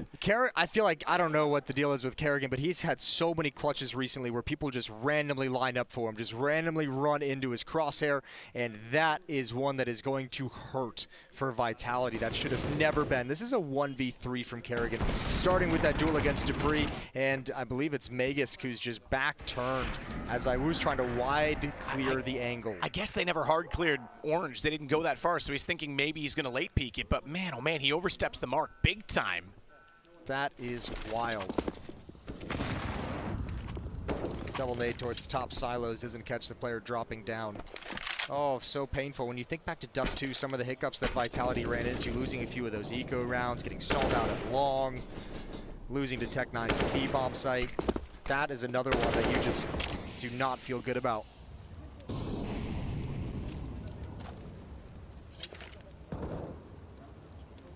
Smoke set for Kerrigan. Throw further smokes outside and allow Rain to advance, but dupreeh's got a lovely position. That's a tough one to read. Because you think you've cleared off the stairs, you've got the smokes to cover the big garage. Rain's gonna wrap in though, so the only problem with dupreeh's position is if no one arrives there, but he can still be quick on the flank. Twist has Magisk. Rain's aware there's activity behind him. Good shot from Masuda, but unfortunately that leaves him open and exposed, and Rain now turning back. Forget the flank timing for dupreeh. He's left alone. 1 on 4. Low HP on 2. Oh, this could be huge. This could be. Oh, he had to shoot him. Rain realized he saw him in his peripheral, and that gives it away. That could have been massively stealthy. If he sneaks in and gets 2 quick ones and then turns around and finds Rain. Yeah, that, depending on how that would have played out, that could have been really, really interesting, but unfortunately, we don't even get to see. the possibility, the potential of it, but nice trigger to discipline for Dupree.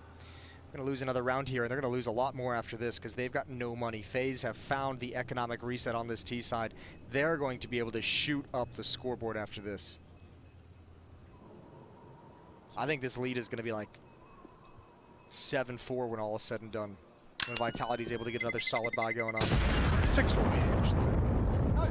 I'll amend that. I mean, that's one round, so they don't have guns for this round. That's your big prediction. I know. They're going to win against the Pistols. It sounded, I mean, to be fair in this series. It sounded really good in my head before I verbalized it. Mm-hmm. Think before you speak, Jason. Oh, wait, I'm the last person that should talk about that. Point. Case in point. Yeah. 5-4. Skylight's blown out early. Rop's taking the door down at Squeaky as well. Dupree back outside with a nade toward the fence. That will do a bit of damage onto Rain, who fires back. He's going to stampede his way toward Secret. Does actually slow things down a little bit once he gets to Red Crate. The footsteps therefore not heard inside the garage, but could be anticipated based on the execution. Dupree's still trying to do damage as they just come out as well, but they cannot seem to get the shots to land. I take that back. They've done a good amount of damage, but the final killing blows do not get Twist, who's on 24 and carrying on 15. Disc will get Twist that time, but forced by Flames back into a corridor and a shooting gallery for Kerrigan. That was all too easy in the lineup. Iwu down. Dupree yet to be dealt with on top of the bomb site, but they know that he is in there and they can go back up, and that looks like they might away. Oh, no. Catches them out. Brokey's got the bomb caught off inside, but not knowing where Rain is gone, gives it back away. Well, they know the position of Dupree. Locked in. Rops is going to find that ever patient over towards ramp room. 6-4. I was right. Yeah, well done. That was a fantastic prediction, Jason. I'm very proud of you. That almost got spicy. That was actually pretty well played for Vitality, able to come back into things. He's not able to complete it with 4 USPs and the M4. A couple close rounds for FaZe they're coming out on top of to get this lead, this 2-round lead. Here we go, back to the weapons.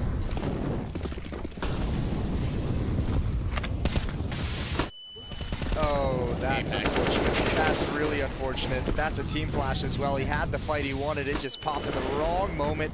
And man, has it gone from bad to worse. Drops is a beast. Now he's down in vents. Verticality of the map is introduced into the round. 6-shot back from ZywOo, but unfortunately, yeah, as you say, he's already lost his teammate. Kerrigan dropping down. Rop's going to rotate back as they've already gone in the vents. Now, where's he gone? They have to figure this out. Have to pinch it together. It's got to be in the big garage somewhere. And does Rops really want to reveal that position? I don't know if there's really a great way for Vitality to come back into this. There's just one player camped out in the upper bomb site, Magisk, and this 2-man squad moving around the map trying to find out where FaZe is. Brokey's the one with the bomb, and he's still in the vents. That's a bit dicey. It could be caught out. Rops didn't commit. He went back to try and find where ZywOo had gone. And they've lost information on this. This is weird. The bombing down here is actually kind of dangerous with Vitality being camped out. 1 kill from this position would be wonderful. He's been spotted out. Kerrigan's able to call that over to his teammates. They still have no idea there's 2 players lower, but if Kerrigan clears out the rest of the bomb site, then they'll know. Then they'll find out. And yeah, Brokey's just like, nope, I'm out. Peace. That was a pretty fast shot from Masuda, considering that was a pre-fire and pre-aim from Rops, excuse me, but you're right, yeah, goes back at the vents. Twist's now in a perfect position to capitalize on the rotations, and he does exactly that. ZywOo and Masuda go down, and FaZe have 7-4, Jason. That was your original thought, I know it was. Yeah, I'll take it. I'll take all the credit, actually. You normally do. Oh, man. That is unfortunate. That pop flash play just mistimed by a half second is brutal, and FaZe is just figuring out ways to pick apart this defense. Move them around the map. B-Stream update for you. Okay. It is Astralis, obviously, versus Encore, formerly looking for Org, which was the Australian team. Still is the Australian team, I guess. And it is 12-6 in favor of Astralis, who won the first map 16-3. So it might be the end for Encore in this particular event. Rops inside of smoke, going to try and drop away from it. Rain's backed off outside, doesn't want to get inside of the NX position with a potential crossfire. Now that's what needs to identify, is where exactly Apex has gone. Oh man, Brokey's already moving up heaven though. They have no idea. They have no flashbang. That's unfortunate. He's gonna at least 2 surely. They're trying to hide, but man, he's funneled them out into the open for the rest of his teammates. Well done, FaZe. Just moving perfectly in sync across the map, and smiles and laughs now spreading onto the face of Kerrigan. That's never a fun sign. No, it's not. When he gets comfortable, yeah, you know things are going well. Because there's times where they're winning and he's not smiling, and that indicates perhaps the communication or the game plan isn't perfect, but when he's relaxed, usually means everything's ticking. You saw Zana call the timeout there right at the end of the round. They are getting just beaten up across the map in every which way. 5 rounds straight for FaZe. Dominant T-half so far for them. And we're going to get the final switch up from the Vitality defense. ZywOo, it's taken him 12 rounds to get here, but in round 13, he's going to bust out the big green. He's busting out the AWP to see if he can scrape together a few more rounds for Vitality down the stretch. And boy, do they need it. A little bit more breathing room before they switch over to the offensive half. Trying to breathe some life into them. Somewhat of a father figure, I think, for teams that he stands behind. ZywOo. So we go at it again. Roki, there's the replay as he was, yeah, you're right, up behind him. They had no idea. He had free reign of the upper side, and then Rops comes back around to find Apex, who I thought had a chance of catching out Rain at an earlier point in the round. So what will it be this time? ZywOo, AWP, they know he's got it now because he's fired into the smoke looking for that crack on the cross at long. This is interesting though, we haven't seen this yet, the boost at ramp room. Yeah, so you can kind of leave him alone and trust Masuta instead of dropping down just to stand strong. He's got a lot of flashbangs coming his way. He's turned from all of them. Oh, first kill is his. Oh, second kill as well. Good movement. Apex goes down in support, and Rops is going to find another one. 4 HP though. Exactly that. Masuta does very well to relocate and drop down. And he's done everything he needs to. Rops just trying to get a bomb plant in for FaZe. Taps it though, knows that they're coming down the stairs, could hear it, but the door not open. He's got to open it inwardly, and ZywOo smartly has the pistol ready based on the damage that was called. And they get one back. So a change of play, a change of pace, the AWP and the boost. So out of the timeout, a bit of ingenuity. That's good though. It's exactly what it's designed to do. Get you 1 or 2 more rounds in the final 3. Hopefully all 3. But they needed some kind of a switch up, and it wasn't even the op that provided it for him. It was the boost up from Masuta. And now FaZe get a call against an AWP, so we'll see what Kerrigan can bring out of the playbook. Round number 14, coming in hot towards lobby. Fast utility towards the upper bomb site. Counter utility spent as well. And here comes a timing hit at the upper site. Rain gonna swing wide. Dupree's got one in the front of Hut, and they line up for him, but he can't connect any of the shots after that. And the rest of Vitality is stuck behind smokes. There goes Apex. So the off is in the hands of ZywOo, but a perfectly called upper hit, and even if there was even a teammate survived and it was a 2-on-4, 2-on-3, that off is going to be a little unwieldy in the retake. So 9 rounds for FaZe. And this isn't anything like Dust 2, where it was a kind of a brawly back and forth affair down the stretch. This one feels, I don't want to say decided, but it feels certainly firmly in the hands of FaZe. Yeah, absolutely. I mean, despite that the map's become a lot closer, when you still see a lead like this of the team that picked it on T side early, with an economic advantage like this, you're usually looking pretty comfortable. And there was, I mean, don't get me wrong, FaZe called the first tactical time out of this because they lost 4 in a row. Yeah. They were a little bit concerned. ZywOo showing some flair now, but just desperate to hold on to the AWP at this point, which I think he'll do inside of the smoke. But remember, this run of FaZe taking over this map all started with a round of Tech 9s and Deagles, and then Kerrigan winning that 1v3. That's a fantastic point. Ever since that round, that was round 8. That absolutely broke them, you're right. It's 6-1 run from FaZe, so just that one small mistake, that one small inch that Vitality gave up, and FaZe has taken a mile. Knocking on the door of a 5-round lead going into halftime. Op still in the hands of ZywOo, but it's been silent. I don't think the Op has gotten a kill until just now. There's the first one. Twist goes down, but again towards the upper bomb site quick. Dupree gets one. ZywOo with another Op kill. There's a gap in the smoke, which is just brutal. Oh, Masuta's got him down before he can even get the shot off. So we go 9-6. FaZe hold the lead by 3, but 1 before the half to at least get some life back into Vitality. We'll take a break. See you after that on Final Jeopardy.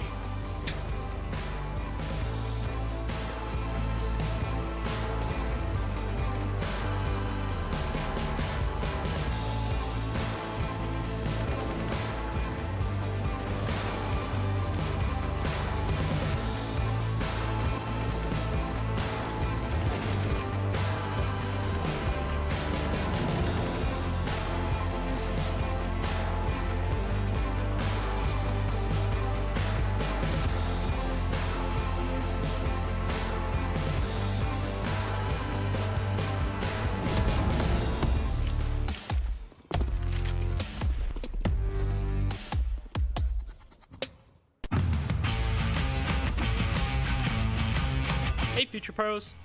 I saw Big doing a nifty little boost on Nuke during the European Minor Open qualifiers, so I thought I'd quickly show you all how to recreate it. To do this boost, you'll need 2 Future Pros and 1 orb. Future Pro number 1, you'll be acting as the stool. It's important work and your contribution is appreciated. Run over and hop onto the far left railing and crouch down. When Future Pro 2 is on your head, stand when they jump and then just chill out. Future Pro number 2, you will get to have all the fun. Follow Future Pro 1 and get onto their head using fun. Follow Future Pro 1 and get onto their head using the close railing. Jump again to allow your stool to stand. Now aim towards this gap and line yourself up so this railing lines up with the edge of the direct close wall. Position your scope so you're aiming just below the painted blue section. Then fire your orb when the timer is just about to change from 148 to 147. Here you can see the exact moment when Searson made his shot. And that's it. With a bit of luck and a willing teammate, I'm sure you can hit this shot at least 1 in every 100 rounds. Good luck.